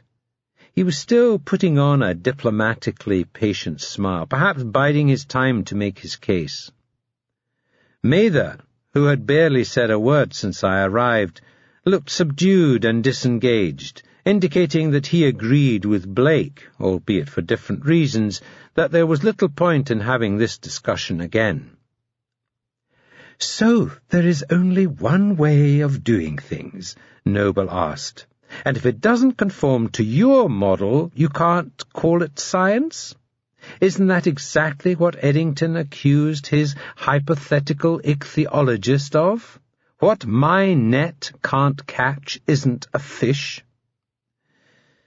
"There are a million ways of doing things," Blake said, sounding a little exasperated, like he was fed up having to explain something over and over to a child. "But there are certain principles that must govern any method calling itself science. The scientific method most basically involves gathering data to test natural explanations for natural phenomena. It is primarily a practice of observation and recording. Then, secondarily, a process of hypothesis and verification, the latter again through observation and recording. How you observe can vary from looking with the naked eye to analyzing the results of a subatomic event, lasting a millionth of a second inside a supercollider. Just what is it that you think we're missing?" Noble had no answer to this, but Lafayette decided this was the time to play his next card. "The Eisenberg principle, for one thing," he said. "That the act of observation interferes with the phenomenon being observed. The physicist John Wheeler put it best when he said that even to observe so minuscule an object as an electron, you must shatter the glass and reach in. The measurement changes the state of the electron. The universe will never afterward be the same. The methods and protocols necessary to conform to conventional definitions may be precisely what is inhibiting the observation of the phenomena this chair wishes to research. Therefore, we have to employ observation conditions that do not inhibit the phenomena, so that we can record them. Then move towards, plank by plank, isolating precisely which of the conventional conditions were having an inhibitive effect. That in itself would lead us into exciting new territory." Kentigern was nodding, looking genuinely engaged by this rationale. Rowe, by contrast, seemed a little sour, eyeing Blake like there was no point in getting excited because she was looking at the reason why this and the donation of £4.5 million greenback was never going to happen. Blake was, for the first time this evening, grinning broadly as Lafayette spoke. Towards the end, he even began to quietly applaud. This did nothing to soften Rowe's scowl, so I suspected he was not on the road to Damascus. "Bravo," he said, laughing insufferably smugly to himself. "Mr. Lafayette, congratulations. I don't believe I've ever heard a pseudo-scientist state their aims so honestly. If we employ observation conditions that do not inhibit the phenomena, we will be able to record evidence of these amazing things. You see, Mr. Parlabane, this is why Heisenberg is a particular favourite of the paranormalists. Wheeler, too, though, as he was still alive when they began invoking his name, he was able to state that they were willfully misinterpreting him, and that the Heisenberg principle only applied on an atomic or subatomic level. Beyond that, it is merely a metaphor, often of dubious propriety. But they insist on using the argument that observation affects what is observed in order to explain why psychics can't perform their tricks under properly controlled test conditions. To that, Mr. Lafayette is adding Eddington as a new twist on an old argument, that they'd find more evidence of amazing things if only the stuffy old scientists would stop insisting on controls. And you're damned right, they would, which is why this chair will be part of the science faculty over my dead body. Lafayette finally lost his air of affable calm and glanced with a mixture of hurt and exasperation towards Rowe and Kentigern, before turning back to Blake. This is just... I can't believe after all this time we're still... What Professor Blake is describing is just a gross misrepresentation of what this chair seeks to undertake. I mean, to the point of libelous, he added stiffly, barely suppressing what had evidently been a long-growing anger. Perhaps in an effort to mollify Lafayette, Mather chose this moment to weigh in calmly himself. I can assure Professor Blake that we are not for 1 second talking about carrying out experiments without proper scientific observation. I worked under Carl Creedy at Reed University, and he wrote the book on protocols for this sort of research. We have members of the science faculty on board and willing to act as strict observers and supervisors. Dr. Klein from the physics department and Professor Ganea from organic chemistry would be involved at every level and every juncture, with unfettered access, I mean with respect. Do you think the three of us would be prepared to put so much effort in, not to mention spending valuable research funds, only for our work to be instantly discounted by the scientific community due to our methods? Damn straight, Lafayette agreed. What would be the goddamn point? It's true I've proposed experiments to determine what conditions do or do not inhibit PSI phenomena, but make no mistake. The scientists would be recording everything, particularly what controls were present or absent. How the hell would we learn anything otherwise? Lafayette shook his head and looked appellantly around the group. He made to go on, but his words dried in his throat. He took a drink of water and sat back in his chair, fuming. Kentigern was gazing sympathetically towards him, grimacing a little at the atmosphere around the table. "Forgive me," Kentigern said softly. "I'm aware there is an intractable conflict here, so compromise is ultimately going to have to be found somewhere. I therefore have to ask, wouldn't you be able to carry out the same work under the auspices of another department? Surely it would be peer-reviewed by the scientists, and live and die on its merits just the same." Lafayette sighed, rolling his eyes. Blake didn't even attempt to hide a degree of satisfaction at this, the nub of his opponent's discomfiture. "But it wouldn't live or die on its merits any more than it would be peer-reviewed. You only have to listen to Professor Blake here to get an idea of what kind of resistance we would be up against. We need to win this battle once, so that we're not fighting it over and over again. If science is what we are doing, then science is what it deserves to be called." "And if science was what you were doing," countered Blake. But the now indignant Lafayette steamrolled his dispassionate glibness. "My God, man, can't you overcome your prejudices for one moment and see that what we're about here is serious?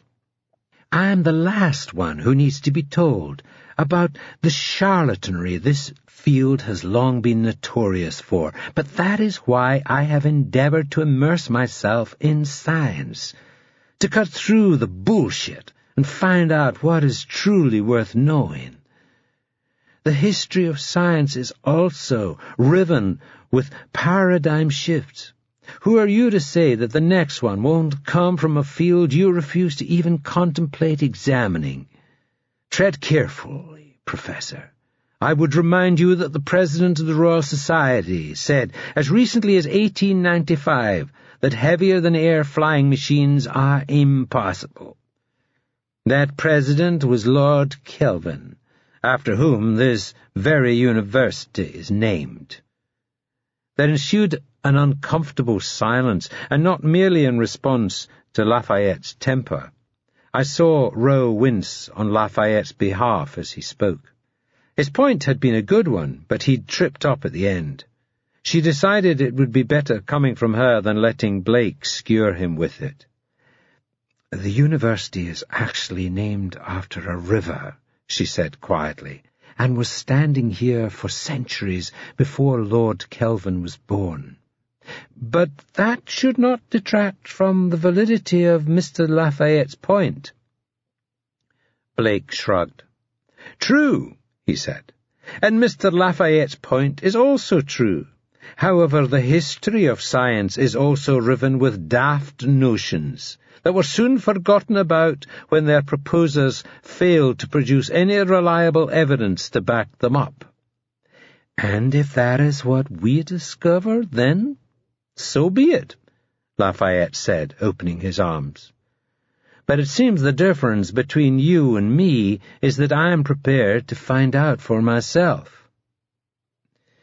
"And at what point would a lack of evidence bring you to the conclusion that what you were looking for doesn't exist? Or would you just keep plugging away indefinitely, looking for a tiny flake that you believe might herald the mother lode somewhere upstream?" "I can't possibly answer that question, Professor Blake, as well you know. Nor should I, as it works on the prejudicial assumption that there is nothing to find even before we have begun looking. And yet you're the one calling me unscientific?"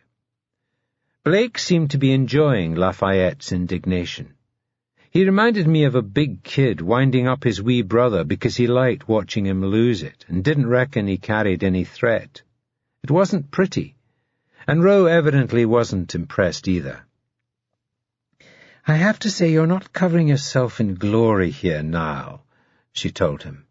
"If Mr. Lafayette is prepared to participate in tests under scientific conditions, with the supervision of Dr. Mather, Dr. Klein, and Professor Ganea, then I'm sorry, but now I have heard the details, I can no longer see how you can justify your objection. You gave me the impression that you believed this work would be carried out with a lack of adequate controls, but what is being proposed is scientific, if all the conditions are accurately recorded. Surely you aren't meaning to impugn the integrity of not only Mr. Mather, but Dr. Klein and Professor Ganea also, are you?" Blake suddenly looked very rattled, the implication of Rowe's words making him realize that all the time he was smugly dismissing Lafayette, he was actually being outflanked and talking himself into a position from where he could only lose the argument. "I would not for a second question the integrity of the colleagues you mentioned, nor our visitor from Reed University," he insisted, his face flushed with an adamant sincerity. "In fact, it is all of their reputations I would fear for, were they to be delivered into Mr. Lafayette's hands.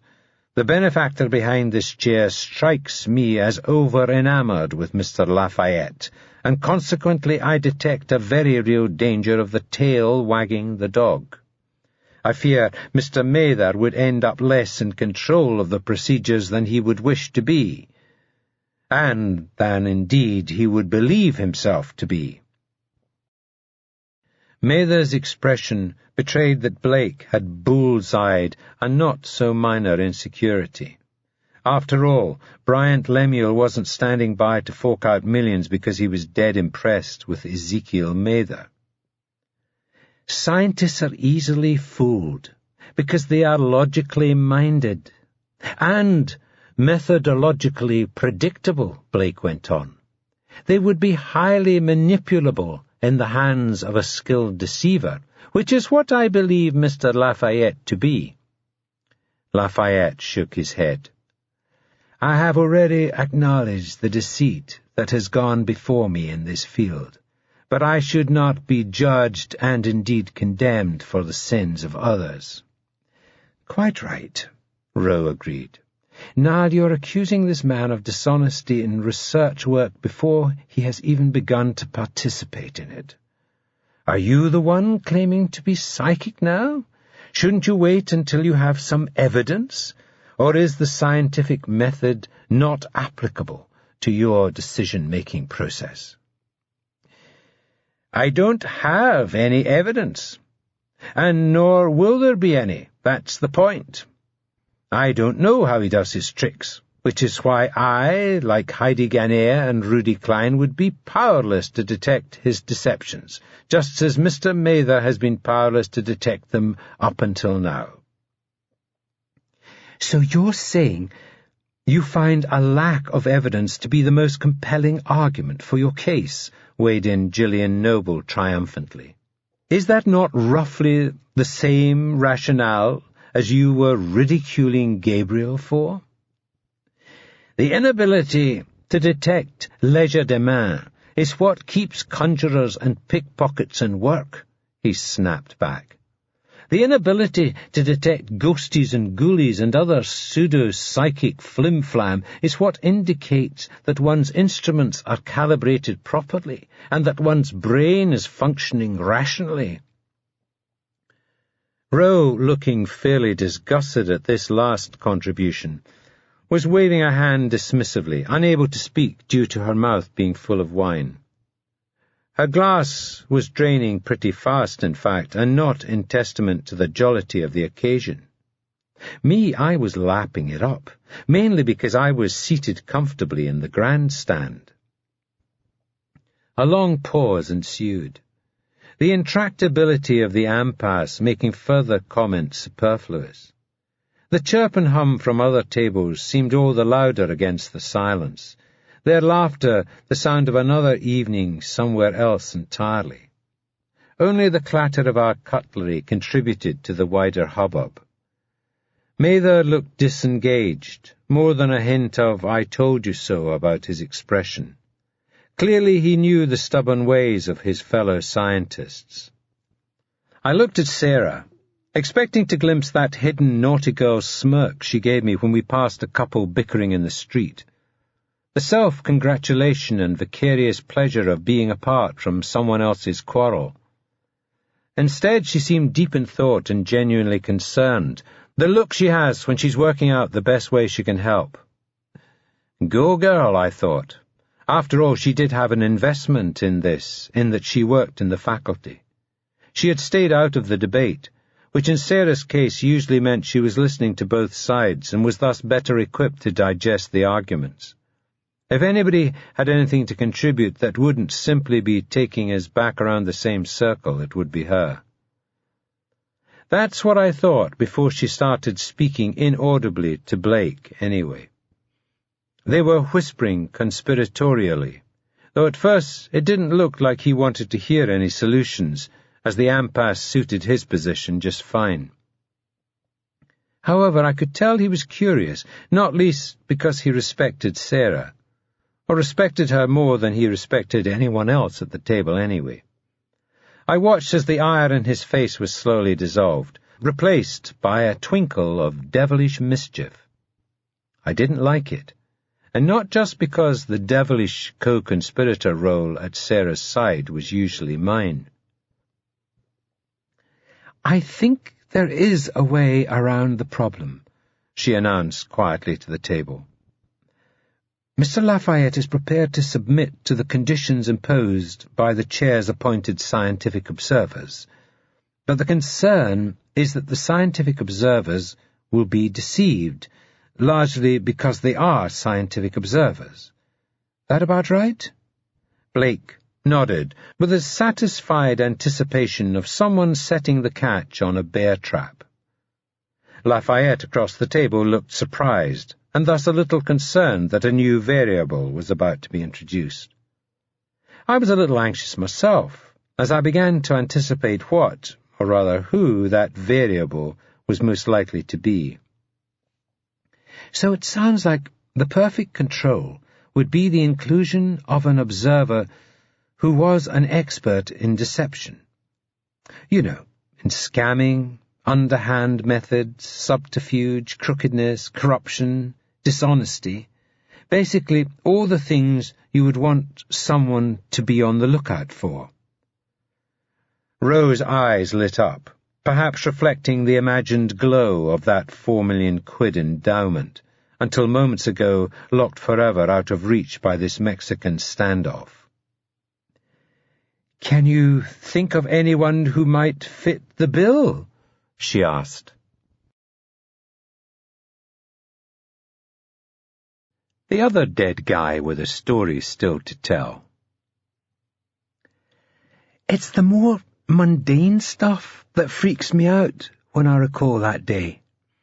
No big fights between my flatmate Keith and me, nor time-of-your-life moments, no words you can't take back, no great promise left forever unfulfilled. That's what's most unsettling about it. It's the last day of your life, but you don't have a fucking clue. Even if the superstitionists were right, and there were signs, omens, portents everywhere, you'd still be none the wiser because you wouldn't think for a moment that they were aimed at you. There could be a Gorham billboard poster outside bearing the words, 'Michael Loftus, today is the last day of your life,' and it'd barely get a second's thought. I wouldn't say it was just an ordinary day like any other, because it wasn't. It was one I'd been working towards and looking forward to, the day of my Gabriel Lafayette tribute show. Clearly, the aspects concerning that are going to remain vividly memorable. But it's the ordinary stuff that's more affecting. Same old penny ante shit. Same round-in-a-circle arguments with Keith. No poignant ironies. No higher stakes to it. No bloody different from any other day we spent together, but for it being our last. For instance, before I forget, your ma called again, he said, just to annoy me. He knew this would annoy me on 2 levels. 1, it was distracting us from the matter in hand, and 2, he was aware that the mere mention of my mother annoyed me. We were in the flat, having microwaved baked potatoes for tea as we went over his part in the show, or rather crucially, his part before the show. "I want you to explain it to me once more," I had said to him, "just so I'm sure you know it."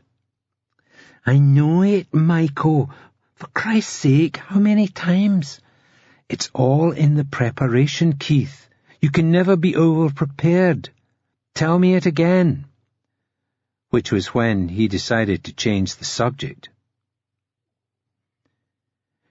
"You want to call her back?" Bastard knew the answer to that one. "Not this second," I said, fanning out the envelopes for admittedly the 4th or 5th time. "But you are going to ring her back. What do you think?" "She said something about money. Asked if you'd received her latest cheque. Have you?" "Yes, and I binned it, just like all the others," I told him. He promptly reached for the black refuse sack that lay in the corner. A farty smell emerged as he pulled at the twisted polythene neck.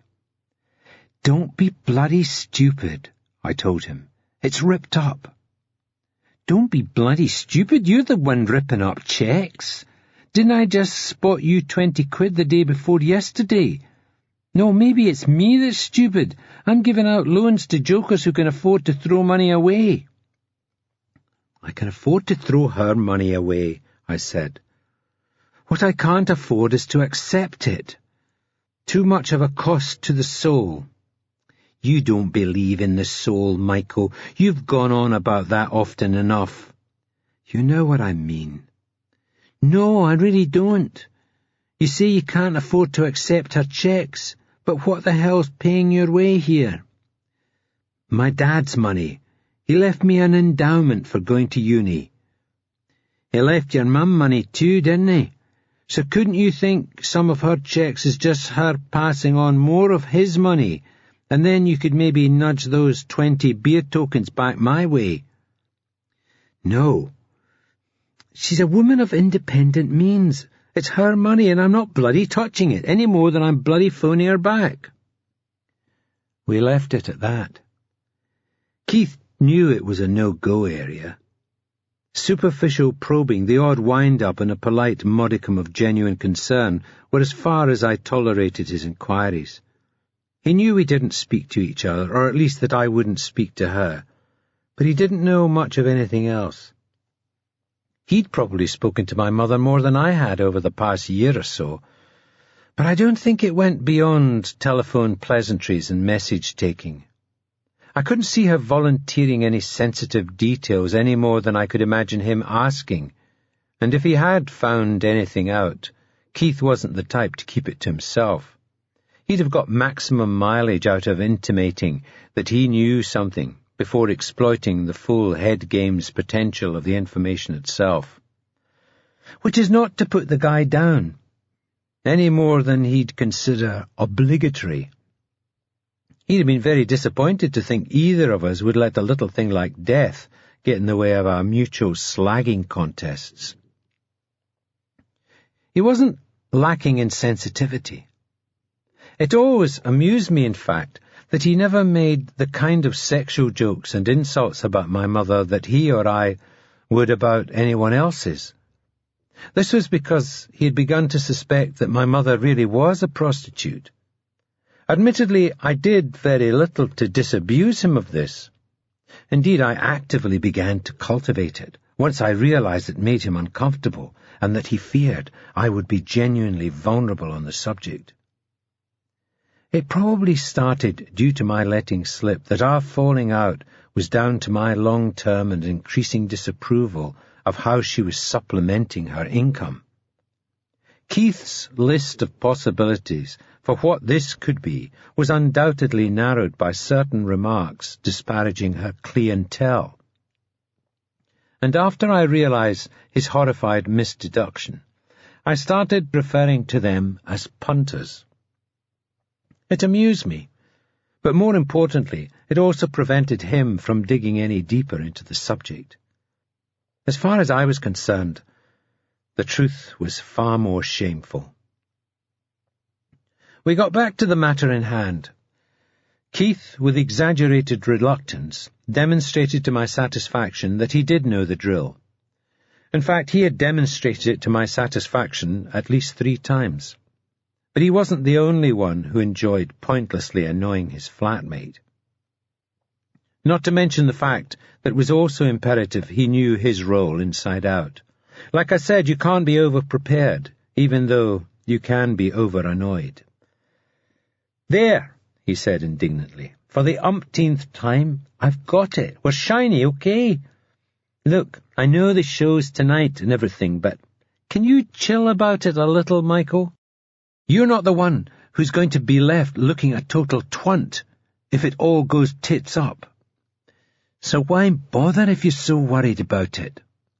"I'm not worried, I just want it to work. Otherwise, what's the point?" A question I'm asking myself more and more the closer we get to this.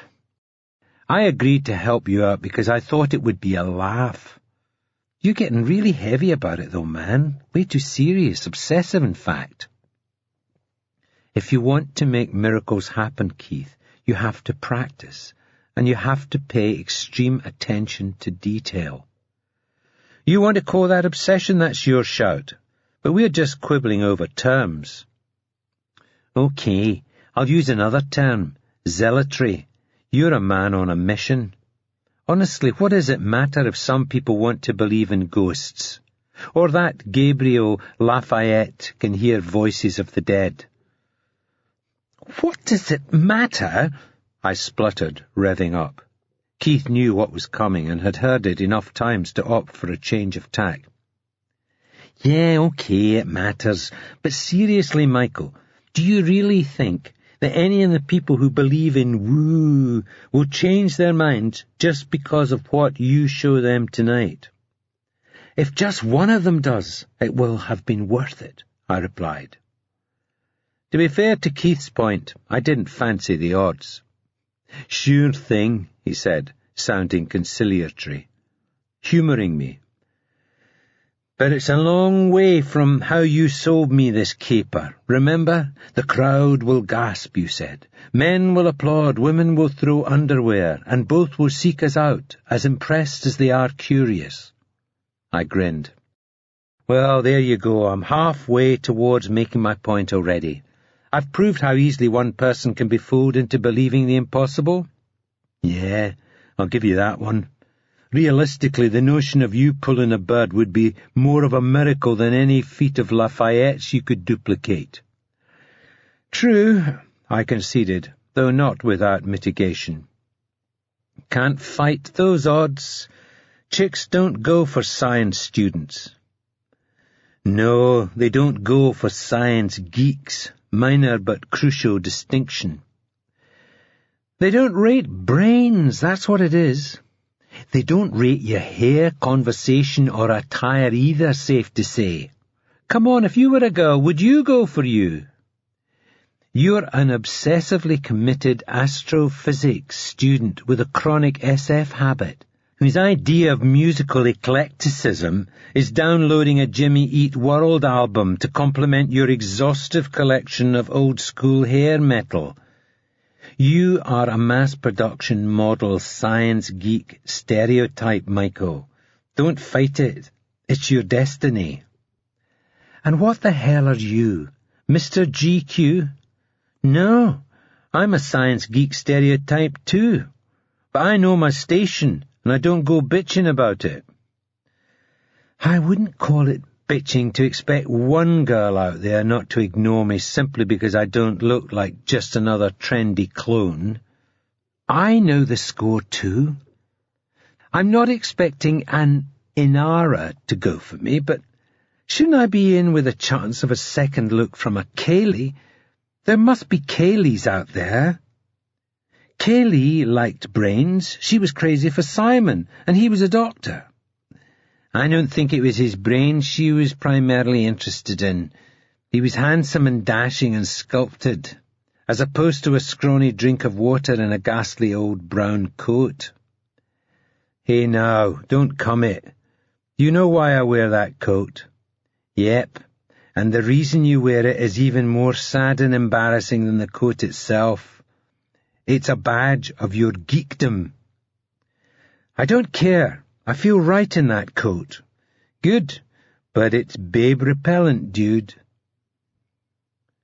I wished I could contest this, but the evidence was all on Keith's side. Still, I loved the coat and I wasn't going to stop wearing it, babe repellent or not. I could happily admit it. The reason for me wearing the thing, the reason for me tracking it down, was geeky and embarrassing.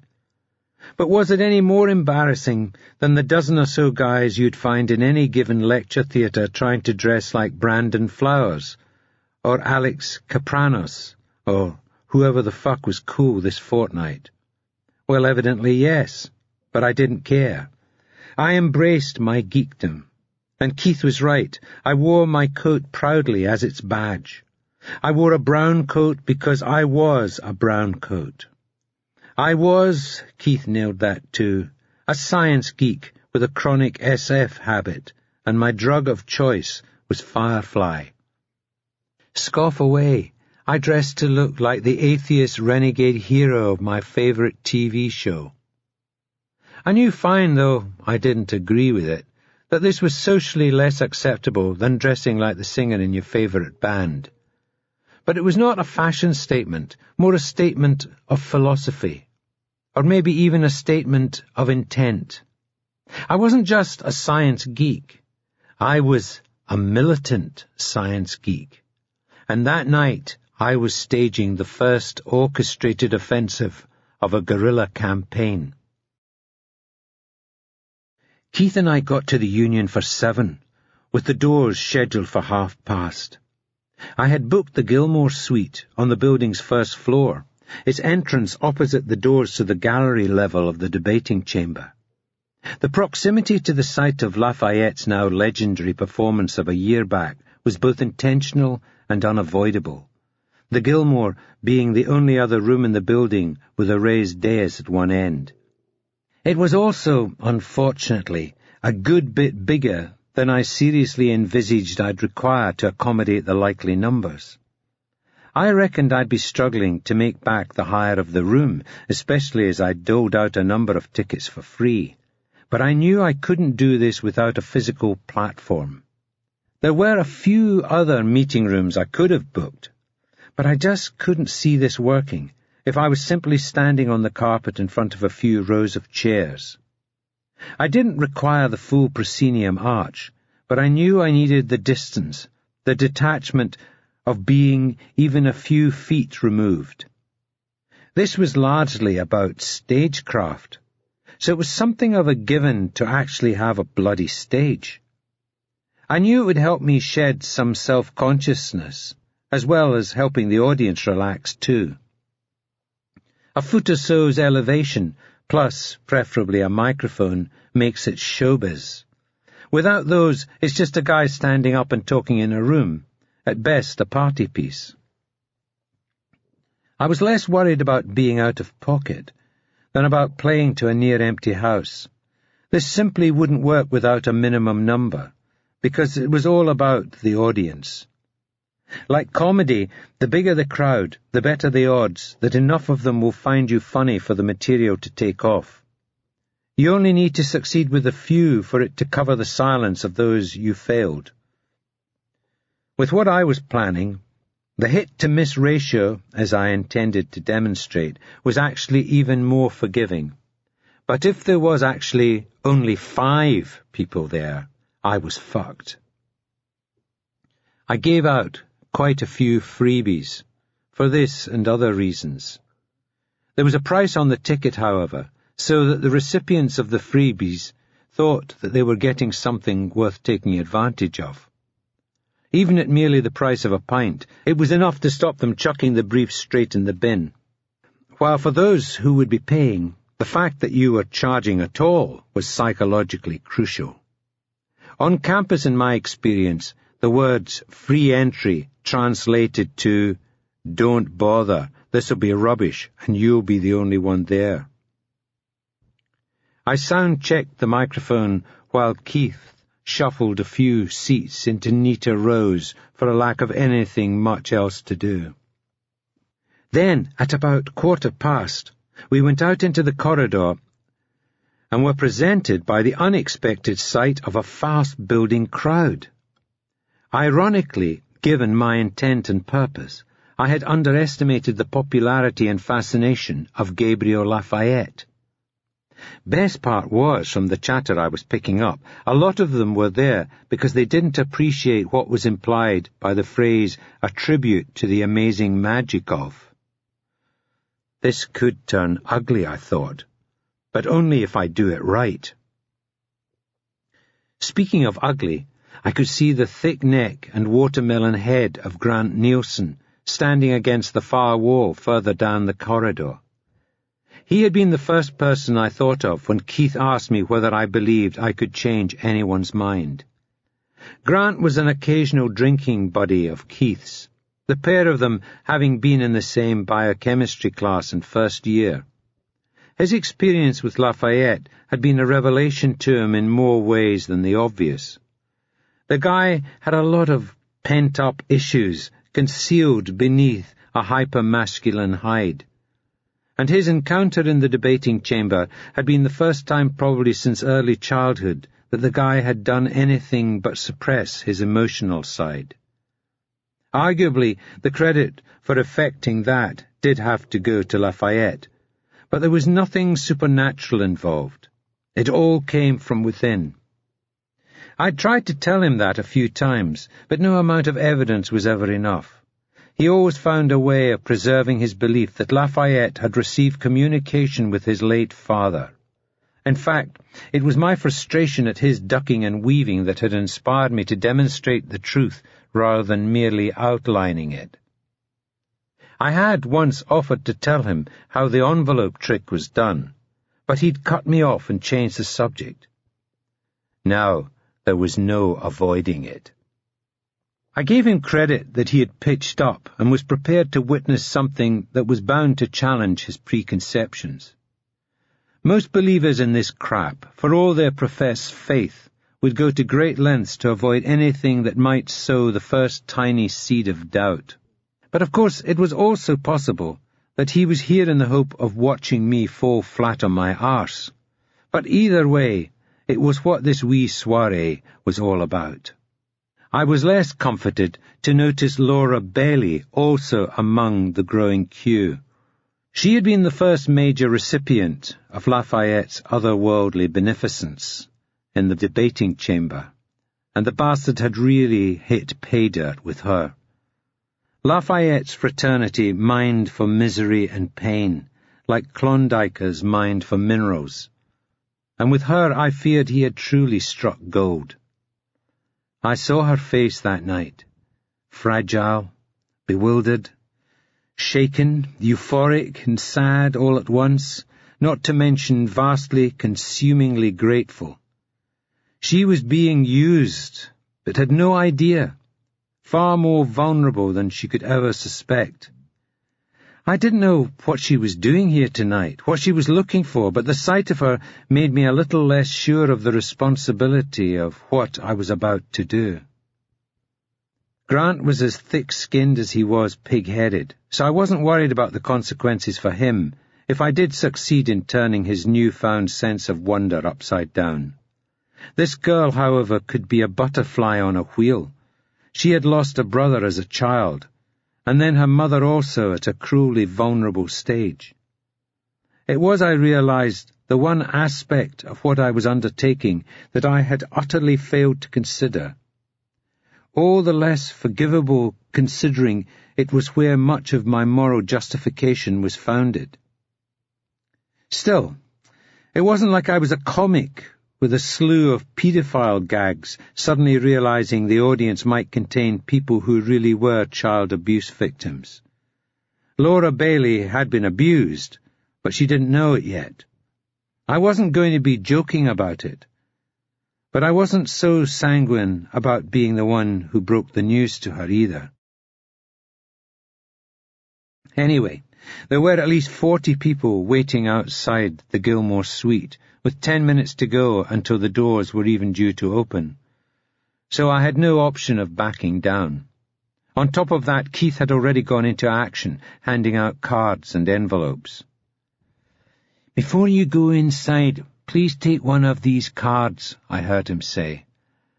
I breathed in, I confess, waiting to hear whether he got the next bit right as per our many rehearsals. "Please write down some thoughts about a loved one who is no longer with us, with a few words about your relationship with that person. Was it a friend, a relative, that kind of thing? Then put your name at the top and seal the card inside the envelope. Seal it properly, don't just fold it over, and don't write anything on the outside. Lick it and stick it, so it's obvious if it's been tampered with, okay?" Shiny, just like he'd said. Magic, even. Thus assured, I was able to circulate, handing out cards also, but giving the recipients slightly different instructions. I told them not to write their names, but simply to put their initials on the envelope, which had to be sealed as per Keith's directions. While they wrote their messages leaning against walls, crouching to rest the cards on their laps, I was afforded the perfect opportunity to undertake some more preparatory work, in the form of acquiring a few items from bags and pockets. Glancing at faces, I noted who was present that I recognized, already compiling lists and crossing out names in my mind, as well as sorting and deselecting props ahead of my return backstage. I had been very nervous about how much I could get away with during this part, but it was surprisingly easy. The only suggestion of suspicion came from Grant, and he was suspicious of the wrong thing. Grant was at an advantage over most in that he at least understood what I was about tonight. Plenty of the others seemed to assume I was some kind of franchise psychic. Still more hadn't even thought that far. I heard excited snippets.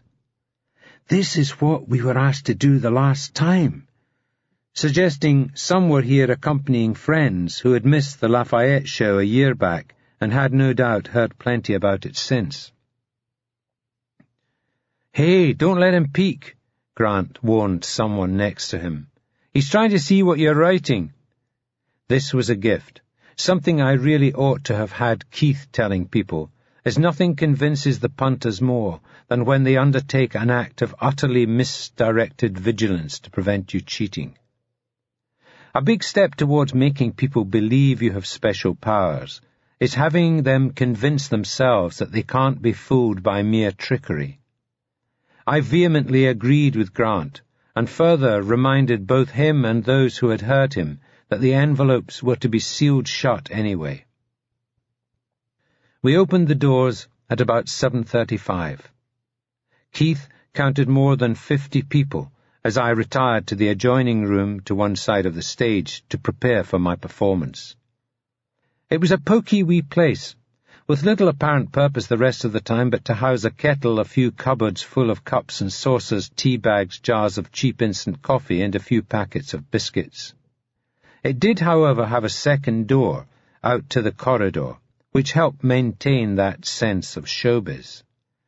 It was one thing mingling out in the hallway, but there was just something a bit wrong about seeing any performer not yet in character walk through the audience to get to either the dressing room or the stage.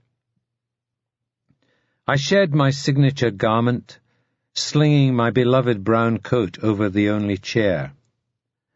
Underneath, I had on a white shirt and jeans, same as Lafayette wore in the debating chamber. On top of that, I added a white denim jacket. Not an exact match for the linen one Lafayette wore, but its deceptively deep pockets were more important than precision of resemblance. I had opted to dress like him to underline the tribute aspect, but as I pulled on the jacket and felt the growing tingle in my gut, I appreciated an unforeseen reason for having done so. It was a costume, a prop to help me play a part. I was no actor, but I was even less of a performer. I was as self-conscious and clumsy as any gawky male student, and it was hard to imagine any other circumstances under which I'd put myself centre stage in front of a crowd, spontaneous acts of inverted firewalking notwithstanding. I couldn't walk out there and be me, but I could walk out there and be a psychic. For that reason, I was glad I had ditched an earlier notion of playing the whole thing like Penn and Teller, telling how it was all done as I went along. To do that, I'd have to be me on stage, or rather me with a winning and expansive personality, which, like the psychic phenomena everyone was here to see, quite simply didn't exist. Instead, I was there to play it straight, encouraging the audience, if so inclined, to really believe it. Only later, once they were taken in, would I begin to break the fourth wall. Keith played a CD over the suite's PA. Some generic spooky music, followed by an announcement I had recorded, complete with echo effects to enhance and disguise my voice, welcoming me to the stage. No way back now. I walked onto the platform and looked out over what was indisputably a busy room. There was a liberal smattering of applause. I'm not sure what for.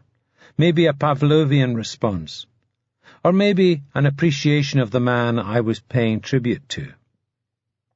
I stepped up and took the microphone from its stand, next to a white-draped trestle table, my only visible prop.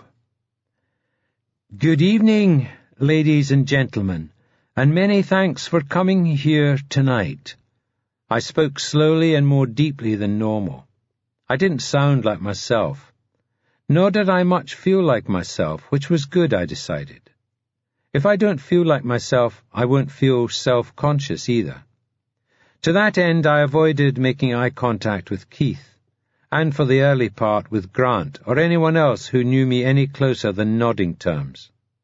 It was easy to keep my eyes off of Keith, as he was sitting alone at the back by the door, the glass bowl full of envelopes beside him. Keith's goldfish were in Tupperware for the evening. Every member of the household was making sacrifices for this show. We are all here this evening because we are fascinated by the world of the psychic. Me, I would bet more than most. We have all been amazed by the exploits of Gabriel Lafayette, our university's outgoing rector, and perhaps by other practitioners in this mysterious field. We ask ourselves how they perform their impossible feats, most especially how they can know what they know. Knowledge about people they have never met, information divined from unreachable sources, and, most unsettling of all, knowledge of those who have long since left this earth. There was much nodding, some very sincere looks. I glimpsed Grant, who had his arms folded and wore a stony, challenging expression, with a certain smugness about it, and definitely a complacency. But the most amazing thing about Gabriel Lafayette, which lifts him high above his peers, is that he has shown us that if we open our minds to the amazing, then we can know these things too. I know this because I have opened my mind, and tonight I'm going to prove it. I'm just an ordinary guy, same as anyone here. I'm a fourth-year science student, and I don't have special powers. But as Lafayette has shown us, nor do I need them. In his words, it isn't something he does, it's something that happens to him. And it can happen to any of us. That's what's most amazing. You just have to open yourself up to the information, open your eyes and ears to what is being communicated from all around. I nodded to Keith, who was already on his feet waiting for my cue. Now, before coming into this room, you were all asked to write something concerning a loved one who has passed on and to initial the envelope. There were a few dismayed looks in response to this, roughly half the audience thinking they had screwed up by not initialing their envelope.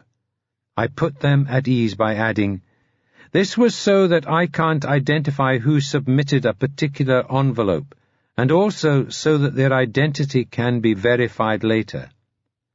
So maybe screwed up, but the same goals met in any case. Keith here is now bringing me the envelopes. Keith was walking around the side of the 4 rows of chairs, carrying the bowl in 2 hands. It had sat with him by the door all the time I was backstage, so there was no opportunity for me to have somehow examined or tampered with its contents. He climbed onto the dais and placed the bowl on the table. I stirred the envelopes and selected one bearing no initials, then held it to my chest with both hands and closed my eyes. This resulted in a completely inadvertent piece of stagecraft, in that my right hand bearing the mic pressed it also against my chest, causing my heartbeat to be audible throughout the room. I intended to speak with my eyes closed, But I had this abiding fear that everyone would be making faces, or that when I opened them again, the room would have emptied. I opened them, but looked to the ceiling. "This is about Elaine," I said. "Elaine is no longer with us, but she is sorely missed by... not a daughter, no, it doesn't feel like a daughter, but close. A niece? Kate?" A girl in the front row was holding her hands to both cheeks. "You're Kate," I said, to which she responded with wide-eyed nodding. "Elaine was your aunt. She went before her time. I sense a pain." I put my left hand to my forehead. She continued to stare expectantly at me. I moved my hand down to my chest, and she unconsciously moved her own hand there too. "A pain here," I went on. "Cancer?" I suggested. "Breast cancer?" She shook her head. I was already shaking mine before she had completed one oscillation. "No, it's deeper. The lung," another shake. "No, the pain is sudden." Her eyes widened again. "The heart, a heart attack." The girl was now not only nodding, but her eyes were filling up. Part of me felt like a cunt at this point for what I was doing, but I was on a mission, and I have to confess I was enjoying it too. "It took her too soon," I added. "Elaine misses her niece too. She's sorry she can't share in her life now she's all grown up." "Kate's all grown up." "Kate's unwed." "Oh no, it's her name. Unwin." I opened the envelope in my hand, examined it carefully and nodded, briefly holding it up, though it was too far for anyone to be able to read it. "Elaine, it says," I confirmed. The room went very quiet. This was the moment when it went from being they knew not what to something like Lafayette's performance, disquieting. I repeated the process with more and more envelopes, each time eliciting more gasps than the last, as I divined the information within, and then rather falteringly, but no less impressively, it seemed, embellished it, of which more later. I felt emboldened by each success, more so by the gratification of the crowd's responses.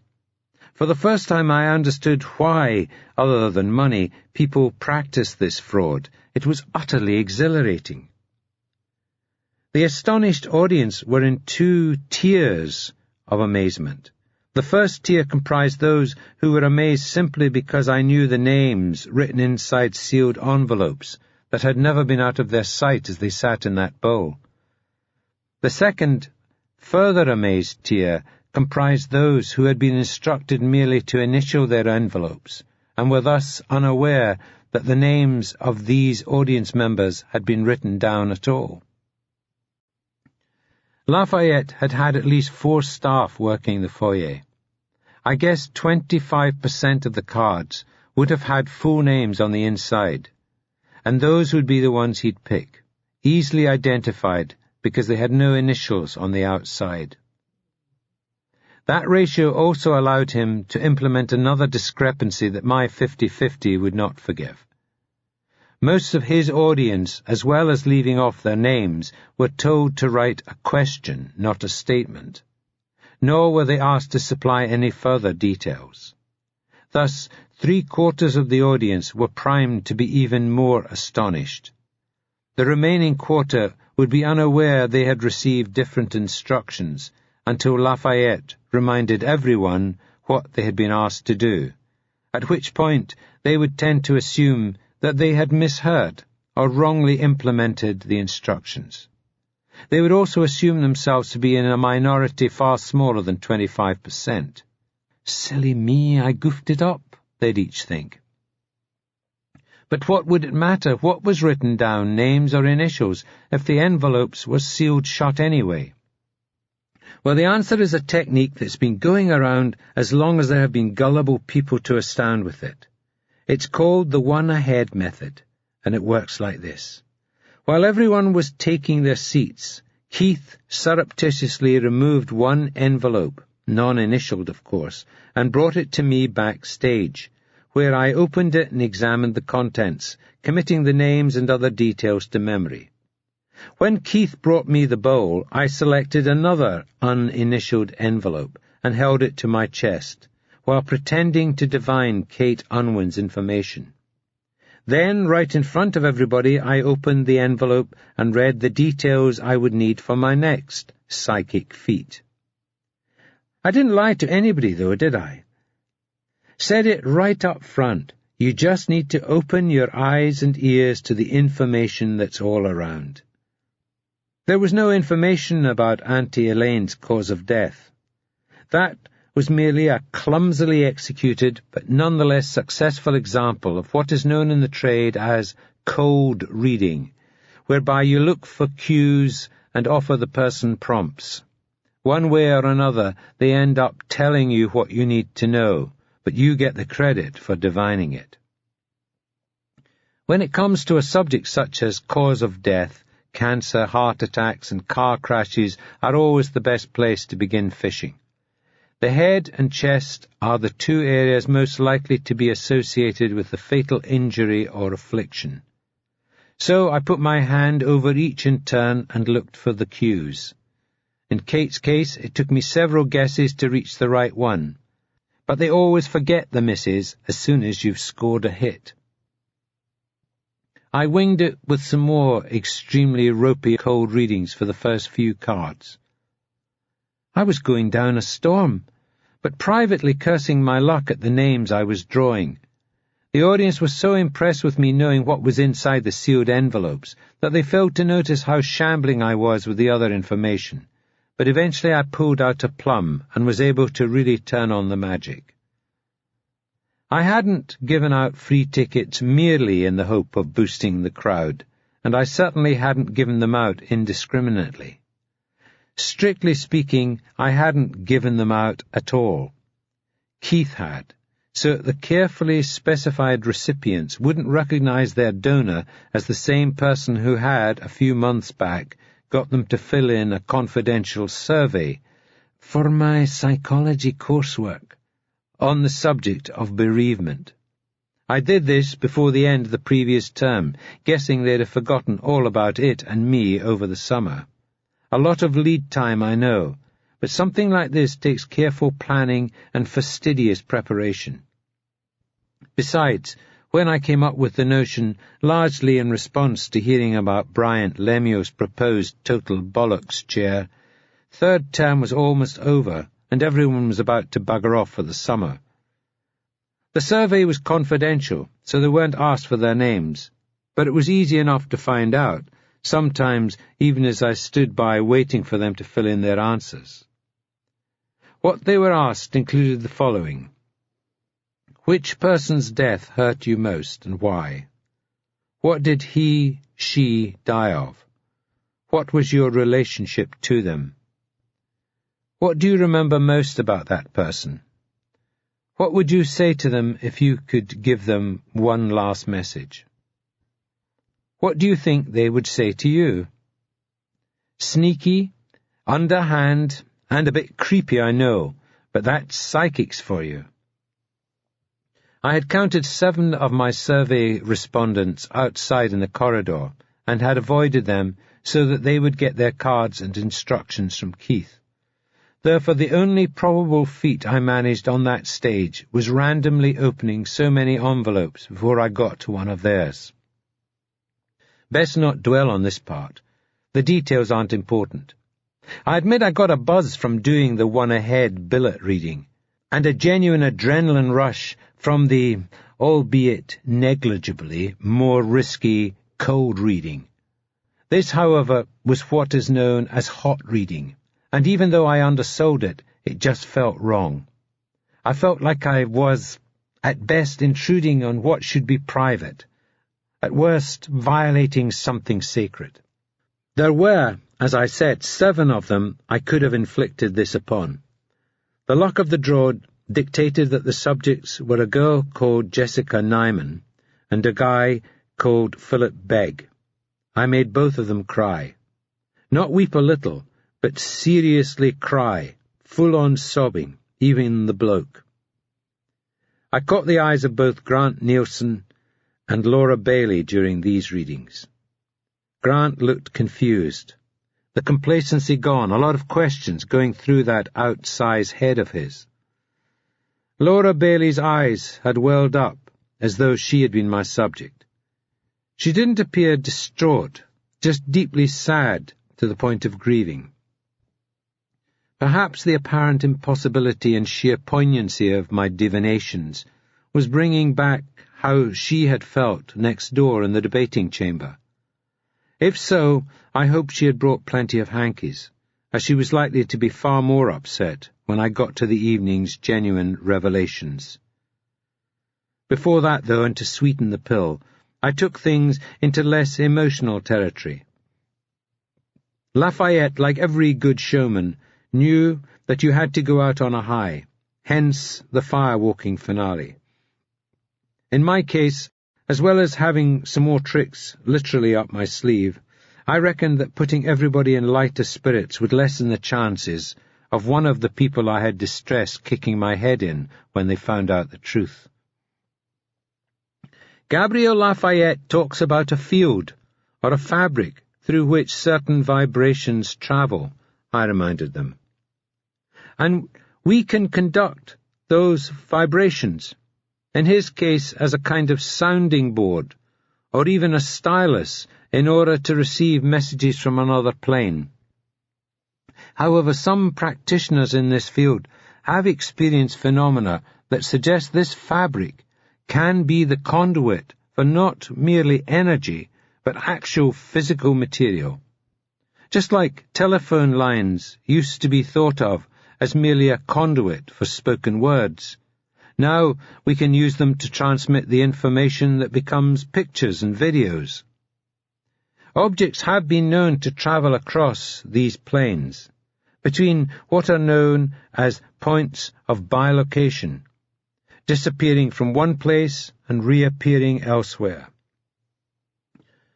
Gabriel Lafayette does not himself demonstrate this phenomenon, but he has demonstrated the principle that any one of us, if we truly open our minds, can make this happen. Though when I say we, I don't mean figuratively. I mean we can do it right here, right now, as long as we work together. I put the microphone back on its stand and stood behind it, with my arms held apart, hands open. I wanted it to look like a gesture of inclusion, but its real purpose was to free both of my hands, and to subtly draw the audience's attention to the fact that I wasn't holding anything in either of them. I didn't go so far as to say, nothing up this sleeve, but the principle was the same. I want everybody to think of an object, something small enough to travel through a bilocation portal. So we're not talking washing machines here. I got a few laughs with that, and was relieved to see Jessica and Phil among them.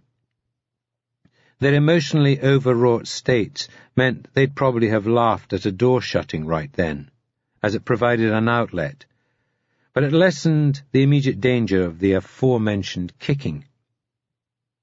I mean, a personal object, something small that you have on you right now. Now, don't touch that object, or even the bag or pocket it's in. Just think of what it is, and then concentrate on it.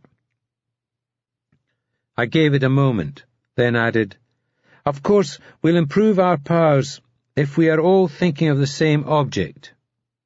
What are you thinking of? I asked someone, not just anyone, in the second row. Her name was Michelle, as I had divined from her card coming up during the billet reading. A mobile phone, she said. Good girl. It was one of few possibilities, but I had skewed the odds towards subtle suggestion with my remarks about telephone lines in the preamble. What about you? I asked someone else, this time at random. House keys, came the reply. Thank you. Banker possibility number 2. Well, we'd better decide, I said. I looked to a girl in the front row. Mobile or house keys? Mobile, she said. Okay, everyone think about a mobile. In fact, everybody think about her mobile, I instructed, pointing to the first girl. Michelle, isn't it? Everybody think about Michelle's mobile. Leave it where it is, don't get it out, but tell us what to picture. Is it a Nokia, a Siemens, and where is it? Your pocket? It's a Sharp, she said, in my bag. Everybody picture that mobile, and picture it inside Michelle's bag. Michelle, keep your hands on that bag, make sure it stays closed. Now everybody picture Michelle's mobile dematerializing, turning into pure information, like binary files on the internet. Picture it moving through that invisible portal. Concentrate. Close your eyes if it helps. Most of them did, a few keeping their peepers on me, including Grant, confused but suspicious. Good, I thought. This'll mess you up all the more. Stop now. Open your eyes. I felt something there. Did anyone else feel anything? Several people nodded. What about you, Michelle? I don't know, she replied bashfully. What about your mobile? Did it move at all? Did you feel it shift? I don't think so. Don't know. Can I see it? She went into her bag, the practiced reach of her left hand soon turning into a concerned rummage. It's not here, she announced, more panicked at the possible loss than astounded at any psychic phenomenon. I had it. It's not bloody here. Every eye was on her, which was when I chose my moment to flick my fingers against the glass bowl, stepping away from it in the same movement, so that it looked like I was turning around to respond to the sound behind me. I stared intently at the bowl, then moved very slowly back towards it. I picked it up and pulled at a handful of envelopes, beneath which sat a sharp, clamshell mobile phone. I let the audience see it sitting there before picking it up and asking, Is this yours? Michelle clambered across the seat in front of her to reach for it as I walked towards her. I handed it over and watched her flip it open to verify it was hers. It was. I had swiped it from her handbag in the corridor earlier and transferred it from my jacket pocket to the bowl towards the end of my billet-reading performance. She stared at the tiny screen for a second, then looked up at me. "How did you do that?" she asked. "We all did it," I replied. "We all played our part. And if we can move an object from one part of the room to another, maybe we're ready for a stronger test of our bilocation abilities. Some psychics have been known to locate objects that people have lost, sometimes instinctively picturing where they are, but sometimes causing them to physically relocate, to be reunited with their owners. Has anybody lost an object recently? Time is a factor. Psychics have less success locating objects the longer they have been lost, so no Barbie accessories from when you were 9. A student union membership card, maybe, something like that." I scanned the audience for responses, or rather pretended to be looking for them, avoiding eye contact with those my darting glances identified as being eager to talk. Instead, I settled on Grant Nielsen, who had actually put his hand in the air and was back to looking smug, as he now knew I had no choice but to ask him, or else everyone would notice I hadn't. He had thought of something, not only that he had lost, but that was nothing like what he believed I was expecting. "Have you lost something, Grant?" I asked reluctantly. "Aye," he said, folding his arms again with self-satisfaction. "If it's a cheque for £1 million, or Jessica Alba's phone number, we can't help you. It has to be something you've genuinely misplaced." "It is," he reassured me and everyone else. "My Duke Nukem Forever DVD-ROM Can't find it, and I can't play the game without it. A DVD? I asked, sounding disheartened. From a computer game? Yeah, a bit trivial I know, but it's been bugging me, so worth a try, eh? No, I said, not worth a try. We do or we do not. There is no try. Okay, everybody. I want you to concentrate on that DVD. Concentrate on making it appear, however impossible that seems. Don't think about what is possible and what is not. Don't think about where it might be. Just concentrate on picturing it, like you did before. Close your eyes to blot out everything else. Again, a few of them had their eyes open, Grant included, though he seemed a little fazed by the fact that I hadn't backed down or sought an out. Everybody close your eyes, I repeated, as though they only needed encouragement. We want only positive energy. The negative energy from just one person can be enough to jam everyone else's positive forces. Even Grant, perhaps forgetting I had told him these would all be tricks, or perhaps in his desperation to get his computer game back, did acquiesce. He opened them again almost immediately, suggesting he was still trying to catch me out. If only he had applied such vigilance to Lafayette, he might not have been sitting there right then. But best not go there.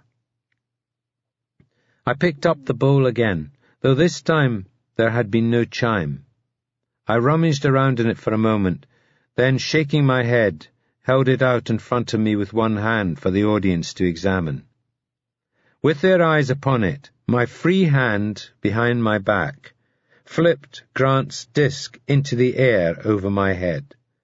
From the crowd's perspective, it must have looked like it had simply materialized somewhere above me and dropped down onto the floor in front of the stage. Someone in the front row pounced to get it before I could put down the bowl, never mind step off the dais. It was Kate, the first subject of my one-ahead trick. Her gasp was audible throughout the room as she turned over the small silver disc to reveal its printed side.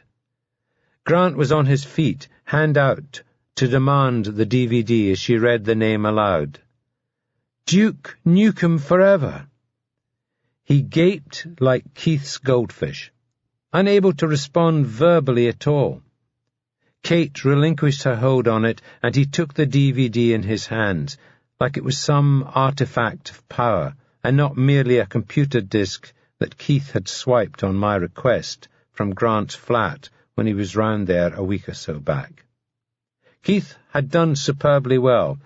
He couldn't take anything valuable or indispensable, but it had to be something Grant would definitely notice the lack of, and put it down to his own disorganization.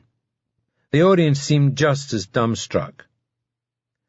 You think that's amazing? I asked them, taking the mic again. Most of them nodded, row upon row of car ornaments. I disagree, I said. The truly amazing thing is that every last one of you is capable of doing what you saw tonight. Every last one of you. Gabriel Lafayette is right. It's not about special powers. It's about opening yourself up to the information. Do you want to learn how to do it? If you do, then remain seated. But it's only fair to warn you, what I am about to share with you may disturb you, and you might consider it a burden rather than a blessing. If you wish to leave, I'll hold off for a moment to allow you to do so. To my great surprise, one guy actually did bail, a wild-haired and whiskery older bloke in a manky old raincoat and taped-up NHS specs. He was sitting in the back row nearest the door, and I suppose there was a strong possibility he'd been in entirely the wrong room, or, from his appearance, that he was just a jakey who had snuck in out of the rain.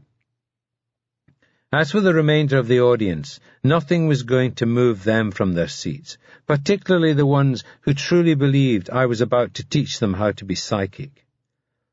Which, in a way, was precisely what I did. It went pretty well. I didn't get my head kicked in, though it was touch and go once or twice. Thus I was in perfect physical condition to be murdered later that evening.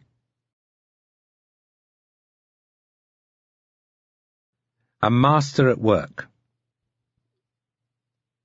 From his seat in the back row, heavily disguised, he watched the performance unfold with growing alarm. Deception upon fraud, upon misdirection, upon con, all executed by an informed amateur. Not good at all.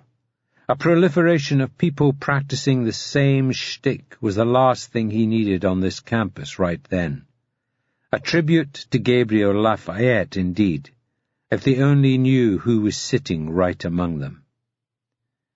He had found out about this event only today, and was cursing himself for not having discovered it sooner, when there might have been time to avert the damage altogether.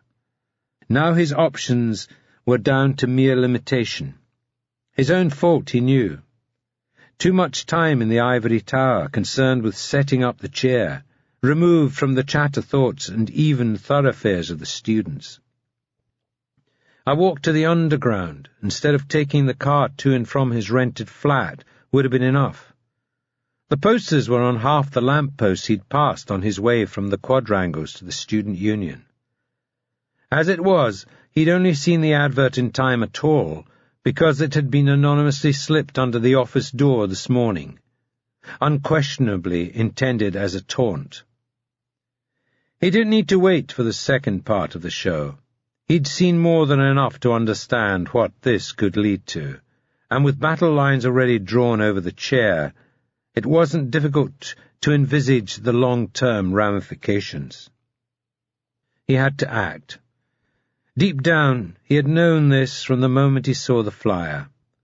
The surname couldn't possibly be a coincidence. In this game, there was no such thing. Nonetheless, he had told himself it could yet turn out to be benign, maybe even irrelevant, which was why he had to attend and see for himself. But inside he knew this was just a finite act of denial, a temporary suspension of an unavoidable course. Who wouldn't wish it otherwise? This kind of thing was never easy. Simple, yes, and certainly necessary given what was at stake, but never easy. However, like anything else, the more you did it. He slipped quickly from the room, fortunately the only one to leave, so he was on his own out in the corridor. Having sat at the end of the backmost row, only a few people had looked his way during the performance, but they gave no indication of recognizing him. It had been a long time since he was in this building, but he remembered it well enough, and places like this seldom changed much. Change took money, which was always scarce, plus the agreement of a quorate number of students, which was rarer still. He made his way along the buffed linoleum and quietly opened the door to the little anteroom connecting the Gilmore suite to the corridor. Stepping inside, he felt a brief lurch in his gut at the sight of the long brown coat draped over a chair. This was the same guy as had trumped the firewalking stunt by doing it on his hands. He'd only caught a glimpse from backstage that night, and the coat was all he remembered. But there couldn't be two people going around in such a hideous garment. No question, the surname meant everything he'd feared. He rifled through the garment's deep and many pockets, locating first a set of keys, then a wallet, a diary, and a letter, still in its envelope, which between them confirmed Loftus's address. He checked his watch. It was 8:15. After a quick stop at the office to pick up some tools, he walked to the underground station and took a train 2 stops to Partick. No car tonight, lest the plates get noted.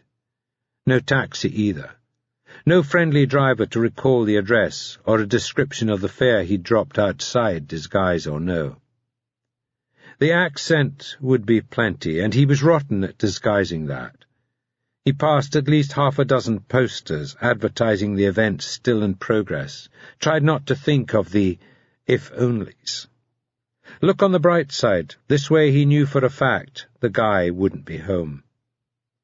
He walked past the place first, along Dumbarton Road, not even turning up the street, just stealing a glance as he crossed at the junction. It was student land, every tenement a subdivided battery farm. You fed cheap beer and baked potatoes into the cramped cubicles, and out came rent checks once a month. He glanced at the rows of chimneys, lined up side by side like soldiers on parade. He knew what he had to do, had known it deep down from the moment he saw the leaflet. He glanced up the next street, a wide avenue at a set of traffic lights. He could see trees on the left-hand side, maybe a couple of 100 yards along a park, or maybe just a square. He turned and headed north towards Highland. As he neared the trees, he could see that they delineated neither park nor square, but borders of some unkempt playing fields. Ideal. He took a left, then another right, and found the entrance, a muddy gateway strewn with discarded strips of adhesive tape from shin guards, as well as the ubiquitous green broken glass of Buckfast bottles. It was the local equivalent of Mad Dog, and shattered empties either grew or were naturally precipitated in every site of urban greenery in this city. He passed through the gateway and headed under the cover of some trees, shaded from the street lamps but lit by the clear night sky. It was cold, the lack of cloud cover causing the temperature to drop fast, all to the good. The wind was picking up too, which would help in drawing all the right conclusions, or at least the conclusions that were right by him. He had a selection to choose from.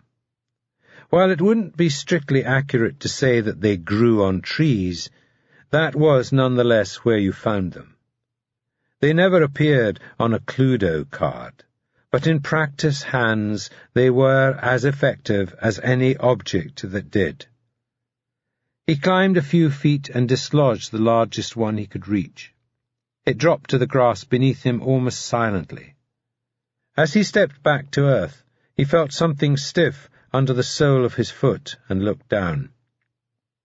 He was standing on the outstretched wing of a dead crow, its glazed eye glinting conspiratorially in the moonlight. Less than 10 minutes later he was inside the flat. Michael Loftus's name was confirmed on a cardboard door plate, along with his roommate, or flatmate, as they called them here. Keith Baker. Tough shit, Keith Baker. Nothing personal. He had passed nobody in the close or on the stairs, nor was he likely to. It was the start of term. Funds were high and exams distant. Everybody was out. From the street it had been clear that most of the flats were empty, going by the unlit windows. There was evidence of life from the adjacent flat, the sound of a stereo belting out rock music from behind the door. No party, though, from the lack of voices, just somebody getting dressed and getting in the mood to go dancing. It was perfect. It covered the sound of his entry and of everything he did once inside. He began by sliding open the windows looking out on the rear of the building, which would be unnoticed by anyone who happened to look up from the street. He opened the ones at the front too, but just a few inches, enough to create a through draft and bring the temperature in the flat right down to roughly the same as outside, which wasn't much, it being a clear night. Plus, it was wise to have plenty of air circulating when you were working with gas appliances in an enclosed space. Those things could be very dangerous if anything went wrong with their ventilation. He disconnected the fire in the main room and carefully rocked it free of the hearth. It vented up an ancient but serviceable chimney in the wall. The sound of the wind above, audible as soon as he exposed it, brick dust and soot shaking free when he moved the appliance. He gathered a handful and poured it into a channel where it would block the flow of air to the burners. This would make them under fire, causing the heater to pump out carbon monoxide, making the efficient draw of the humble chimney a life-or-death matter. To that end, and for two people it really was the end, he placed at the bottom of the flue the bird's nest he had dislodged from the tree by the playing fields.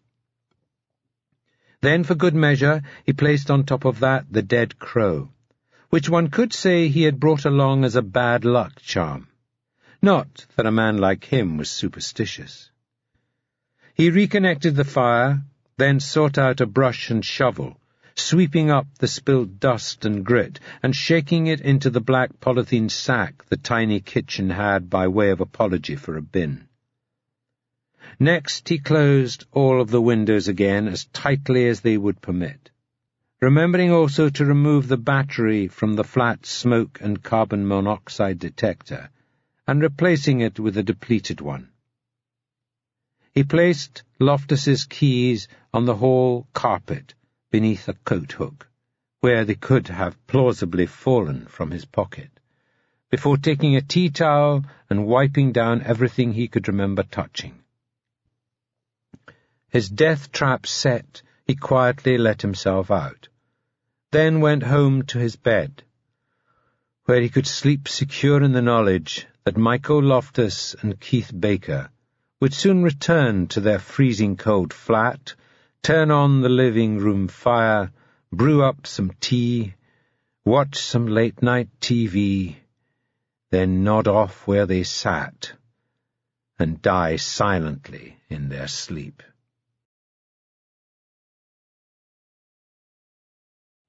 The condemned ate a hearty meal.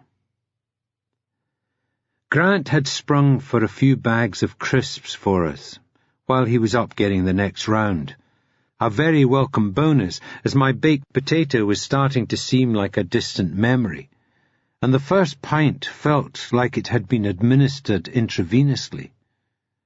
I felt light-headed, almost as though my feet weren't connected to earth. I could have been drinking iron brew, and I'd probably have felt the same. The high was entirely due to what I'd just done. I had my coat back on, the white jacket now rolled up in a polybag at my feet, and was most definitely no longer in character. But I still didn't quite feel like I had re-inhabited my own body. When I look back, only minutes really, I could remember being on stage, but it didn't feel like it had been me who'd been up there. I couldn't have done that, surely. Not me. Don't have the brass neck. No chance. And yet, here we all were, a big gaggle of people, huddled around Keith and me like we were holding court. We were gathered around one of the big horseshoe-shaped booths in the Word Bar, where we knew we could all talk without having to shout over the sound of a jukebox. It wasn't so much a post-show drink as an ongoing continuation of the discussion that the latter, more revelatory part of my performance had precipitated. I'd still have been up on that dais, fielding questions from the same folk, if the Janny hadn't come in and booted us all out, the booking only covering the place until 9. Grant gently placed a tray bearing 8 or 9 pints of heavy on the table, crisp pokes stuffed in the spaces between, as well as hanging out of his jacket pockets. He handed a pint each to Keith and me first, then placed another 2 on the table and nudged them in the direction of Michelle and her pal Susan, whose wrinkled-nosed looks of annoyance were priceless. I think Michelle had asked for a gin and tonic, and I definitely remembered Susan asking for a Diet Coke. There had also been from other quarters shouts for Beck's, Smirnoff Ice, Aftershock and 3 Red Bulls, one with and one without vodka. Grant, as he always did in such expansive company, had patiently listened to everyone's order, then gone up and ordered them each a pint of heavy. They always got consumed, though not necessarily by the people they were given to. I'd continued to answer questions while he was at the bar, but now that he had returned, and not least because he was bearing this munificently large, if not fastidiously selected round of drinks, he was quickly deferred to by the others and resumed the role of my chief interlocutor. The other reason they were happy to give him the floor, of course, was that he was playing their song. Men will applaud. Women will throw underwear. That was our joke about the projected aftermath of the performance. There was little question that I had impressed a great many of the audience. Applause was forthcoming, though as yet no underwear. But that was not the portion of the audience who had continued downstairs to the bar. The majority had had their questions answered and their curiosity satisfied. This lot were looking for reasons to keep believing, and Grant had quickly identified himself as their champion. They were even reluctant to cease believing in me. "You still haven't explained how you knew some of that stuff," Michelle had said while Grant was at the bar. "I don't mean from the cards or from that survey you were talking about. I mean knowing that Steve's uncle died in a car accident, or that Susan's grandmother died of a stroke. You got all that stuff right about everybody. Are you saying you found out all that information in advance without knowing we'd even be here?" "No," I replied. "Those details, the supplementary stuff, I didn't know any of it. I got it from cold reading. It's a guessing technique." "But you guessed right every time. See, that's impossible. There has to be something that communicates this information between people, whether they believe in it or not. Are you not surprised yourself that you got all these guesses right? Does that not tell you something?" I laughed. "I got all the guesses right?" I asked.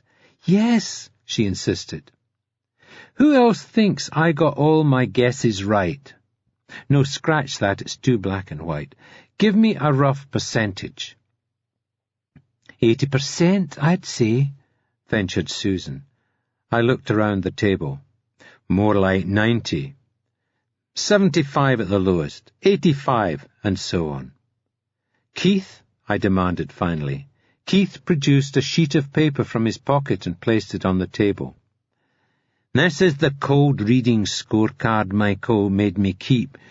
Total guesses 49, misses 38, hits 11. Percentage right 22, and most of those came after other wrong options had been eliminated.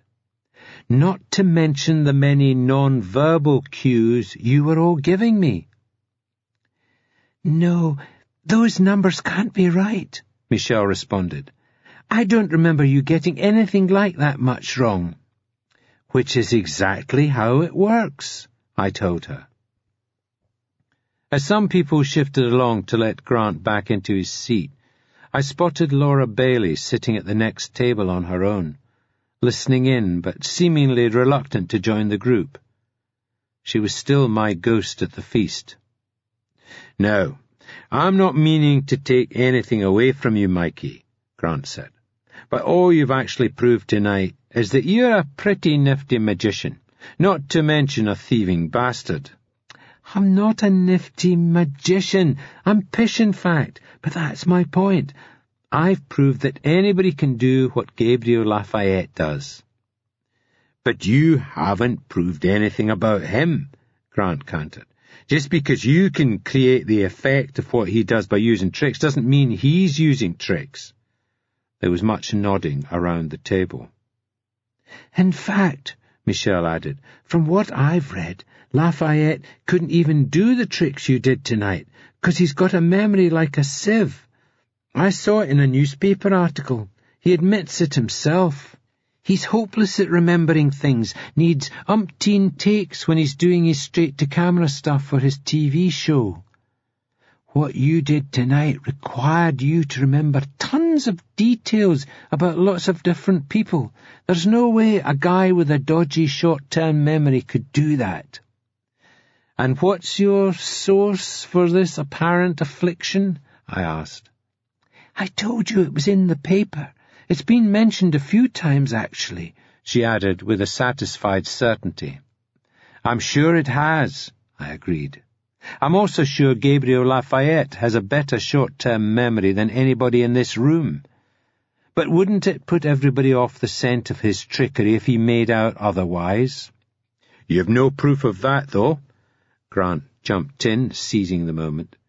You're always on about evidence, but you've no proof Lafayette doesn't have a bad memory, and you've no evidence he used your tricks on stage.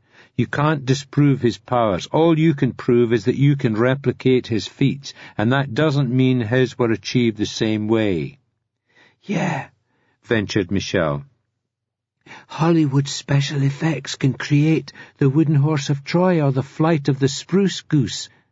Does that mean there was no wooden horse, or that Howard Hughes never flew his plane? Exactly, Grant resumed. You've shown you can create the illusion of contacting the dead, but that doesn't prove Lafayette can't do it for real. I thought of Keith's grave doubts regarding my demonstration changing anybody's mind and glanced at him. He was grinning at me over the rim of the pint he was quaffing. I told you so written all over his face. Are you familiar with the scientific principle known as Occam's razor? I asked.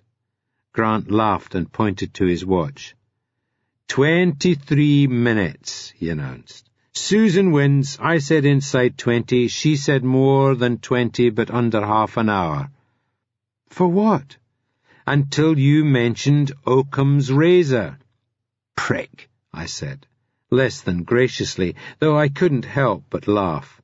Okay, so you understand that it states how the explanation that makes the fewest assumptions is usually the right one.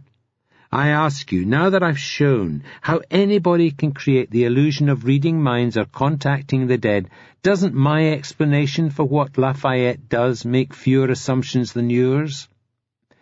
I don't know, Mikey. But you're assuming he's got a great memory. You're assuming he's practiced in all these techniques.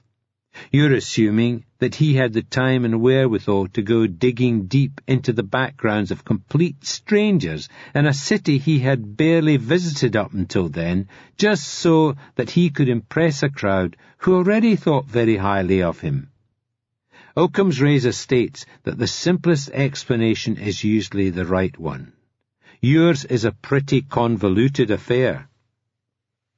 While yours assumes, despite no evidence whatsoever, that human beings live on in some form after they die, not to mention its other less than insignificant assumption that Gabriel Lafayette has superpowers, that he can do things beyond the ken of all known physics. I think that assumption on its own kind of outweighs the sum of mine. I didn't say he had superpowers, Grant protested, but I had him on his heels, so I pressed on. But that's what anybody who believes in psychics and mediums is saying, that they have abilities to do things beyond the ken of all known science. If that's not superpowers, what is it? Good job the comics don't hold their superheroes to the same low standards, though, wouldn't you say? Imagine it. Psychic man. He can read minds and contact the dead. However, his powers only work some of the time, and only when nobody is looking, and only when there is no one in the vicinity giving off negative energy. Not going to fight much crime with that, are you? You're just being facetious calling them superpowers. The fact that these phenomena, and Lafayette doesn't even call them abilities, are beyond the ken of known science is the point. But they're not beyond the ken of science. They're tricks. He just gloms on about science to create a mystique around himself.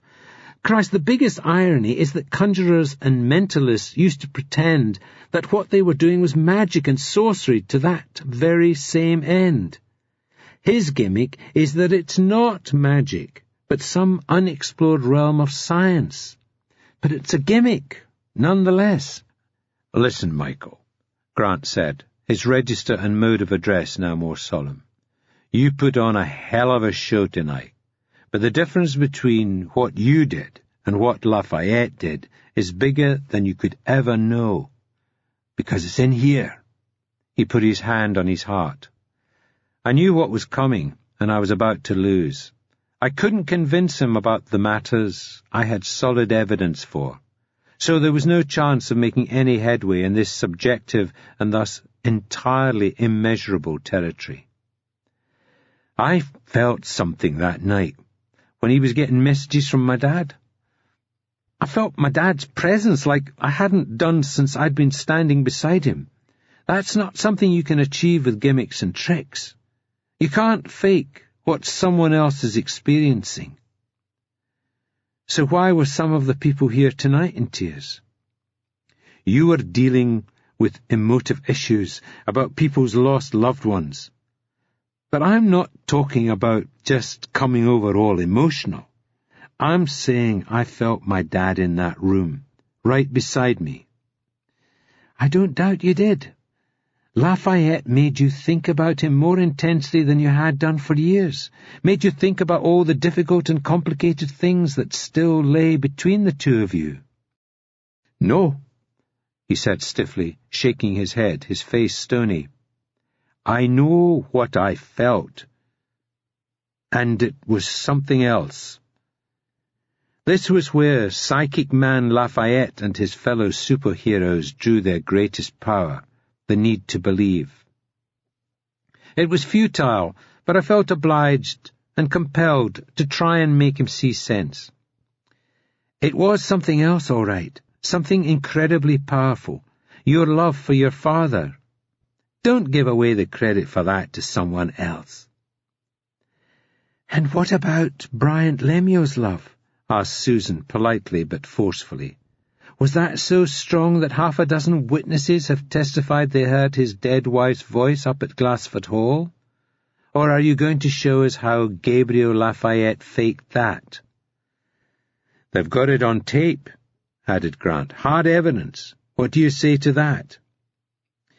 I don't know what they've got on tape, and neither do any of us, as it's never been released, I replied. All you know is what's claimed to be on it, and I very much doubt if anyone outside that suspiciously close wee circle ever gets to analyze it that it will turn out to be a dead woman's voice. So they're all lying, Grant said. Lawyers, journalists, a charity head, Lemuel, his housekeeper, they conspired to make it up, despite what it was likely to do to their credibility. Where's Occam's razor now? I'm not saying they're all lying. I'm sure they heard something, but I'm also sure it'll have been Lafayette's doing. I just don't know how. I knew it was feeble. Grant finished his pint with a look of triumph. See, if you can't explain something as huge as that, how does the fact that you can do a few tricks prove anything about Gabriel Lafayette? I shook my head, smiled across at Keith. You win, I said. I didn't change anybody's mind. He shrugged and finished his pint. Come on, drink up. Let's hit somewhere more lively. You up for that? He asked, turning to Grant. Fuck yeah. The night is young. What about you, ladies?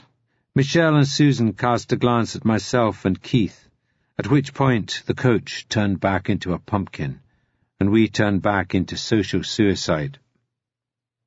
They got to their feet, mumbling something about maybe seeing us in the Union Disco later, which I understood to mean they were going somewhere else entirely. The debate clearly concluded. The rest of the group around the table dispersed as well.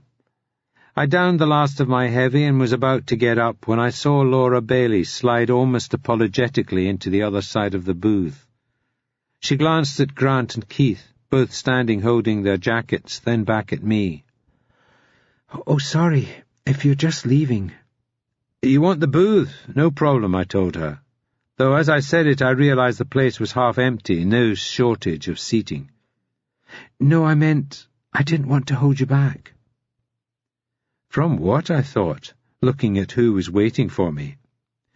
"There's no rush," I said, trying to sound accommodating, though in fact I felt distinctly uncomfortable. My ghost at the feast, the person I'd felt wary of somehow damaging, was now face to face and unavoidably about to force my hand. "I realize it's getting late, and you don't know me, but I'm kind of shy, and I didn't want to, She bit her lip, let the sentence hang unfinished. Her eyes flitted left and right, which I took to indicate the crowd just vacated, which she had sat apart from. She didn't realize the role she had played here tonight, nor that I so vividly remembered her from Lafayette's show a year back. I thought briefly of how I might use this advantage, but felt immediately wrong about even holding it. "I do know who you are," I confessed. "You're Laura Bailey." Her brow furrowed momentarily in surprise. "How did you know?" "Psychic powers," I said with a wry smile. "No. I remember you from the debating chamber, which is, I'm guessing, why you're here." "A mind reader, too." "You know, a stage mentalist once said that he couldn't read minds, but he could read thoughts. For example, if somebody was running towards him with a meat cleaver and a wrathful expression, he could read that guy's thoughts pretty clearly. As it gets incrementally subtler, obviously the reading difficulty level corresponds." I wasn't sure how interesting or even relevant she would find this, but I was feeling fidgety and nervous, and it just kind of glommed out. By some accident, I think, it may have made me seem relaxed but sincere, albeit in an incontinently garrulous way. "I remember you from that night in the debating chamber, too. Hard to miss. You must have been the only one in the hall not buying it."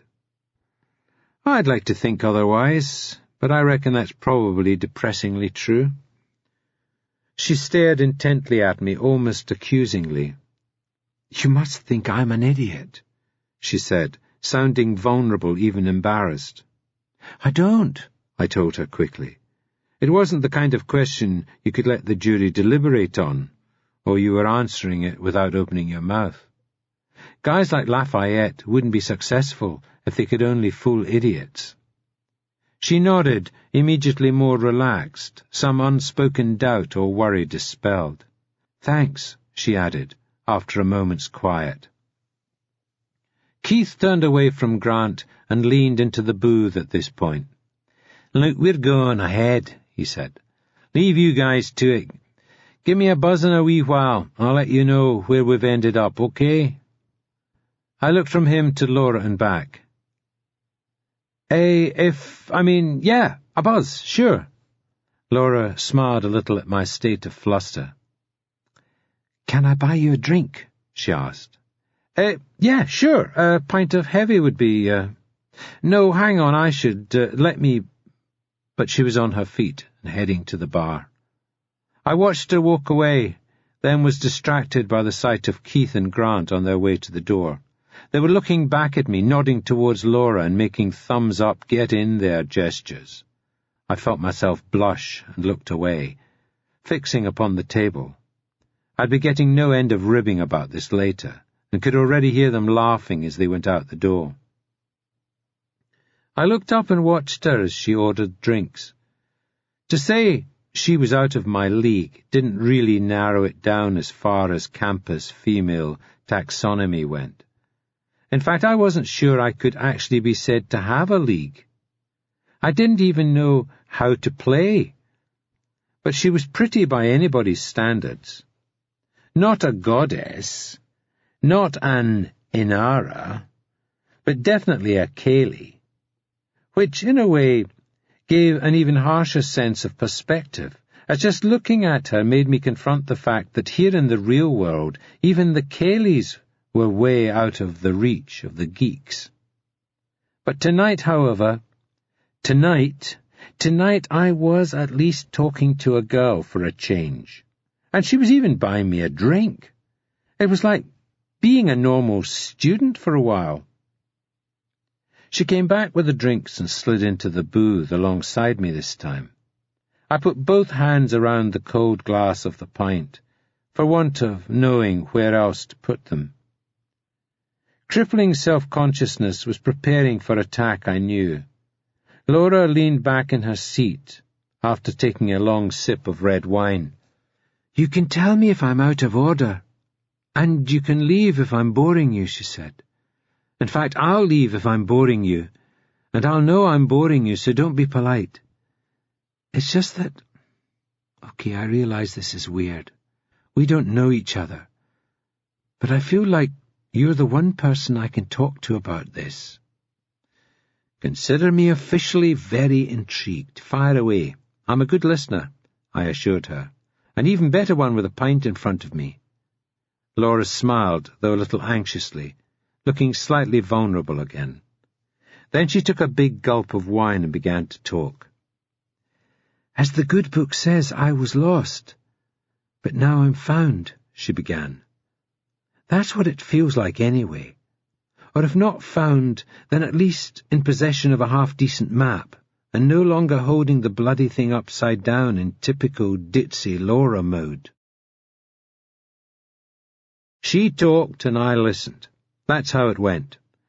I tried to intervene with reassurances or explanations where I thought they were being invited, but she waved them away.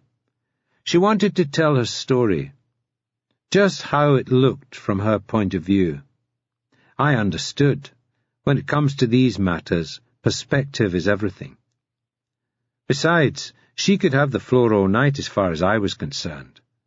I'd so often heard it said that girls just wanted someone to listen to them, how that was the secret to making an impression. This had always struck me as a bit of a catch-22, as I'd never been able to make a sufficient impression as to get one to actually talk to me for any length of time.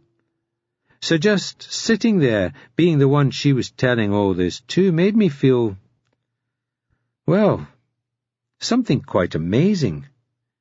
There are always guys on TV making shitty gags and less than half joking about how they couldn't get their wives or girlfriends to shut up. Spoiled, arrogant pricks, I always thought, wishing I had a girlfriend talking my ear off. I knew that was all we were doing, and I shouldn't be daft enough to interpret it as anything else, but the point is, right then, it was enough. I loved the way she looked at me, with such imploring sincerity, or with that vulnerable self-consciousness. I felt so singled out, so trusted. I felt liked, and I understood the other reason why listening to a girl made such a good impression. As long as she was talking, there was less opportunity for me to open my gawky mouth and remind her what a female-repellent uber-geek I was. Unfortunately, that state of grace inevitably had to end. "I still have some questions," she said, "some aspects of what Lafayette did that I still can't explain." I must have made a face. She thought I was taking the huff, but my discomfort was entirely down to anxiety at it being my turn to talk. "No, please," she implored. "I heard your discussion with the others, and I understand the psychology. The twisted logic goes that unless you can explain away all the feats and phenomena, what's left proves on its own that they were all real. I understand your frustration with it, but it is powerful psychology." "That's why it endures," I ventured, trying to sound as unfrustrated as I could fake. "It makes it really hard to let go, because there's always the seed of doubt taking root, feeding off the need to believe, and making the whole thing grow again." "That's just it," she replied. "If I'm to exorcise this fully and finally, there's something I need you to explain. If you can't, don't worry about it. I won't take it as proof that you were wrong about everything else. But I understand myself well enough to know it will never go away. It'll germinate, like you said, some small part of me holding on to the belief that my mum and my brother were really back with me that night. So no pressure, I said, thinking aloud. She laughed, an undeserved outcome from my involuntary brain fart. Try me, I invited. Your show tonight, by your own admission, you planned it months in advance.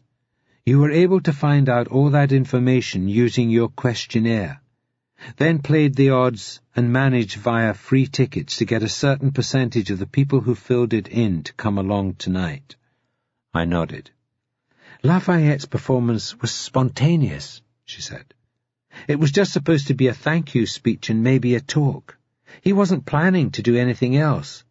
But when he got caught up in the atmosphere, call it good vibes, whatever, and decided on the spot to put on a bit of a show.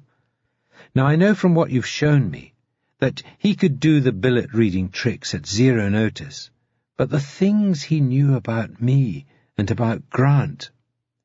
He was planning to do a show, I stated. Make no mistake about that. It's all part of his act to make out it was purely a spur-of-the-moment deal. I've read accounts of his performances elsewhere. He's never intending to do any woo-woo stuff, but then he gets a great feeling of energy from the audience and decides on the spot to try a few things. More smart psychology. The audience thinks not only that there's something special in the air that night, but that it's down to them. Just like he claims he has a poor memory, he tells anyone credulous enough to buy it that he's a poor showman. He's a brilliant showman. Got to give him that. Okay, that all fits. But here's the part that doesn't, the part that's been haunting me for a year. Whether he was planning that show or not, unlike you and your questionnaire candidates, there was no way he could have known specifically that I was coming, or Grant or anyone else. The things he knew, they would have taken some finding out. Not impossible, but not written on the back of my matric card either. He could, it's possible, have somehow found out about my mum and my brother. But what he couldn't have known was that I specifically would be at the show. I didn't even get a ticket until the last minute. She looked painfully perplexed, unsettlingly reminiscent of the bewildered face I had seen in the debating chamber. This doubt, this unknowing, and the hope of the unworldly that it kept rekindling, it was clearly still pulling her to pieces. Fuck you, Lafayette, I thought. This was the reason I did the show. She was no longer my ghost at the feast. She was someone with a pain I could not merely salve but cure. You answered your own question, I told her. You didn't get a ticket until the last minute, because it was sold out. But you were on the waiting list. I've asked Grant Nielsen. He was on the waiting list too, as was everyone else Lafayette singled out for special treatment that night. Your name, your address, your phone number, all down in black and white, as well as your strong intention of attending the show. He knew you were coming, Laura, knew it for almost a fortnight. Was that long enough to go rooting through your past, you reckon? She nodded, her eyes rapidly filling with tears. Have you got a hanky? She asked. I reached into my pocket and produced a torn-off length of supermarket generic brand bog roll. At least it was unsnotted. She took it from me regardless, dabbing at her nose and cheeks. Classy, eh? I commented, covering the awkwardness of the moment. She laughed, sniffing and swallowing. She looked somehow thoroughly open, laid bare, and yet no longer vulnerable. Despite the tears and the runny nose, she seemed lighter, more relaxed. I guess she'd bottomed out. Once you're reduced to sharing a booth with me of an evening, the only way is up. So that's why Mabel has a waiting list too, she suggested. Quite. Needed to let you hang around for a couple of weeks, so she had time to do a bit of background digging about your family, not to mention the opportunity to go through your bag while you attended one of her services. I'm betting that among your possessions on the day she managed it was a politics essay bearing a sub-50 score circled in red pen on the front. I would have had that, yeah. I saw my politics tutor on Wednesday afternoons that term, same day as Mabel held a service. And if you'd missed her show, you might have found the waiting list got a week longer. On the other hand, she can bump you up the queue if the circumstances allow. Your lady up from Liverpool, she got in with a 2 or 3 day turnaround, didn't she? That's right, but forgive me another question. But this is something else that's been baffling me. How did Mabel find out about the woman's dead husband and his shenanigans back in the 60s? She'd never been to Glasgow before. Never been to Glasgow, but doubtless a frequent flyer among mediums back down south. They trade information about regular sitters, as they call them. Mabel is what's known as an open medium. That is, among her fellow practitioners, open about the fact that it's all a racket, open to scratching each other's backs. They keep files, what they call poems, so that they can refer to them discreetly in non-medium company on everybody they read for, sometimes called the Blue Book. There's no actual book, but it refers to the collective body of work that's in circulation. As soon as this old dear asked for an appointment, Mabel would have been on the blower to her contacts down south to see if anybody had the goods on this particular sitter.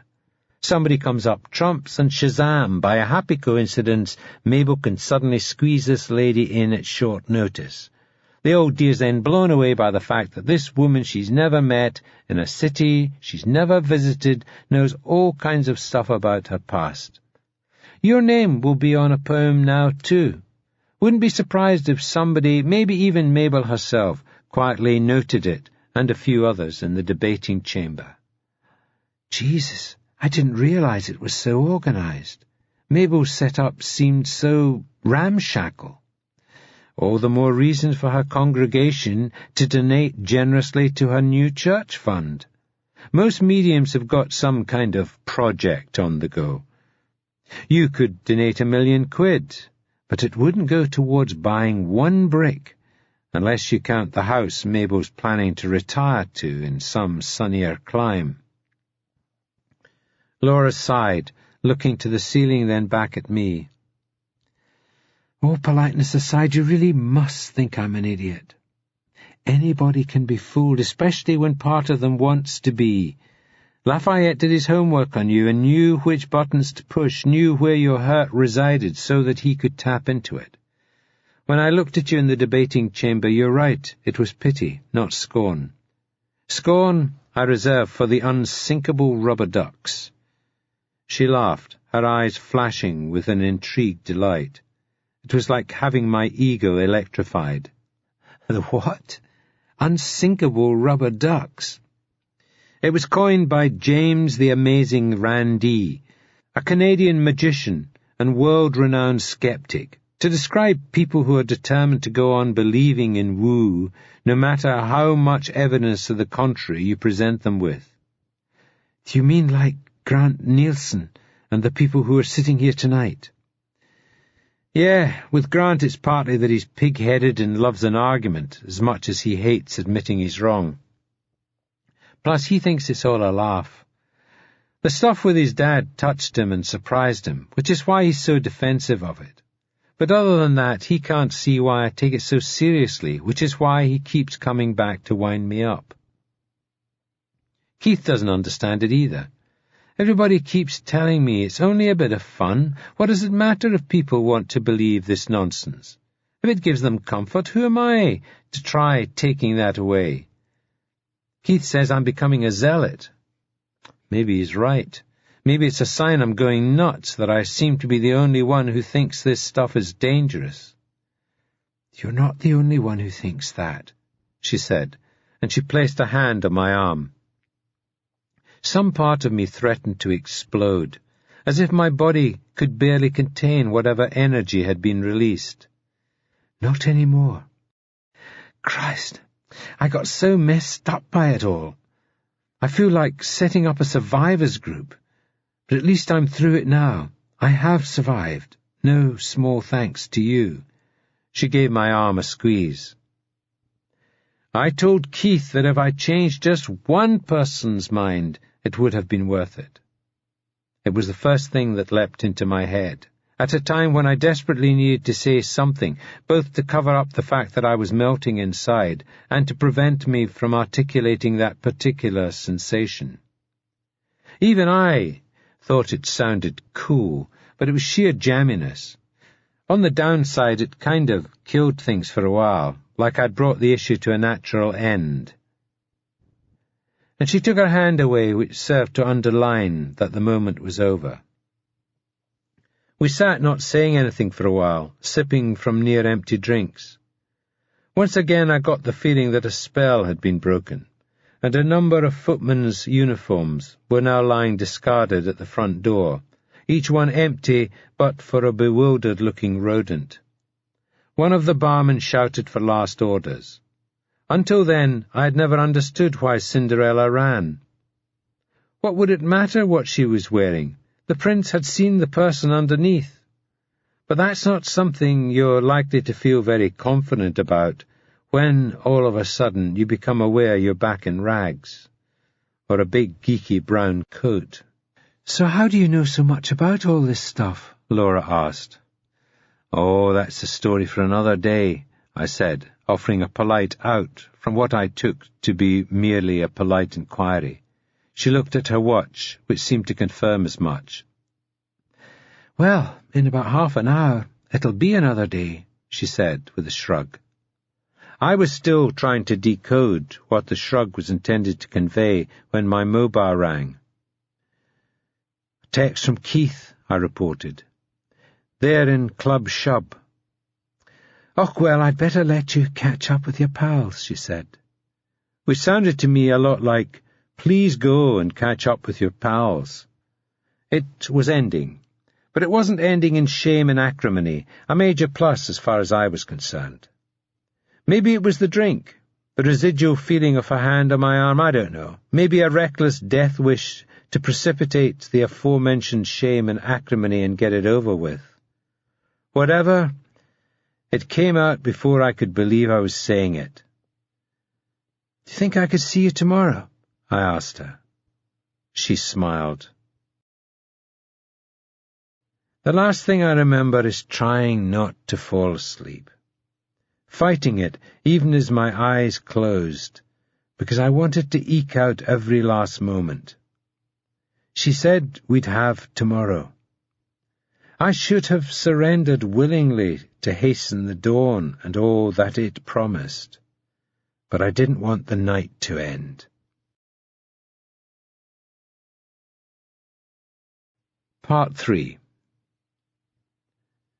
I have allowed my mediumship to be subject to experiments in the hope that knowledge will grow from them. I have assisted the true seekers in tests, blind tests, and double-blind tests. It matters not to me whether people believe that what I do is genuine. All I can say is that I try my best. Gordon Smith, the Psychic Barber. Cheating our children. Can under-fire scientists continue to dictate the classroom agenda? Not after this, says award-winning columnist Gillian Noble. So, this week's big question. Which of the cynics, skeptics, is going to be man enough to stand up and apologise first? Perhaps they could form an orderly and, of course, empiricistly rational queue outside Kelvin University, where their prejudices and presumptions are currently in the process of being, to use a term they love themselves, debunked. Then again, as a seasoned sceptic of the sceptics, I won't be holding my breath. They are infinitely resourceful at finding ways to wriggle and squirm their way out of ever admitting they're wrong, no matter how much evidence they are presented with. Since the publication of my book on Gabriel Lafayette, my in-tray here at the Mail has very quickly filled up with furious missives from these poor souls, who seem outraged at me personally for reporting facts that they are very clearly discomfited to hear. Please don't blame me, chaps. I'm only the messenger. Surely you didn't believe your house of cards would remain standing forever, did you? Well, I didn't wreck it. I only wrote about who did. I received several emails, possibly duplicate aliases in this day and age, citing a demonstration they had witnessed of tricks similar to Lafayette's on-stage feats, performed by a student who claimed no psychic ability. I would not be surprised to learn that said student was also the author of all the messages. The simplistic logic applied was that as Lafayette's feats had been somehow replicated, the man was de facto a fake. His phenomena accomplished using the same methods. And the skeptics claim they're not the ones who'll believe anything. If you're even tempted by such thinking, I would spare you your later blushes by pointing you politely in the direction of none other than Sir Arthur Conan Doyle. As the creator of Sherlock Holmes, Sir Arthur, it would be safe to say, knew a thing or three about the ways of deceivers, not to mention examining the evidence and the art of drawing logical conclusions. His words on this are signal. I would warn the critic not to be led away by the sophistry that because some professional trickster, apt at the game of deception, can produce a somewhat similar effect, therefore the originals were produced in the same way. There are few realities which cannot be imitated, and the ancient argument that because conjurers can produce certain results, therefore similar results obtained by untrained people under natural conditions are also false, is surely discounted by the general public. As it surely must be discounted today. All the more so in light of my reports in this paper earlier in the week. Oh, yes, the cynic's wriggling skills and squirming techniques are going to have to attain Olympic standard in order to evade the implications of what has been recorded over recent weeks in the austerely clinical laboratories of Kelvin University. Test conditions is the mantra they've constantly chanted to gainsay inconveniently inexplicable phenomena. Evidence is only admissible if it is observed under controlled test conditions. They usually reserve the right to keep stum as to what those conditions ought to be, so that they can always claim a crucial aspect was missing after the fact. Well, I'd like to see them wedge a needle through the protocols under which Gabriel Lafayette has been observed at Kelvin University. 3 highly qualified scientists, all from different fields, worked to devise and enforce conditions that would prevent any form of cheating by their subject, though for my taste the word is pejoratively presumptuous. It's hard to explain why Lafayette would wish to cheat, when he has persistently maintained that the phenomena observed around him are not effected by him. Plus, contrary to hysterical predictions and uninformed innuendo, Bryant Lemuel's influence did not fill this pilot project with compliant placemen, instead leaving all appointments to the university's science faculty. Furthermore, the only moment of controversy was when an assistant was dismissed, not because she was making things difficult for Lafayette, but because her laxity had led to a possible breach in the protocol. Anything that can be used to poke a single hole in this project effectively punctures the whole thing, one of the scientists told me. If we retain someone who left the gate open once, that would be enough to discredit the study. All of the scientists involved are ready to sign off on the chair's first formal report, a paper that will throw open the most exciting debate to face the scientific world in decades, arguably even centuries.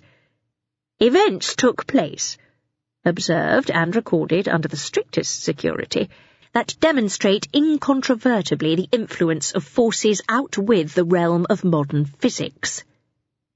It's like the quantum theory parallel slit experiments, says Dr. Rudy Klein, who has been at Kelvin University for 22 years and confesses to seldom having been so excited by a project. people will be reluctant to accept the conclusions, because on the surface they will seem absurd, the stuff of fantasy.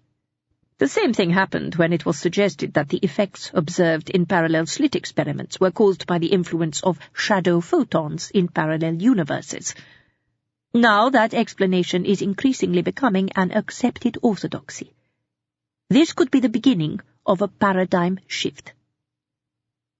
Ironically, however, given the accusatory predictions from certain quarters that this project would be unscientific, it is the involvement of a non-scientist that is likely to be cited by many as the most compelling evidence of the study's authenticity. Yes, forget all the protocols and safeguards.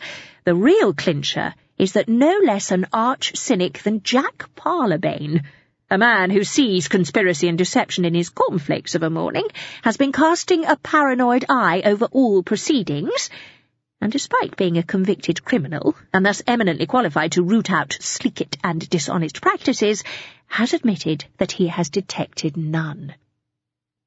Parlabane's involvement was a deal-breaker, insisted upon by the late Dean of Science, Professor Niall Blake. Strange are the ways of scientific academia. Dr. Klein, one of the university's leading physicists, and Professor Heidi Garneer, head of organic chemistry, plus, of course, Mather, formerly of Reed University in California, were deemed insufficiently expert to conduct and observe the experiments. To get it done right, apparently, requires a journalist. I could have done it myself. I'd have gladly volunteered. But I doubt Professor Blake meant it as an endorsement of our profession. I don't like to speak ill of the recently deceased, but personally I think it was a form of smear. He insisted on a journalist, synonymous with sleaze and deception, implying that there must be something underhand and corrupt about the whole thing. Blake previously suggested a conjurer be brought in, which Lafayette admits would have been even worse. We may as well have carried out the research in a big top, for all the signals that would have sent out. The current rector of Kelvin University is typically dragging his heels and has not finally signed off on the report. But he will, and soon. Those of us who know Mr. Parlabane to be a time-served attention-seeker appreciate that this is no more than grandstanding. If I were to be more generous, I would say also that as a journalist he knows his deadline and isn't going to file too early in case the story changes. The paper has been designed to include a submission by him, specifically listing his suspicions. Even if that is all they are, not everyone is required to provide evidence, it seems, that trickery was involved. That section is currently blank. Parlabane fully understands how this will be interpreted, and has privately admitted that he is as astonished as the scientists by what they have all witnessed. He won't be the last person to have his expectations challenged by the soon-to-be-launched spiritual science chair's work. When it was first proposed, Bryant Lemuel faced rancorous objections on the grounds that it would embarrass the university, but events already suggest that it could, in the long term, bring the science faculty its greatest renown. This paper is not going to change the world overnight, but it could constitute the first crucial step towards what Dr. Klein referred to as a paradigm shift. The paradigm is the accepted scientific understanding of the majority at any given time, he explained to me.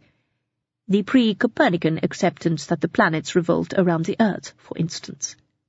But when enough scientists adhere to an idea that challenges the paradigm, a shift can occur, establishing a new paradigm, which itself becomes the accepted wisdom. I won't go into the details he gave, as he attempted to explain the parallel slit laser experiments he mentioned, but the main thing I took from it was that science is replete with these paradigm shifts. The unthinkable becomes the self-evident. Tell a child that people used to believe the earth was flat, and their expression should illustrate the point adequately. And it is to children that we must unavoidably turn our attention whenever the kaleidoscope of human knowledge receives such a hefty shake. The findings to be imminently published in this paper clearly have massive long-term ramifications for education. Not just for how we teach science, but for the demarcation of the boundaries of what constitutes science in our schools. Science cannot go on being used as a blunt instrument to muscle out the spiritual, nor can the two be automatically defined as mutually exclusive. They may indeed be on the way towards a momentous reconciliation.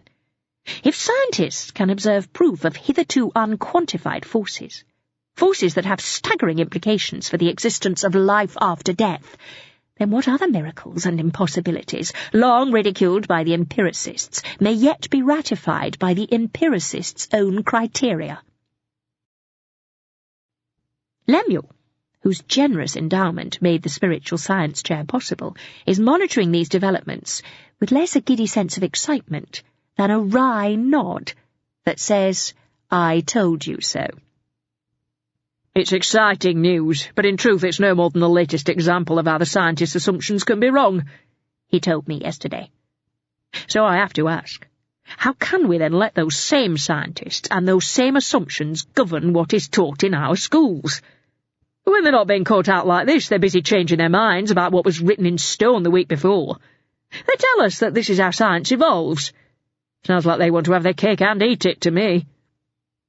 My question is, if they've been wrong about so many things before, what else are they wrong about right now? The Big Bang? Evolution? And yet they won't consider letting the kids in science classes learn about anything that might cast doubt upon either of those theories. Lemuel doesn't mention these matters idly in passing. He is gearing up to take this issue to the executive, to start a debate that's half past overdue, as he puts it. And if he has a published paper from a leading university science department in his hand as he does so, he'll be even harder than usual to argue against. There is more to this world, this universe, than these entrenched scientists are prepared to admit, Lemuel said to me, thoroughly impassioned. If we don't explore it with open minds and open eyes, and we don't teach it in our schools, then we are cheating our children. Now, as I keep having to remind people, I may be married to the Minister for Education, but that doesn't mean I hold any sway over what my husband gets up to at work. However, I do know him well enough to assure my readers, and Mr. Lemuel, that he is aware this will be a debate the politicians cannot afford to avoid. Lemuel paints it as tantamount to cheating our children. And to cheat our children is to cheat our own future. In a society riddled with moral equivalencies, surely that's a crime none of us should stand for. Not knowing Jack. Strap yourself in. You're about to be surprised, even amazed. No, really, ask Sarah. She'll verify the first bit. Okay, here goes. It's been one of my abiding principles that when you wake up each morning, you should welcome the possibility that later that same day your most deeply held belief might be proven utterly wrong, from political convictions to the laws of physics. Told you you'd be surprised. The amazing part we'll get to later. For now, let's just deal with your expectations of me. Everybody calls me a cynic, without thinking very hard about what a cynic is. I've heard or read it about myself so many times, I sometimes feel like checking it's not printed on a laminated badge and pinned to my breast, Jack Parlabane, certified cynic. I'm not a cynic, or at least I aspire not to be. I aim for skeptic. But I'd confess, and if I didn't my wife would grass me, that sometimes I come up short. Admittedly, the distinction between cynic and skeptic can sometimes be difficult to detect because the practice of both may on the surface appear identical. The cynic will do a very effective job of demolishing spurious arguments and debunking flimsy assertions, employing the same logic and positing the same analysis as the skeptic. The difference is the skeptic does not set out to debunk anything, but to objectively evaluate the evidence. His mind is not already made up, and is open to the possibility that even if he has preconceptions, they may yet be disproven. The skeptic also, crucially, will turn the same cold, evaluative logic upon anything, whereas the cynic, if you scratch hard enough, usually has some cherished sentiment or belief upon which he will never bring his fangs to bear. The cynic is an attack dog, but there's a precious cuddly toy in his kennel. That's what all the aggression is there to protect. If he's mercilessly slagging something off, it's to make the thing he loves look better by comparison. He's usually a disappointed idealist, someone who has had his heart broken and decided everything's been shite since. That's his war cry, in fact. Everything's shite since, or everything's shite except... I've always been afraid of turning into that guy. That's why I try to live by the maxim above. Plus, as a journalist, I like to think it makes me that bit harder to fool. It's when you think you already know the story that you risk letting the real story pass right under your nose. A few days before Project Lambda began, I received an email from a science student warning me of the responsibility that was on my head to protect the reputation of the university as a respected scientific institution. By which he meant it was expected of me to catch Gabriel Lafayette at it and expose him as a fraud. If you need help catching this guy cheating or want a word to the wise on how he does some of his tricks, just drop me a line. This from an aspiring scientist. I confess I was a little insecure and not at all comfortable with my prospective involvement in the project, so instead of deleting the message, I even emailed back. Aren't we supposed to go into these things with an open mind? I asked. My instinct and experience has always told me this kind of thing is bollocks, but if I go in with my mind already made up and let my beliefs dictate my interpretations, I'd be behaving more like a religious person than a scientist, would I not? No, he replied. It is scientific to assume cheating. For cheating, read rational explanation if it makes you feel better, but assume it at all times. Underlining the position of the science camp, Easy Mather was entirely in agreement with my email correspondent. I mentioned this exchange when we were discussing, not for the first time, my role in the tests. My role, as I said, being something I was as clear on as I was at ease with. Your job is to look for cheating, simple as that, he spelled out. It is not biased or prejudiced to assume it. It is scientific to assume it. However, if you find none, then that's when you have to be open-minded about your conclusions. I say all this by way of preface to the following account, which may read contrary to a few people's expectations. What I'm about to tell you is the truth, exactly as I witnessed it. There were many baffling events, about which you have no doubt heard rumours or read details elsewhere, but that's not the half of it. There were incidents and phenomena surrounding Project Lambda that were far more jaw-dropping than anything you can convey in an academic paper. I had my preconceptions challenged, and my eyes opened to things I did not believe possible. And to top it all, well, you have heard about the voice of Hilda Lemuel at Glassford Hall.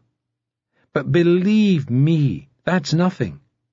Before these tests were complete, my involvement with Gabriel Lafayette was to precipitate a full, multi-sensory encounter, not just hearing, but seeing too, with a dead person. Project Lambda Stage 1, the pre-season friendlies. Before I begin, I really ought to mention the loss of Sarah's boss, Professor Niall Blake, as it would be appropriate to deal with such an issue somberly before the tone changes to the farce that soon characterized the early days of the experiments. Blake died only a few days after that dinner in the Maxwell Hall. He suffered a tragic accident in his Kelvinside home, where he had lived alone since his divorce from a long-suffering wife who had decided a decade or so back that she'd suffered enough. As often is the case with brilliant but single-minded, dusty old academics, his brain was a cathedral, but his house was a cowp, something Sarah could vouch for, having visited a couple of times. It was a tall and handsome enough old Victorian villa, but the last person to carry out much in the way of maintenance, never mind refurbishment, had been wearing a de mob suit at the time, and so according to Sarah, it was the kind of place more likely to attract Kim and Aggie than Kirsty and Phil. The poor old buffer put his hand on the banister one evening, only for the aging wood to snap under his weight. He fell 15 feet from the first-floor landing and broke his neck. Sarah was pretty upset by it. He wasn't exactly everybody's favourite cuddly uncle, but I guess I shouldn't be complaining about her strange affection for spiky and unlovable males. We both went to the funeral, or mid-morning of the living dead, as I thought of it, seldom having seen so many bloodless stiffs in one place. It was on the way home from this that she reminded me I had an obligation, when this nonsense commences, to ensure he's not spinning in his grave. I will start by relating something that wasn't part of the tests, because it did not take place under controlled conditions, but which deserves mention in this context nonetheless. If nothing else, it'll set the scene for the kind of thing I was about to find myself immersed in. I walked into the Randall building where the experiments took place at around 4 o'clock on the first day of Project Lambda proper. There had been 2 weeks of preliminaries on other subjects, and now we were ready to put Lafayette himself under the microscope. Much of the work commenced around this time of day, it being when our other commitments were largely out of the way and the facilities were not only available, but entirely ours to control. I had walked from the staff car park around the corner next to the pharmacology department and coincidentally reached the lobby at the same time as Lafayette, who had come in via the link corridor across Kelvin Avenue. I was concerned I might be skirting just the wrong side of late and was relieved to see the main man only just on his way in too. No show without punch after all. I had kind of assumed he'd be there well in advance, but was forgetting that technically he was the subject. Not only was he not required until the tests were set up, it was actually imperative that he not be permitted anywhere near the labs before everything was in place and secured. The lobby was close to deserted, just a few stragglers making their way out from the last classes of the day. It was a hexagonal concourse that gave on to 3 large lecture theatres, as well as lifts and staircases that accessed 6 stories of labs, conference rooms, and other auditoria. I'd been in it before with Sarah around 11 one morning, and it was like Central Station. Hundreds of chattering students passing busily through. Places like that can seem eerily bereft when you see them empty. Somehow smaller, too. It seemed to emphasize the fact that Lafayette and I had found ourselves alone together. We exchanged an uneasy greeting, though it had to be said all the unease was on my part. Lafayette looked entirely relaxed. He wore his trademark jeans and a crumpled white linen jacket that ought to have looked every mile from New Orleans out of place here in Glasgow, but somehow worked on him. I'm not saying it blended right in, more that Lafayette himself always seemed so incongruous that what he wore could hardly trump the effect. "Don't be so nervous, Mr. Parlabane," he said, smiling. "I'm the one who's going to be on the spot. Hey, do you want a soda?" He nodded towards the monolithic soft drink vending machine across the empty lobby to the right of the elevators. "No thanks," I told him, already having a belly full of coffee from an interview that afternoon. "Don't worry, it's not bribery. I'll log it as a legitimate expense and reimburse myself from the Spiritual Science Chair's funds." I smiled, acknowledging he was taking the piss out of the strict adherence to protocol we were imminently about to observe, but declined again. "I'm not thirsty." "Well, if you give me a sec, I'm going to grab myself a Coke before we head upstairs." "Sure," I said. I stayed where I was and watched him walk across the concourse, the footfalls of his snakeskin boots echoing around us. Before he'd made it halfway, I heard a thump from the vending machine, the thump of a can dropping from the fridge into the collection tray. Lafayette turned on his heel and looked back at me, making a woo spooky gesture with his fingers. "If you can do it again, I'll be impressed," I told him. "I didn't do nothing," he insisted, laughing. He turned and resumed walking. He had taken only 2 paces when it happened again. "You sure you don't want a drink?" he asked. "Machine seems to think you do." "I'm fine," I said, "unless the machine does beer." Lafayette bent down and produced 2 cans of Coke from the collection tray. "Spiritual Science Chair is £2 to the good," he said, indicating the price bars. He walked back towards me, whereupon the machine thumped out another can. Then another, thump, thump, thump, thump it went. Lafayette was smiling at first, then started to look a little less easy as the incontinent dispensing went on. Cans started spilling from the overloaded collection tray and rolling around on the floor. Thump, thump, thump, the machine persisted, the noise amplified as it bounced back at us around the towering concrete walls. Lafayette looked uncomfortable, worried even. He dropped the cans he was holding and put his hands to his ears against the thump of the machine and the clanging of cans upon the tiled floor. "Stop," I saw him mouth. Maybe he said it, but the first time it was impossible to hear.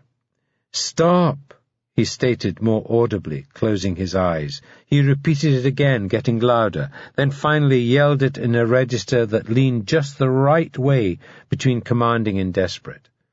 The machine ceased, the sound of Lafayette's last words still ringing around the lobby. "Shit," he said, breathing out, his tone suggesting thinning patience rather than surprise, and immediately began gathering spilt cans. I walked across to help. We retrieved them from where they had rolled, some of them from almost inquisitive distances, and stacked them next to the now pacified machine. "This kind of thing happens around me well, not all the time, obviously, but too goddamn often. Some people think it's funny, some people think it's scary. Depending on the circumstances, I can go with either, but mostly I'd describe it as a pain in the ass." I didn't know what to say. Machines do have spontaneous malfunctions. It ought to have seemed comic, were it not for his wearied response, a joke that wasn't funny anymore, hadn't been for a long time. "Do you think it's something you're doing that causes it?" I asked. "I know it's not something I'm doing," he insisted. "If I was the one exerting influence, this kind of shit wouldn't happen. But it does over and over. What's frustrating is it's impossible to investigate. It's not like this happens every time I pass a soda machine, or the computers crash every time I visit a bank. I never know when it's going to happen. Scientifically, there's no way to compare to a controlled sample. I don't know how often things like this happen around other folks, but I'm betting it's a lot less than around me. I said nothing, reflecting on the fact that, as he said, there was no control sample to compare with. That was then. Now I'd join him in his bet. This kind of thing cannot possibly happen anything like as frequently around normal people. We had so many electrical surges and power outages during the project that reached the stage where I was wincing every time I reached for a light switch or an on button. And as for getting in a lift with the guy, forget it. I've had elevators spontaneously stop on me between floors. Who hasn't? But riding with Lafayette, it was more remarkable if it didn't happen. Suffice it to say, I soon decided I'd always be quicker taking the stairs. None of this kind of weirdness happened during the preliminaries, when we were testing a few other psychic contenders. In fact, it would be accurate to say that nothing out of the ordinary happened inside or outside the laboratories, unless you count the superhuman brass necks on some of the chances we came up against. Useful idiots, Mather called them. He got most of them by placing an ad in Destiny magazine, though a few actually turned up on spec because word travels fast in those circles. Naturally, I suppose, what with them all being psychic. They were lured by the prospect of having their powers officially ratified by scientific observers, though some merely wanted to see what they were made of, and others still simply wanted the attention. These useful idiots were a great success inasmuch as their dismal failures demonstrated the effectiveness of our protocols. Lafayette seemed a little deflated by this. I assumed this to be due to the ramifications for his own impending tests, but there was more to it than that. I was really hoping we'd see something special, something that would challenge our expectations, he said one evening towards the end of the preliminary studies, when we were all gathered for a coffee in the mess room we used as the project's base. I know there's always going to be cranks, but I did have genuine hopes that we'd witness just a glimmer of something we couldn't conventionally explain. I guess what we've seen here doesn't augur well. We're doing augury too, asked Professor Ganner, trying to lighten things up. I haven't ratified the protocol. Personally, I thought Lafayette had disappointingly low expectations of himself, if he thought he was on a par with what we had seen by that point, and I was bracing myself for the whole project becoming one long and laughable waste of my time. The preliminaries witnessed a cavalcade of crackpots, the most challenging aspect of which, for my part, had been keeping a straight face. I won't catalogue them all. They'll appear in an appendix to the finished paper, but we'll give you a few selected highlights, starting with my particular favourite, a woman who claimed to have a psychic relationship with her pet. Do I even need to say what species of animal we're talking about here? Hey, guess you're psychic too. I'm not permitted to reveal her real name, so let's call her Carla. I mean the woman, not the moggy. It was called Felidae, although apparently its full name was Felidae Downpow's Golden Summer. Carla said that Felidae could read her thoughts, even if she was in the next room. She could demonstrate this by selecting a Zener card and concentrating on it, after which Felidae would prove receipt of this information by sitting on the corresponding Zener symbol drawn on a mat she had brought along. There were 5 Zener symbols, a plus sign, a circle, a square, wavy lines, and a star, designed by the Swiss psychologist Carl Zener for studies by the parapsychologist Joseph Banks Rhine. Zener, it should be noted, was increasingly dischuffed with JBR's investigations, to the extent that he later made efforts to disassociate himself from the spook chaser altogether. Felidai's first dry run was a confounding success. Heidi Gania remained in the target room with Carla, who randomly selected a card from a standard deck of 25. Heidi recorded the selection, while Carla stared at the card, holding it in front of her face with her right hand.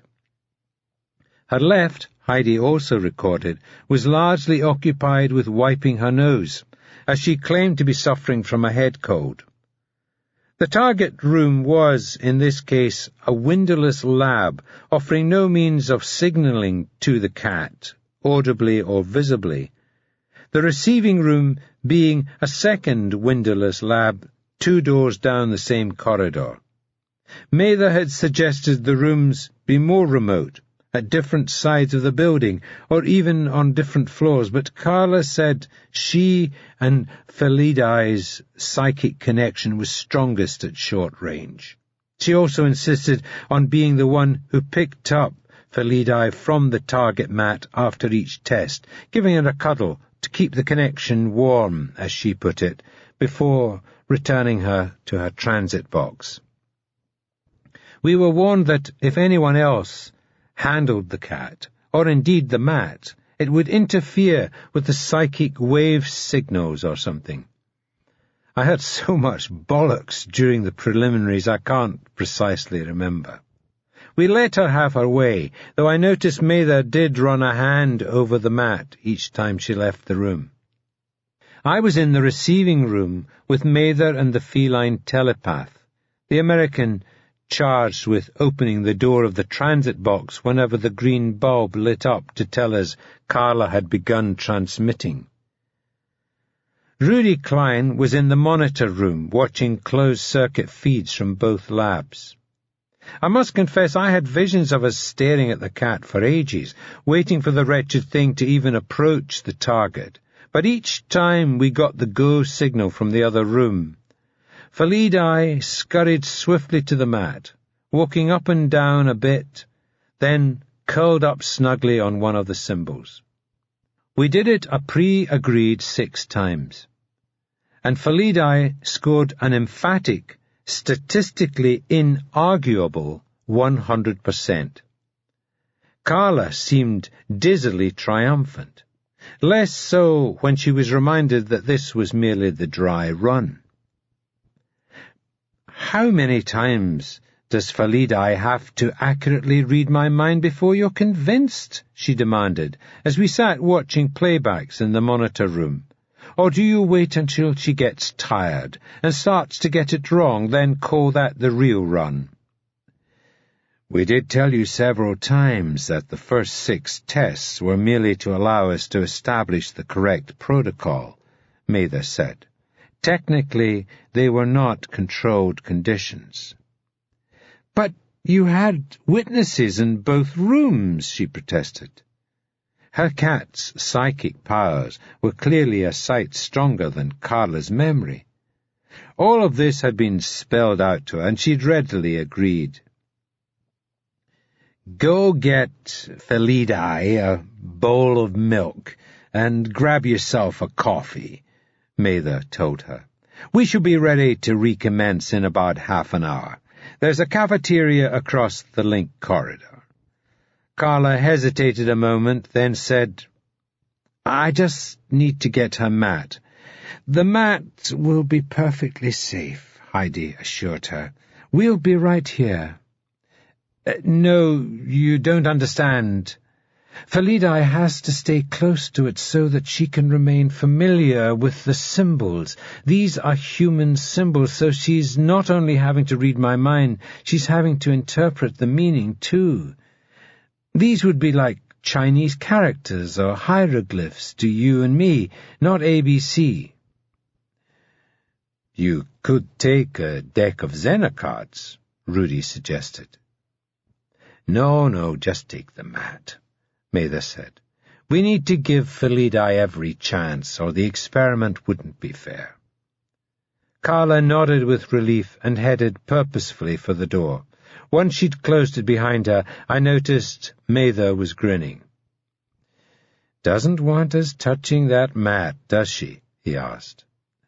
"Her cold seems better too," I remarked. "She was wiping her nose constantly on the playback." Mather queued up the target room video file and played it again. We watched Carla select a card, then concentrate on it. As she did so, her hand went to her trouser pocket to retrieve her hanky. Mather laughed to himself, nodding.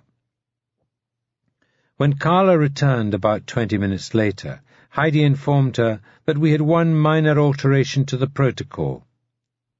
After you select a card, place it down on the table in front of you, and put your hands flat, either side of it as you concentrate.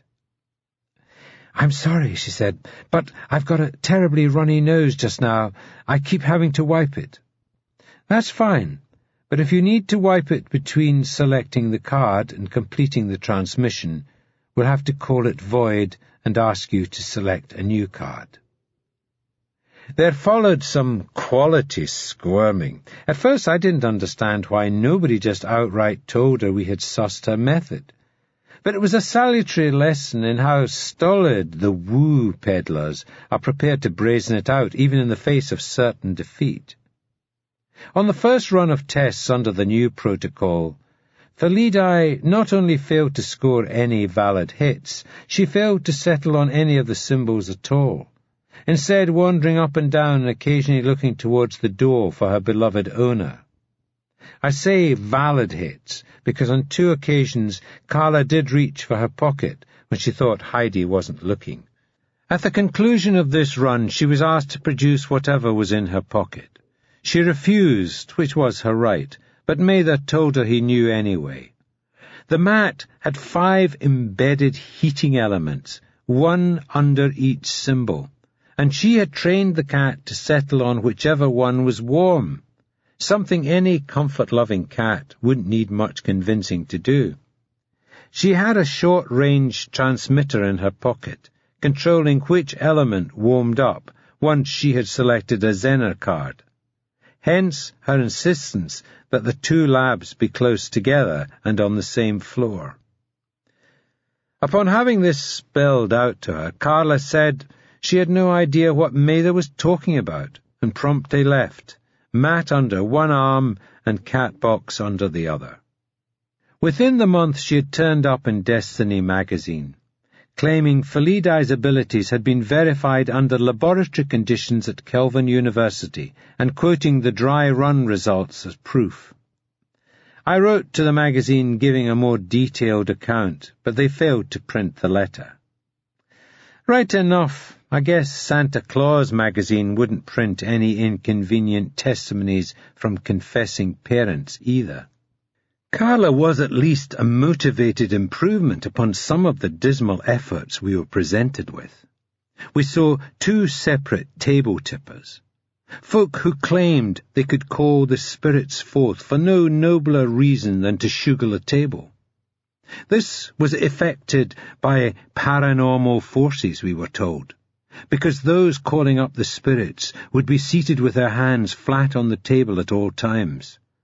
The fact that applying a reasonable amount of downward pressure to one side of a table will tip it had not, they assumed, occurred to us.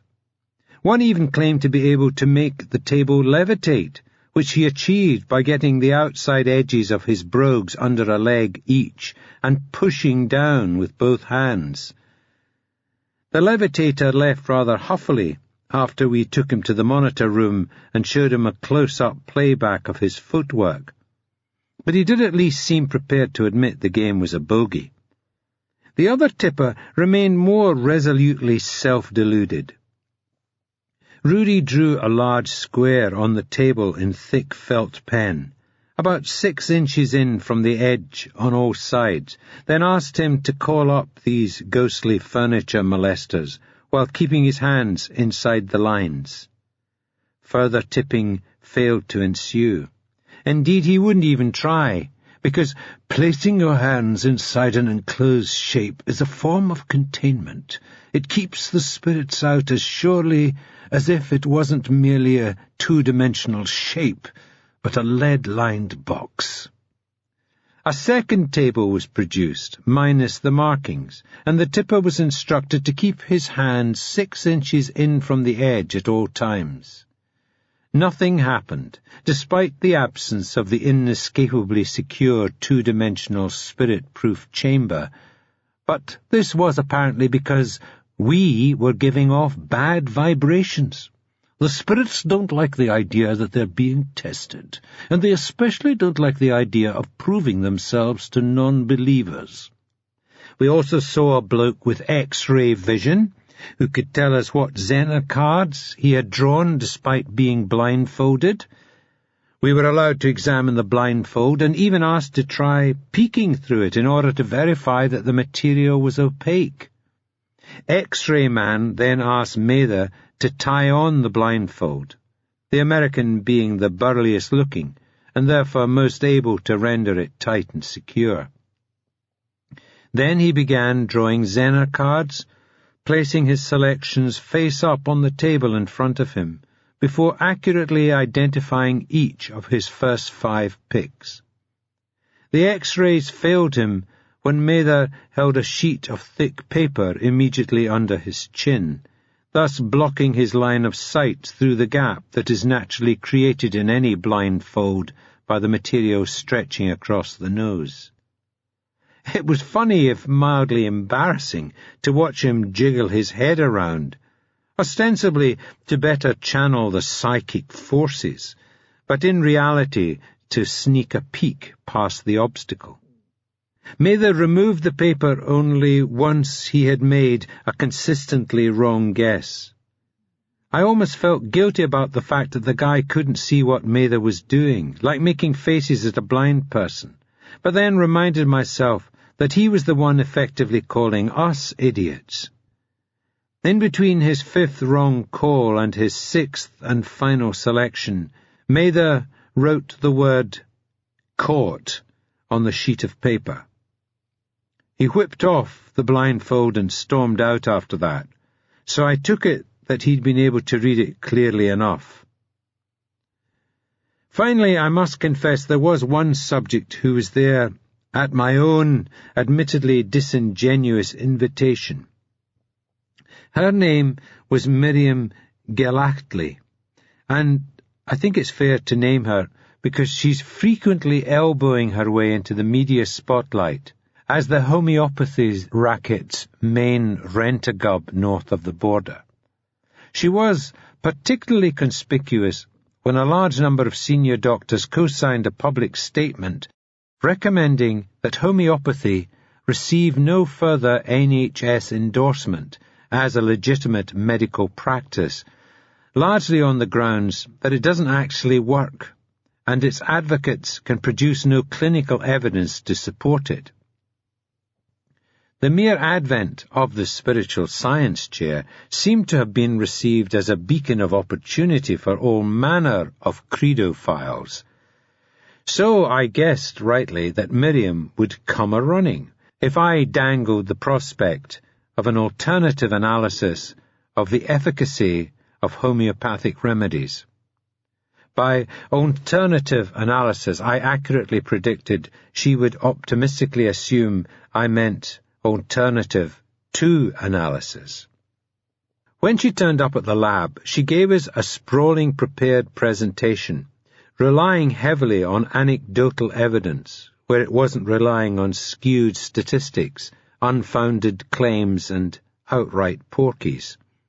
Having finally shut up, she was presented with 5 numbered glass jars of clear fluid, and informed that one contained a homeopathic solution purchased in her very shop on Great Western Road, and the other 4 Corporation hair cream, or, as it is more commonly known, Glasgow tap water. To secure a major academic stamp of approval, she only had to identify her own snake oil, and to do this she could use any testing method she required, with the entire chemistry department's hardware at her disposal. We set her no time limit and said she could bring in any equipment or experts she requested, with the one proviso that the samples remain in the building. She declined the test, which was not surprising. Homeopathic remedies are so dilute, typically 10 to the power of 30, that for one single molecule of the active ingredient to be present in a solution would require more water than currently exists on planet Earth. "There is no chemical analysis that would identify the solution," she admitted to us. "But that's because homeopathy doesn't work in a chemical sense. Honestly, I came here today because I thought you people had the vision to see beyond the hidebound notions of science. The water in homeopathic remedies retains a memory trace of the active molecules. It won't register in chemical analysis because chemical analysis is too crude to detect it." "What would detect it?" Heidi asked. "The physiological systems of countless grateful patients," she answered. In the corridor later, out of earshot of the others, she called me a deceitful little shit, which I believe may be a sentiment containing more than a memory trace of truth, but not even homeopathic solution levels of self-awareness. I'm guessing by this point you'll understand why I couldn't believe Lafayette was feeling disheartened, if this was all he had to measure up to. However, to be fair, the preceding shambles seemed to depress him largely because of how badly it reflected upon the nascent spiritual science chair's entire field of study. The guy aspired, according to his DVD covers, to take the paranormal from the end of the pier to the door of the laboratory. But there was an inescapable whiff of mussels and candy floss about the whole boiling, not to mention raw sewage.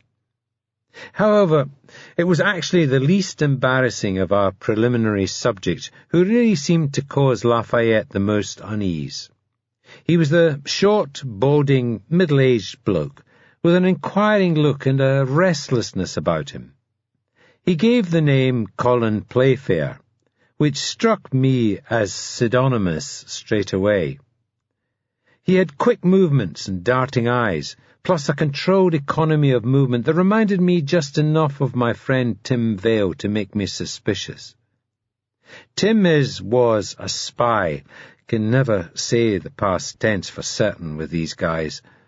Mr. Playfair didn't strike me as a spook, but I had him down as a skilled deceiver, and the staginess of the made-up name suggested an amateur, or possibly even professional magician.